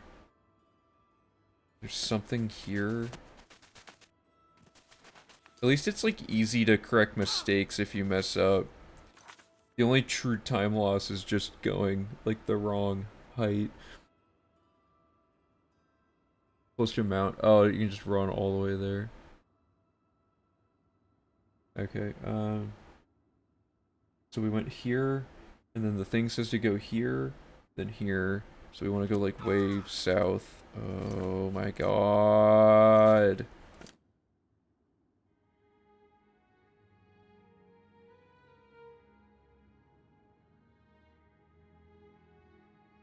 The problem is I don't know if I'm close to a mountain. Okay, well. Whoops.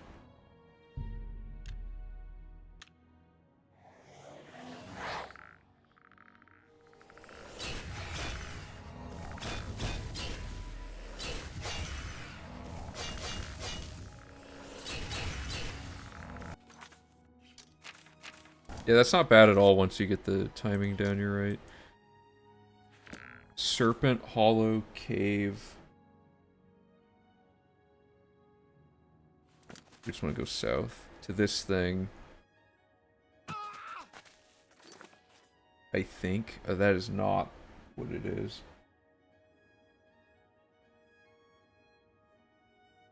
I don't know. Okay, let's be real here.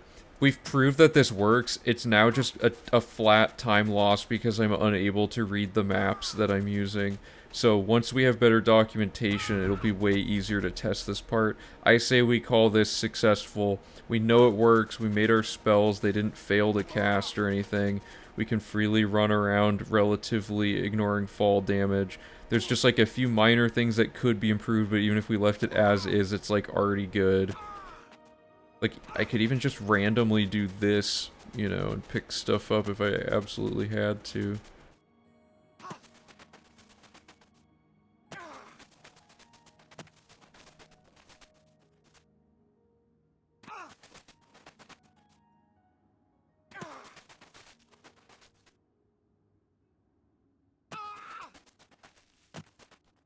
It's crazy how many of these are like you can just find instantly by moving forward a little bit.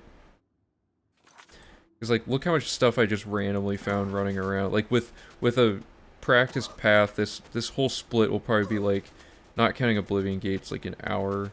But like, okay, so to simulate what would have happened, boom, here's all the locations. Let me make sure it hasn't spawned anything really suspicious. Good, so it hasn't spawned Serpent's Trail, none of the Oblivion Gates. So in essence, the end result of doing this would have been this, right? And I'm gonna land, and I'm gonna make a hard save. And for reference, how many locations out of 300 something had we gotten just from doing like this portion?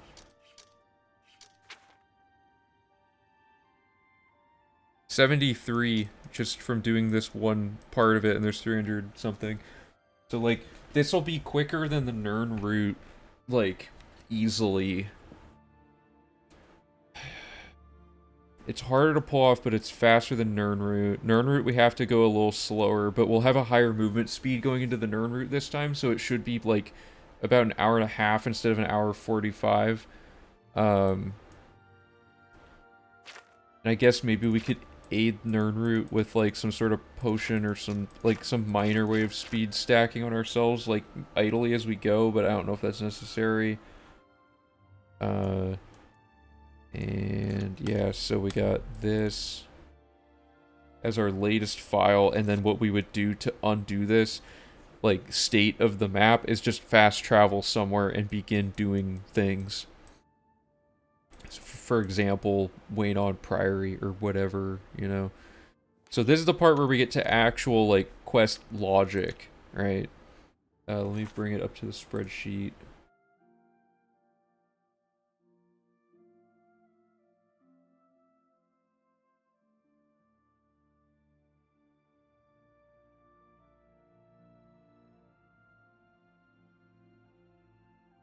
So we want Traveling Salesman Theory, Speed Boost Player Spell Stacked, Out of Bounds Exploration. We don't want to close gates right away. And then the next step of this is to, or no, we're not even doing this yet. The gate discovery stuff is being moved. I forgot about that. So this is all happening after map exploration.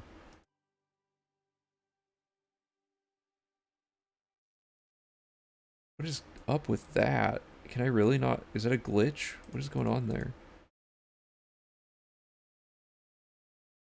Google Sheets is barely like a thing. Okay, so we can safely assume this works. It's just I don't feel like going through the whole thing right now, but the spell was very good. Thank you, Bosch, for putting in so much time into figuring all of that out. That's like a crazy time save. That's probably the single largest time save, like, anyone's ever found for this game. Is being able to do that movement speed thing. So the next step coming up here is going to be quest logic, which is we're going to be incidentally spawning gates and prioritizing the main quest to increase the likelihood of those gates appearing. Probably patching up Mages Guild recommendations, although that's not necessarily required.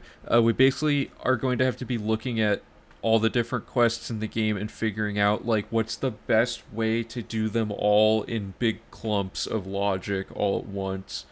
Kind of like what we were doing with our pseudo route a while ago, where we have, I showed this, like, last time, I think, but, you know, you have invested Morvain, do rat problem by Arborwatch, etc. Like, there's just a bunch of, like, multi-layered things going on. Like, we're doing the house, we're investing in a guy, we're doing the rat problem quest, we're getting marksman training started. All of that happens all at once, right? Yeah, horse vectors was probably going to take a little longer because of the game crashing and stuff. Also, the real-time save is that we don't have to start the quest, we don't have to start with Dark Brotherhood just to get a horse that we can use for this, right? So that it, like, the spell stacking makes our routing options better. Because, like, really, I don't think it'll ever not be the case that we need spells at the start of the route. I think that's always, like, the best thing to start with. So not having to postpone that any longer than we have to is nice. We now have, like, the most efficient route to get to spells. But, so for next time, because I'm getting hungry, so I gotta go eat dinner, we will be considering all of the quest logic, and that's probably going to take up, like, the entire stream next time. And then a little bit after that will be the Nern route, which I'm not going to actually do the Nern route on stream. I'm going to get enough of them just to call it good, because I've already done the Nern route like 100 times recently, like testing stuff and like getting data, and I already know it works. We're just gonna probably have some. We're gonna test it with the new movement speed just to see if it'll be a little bit faster, and possibly work in way shrines and heaven stones into that, and then after that would be so like 5 and 6. I guess is what I'm saying is 5 and 6 will be another stream, and then the manual and 7 because all the Oblivion Gate logic is all like one big thing essentially. So yeah, let me move this up here actually. Today was really productive. It took a while to get there, and on paper we didn't really get a lot done in terms of the sheer quantity of things on this list of stuff, but you know, we mapped out how to make all of our enchanting work. We mathed out new enchanting amounts for things. We got all of our spells figured out. We got the up through map exploration. So that's like the entire like early game is done, which is a huge relief, and a little bit of the mid game, which is the map and various quests. So we're getting there. So yeah, I'm gonna call it for today. Thank you so much everybody for helping out with everything. We made a lot of good progress. And again, thanks Freckle, Slam, and Weighted Keys for following. We're kind of like 2/4 done. Yeah, I mean, like the map is like the map 8+ gates now with the shorter runtime is like a quarter, I guess. So once we're like 1.5 quarters through it, I guess. Anyway, yeah, thanks again everybody, and I will see you guys next time. Next stream will probably be either tomorrow or 2 days from now. I'm not sure yet. I'm trying to get into a rhythm of doing these more often now that we have a lot of good momentum going. So yeah, see you guys. Bye.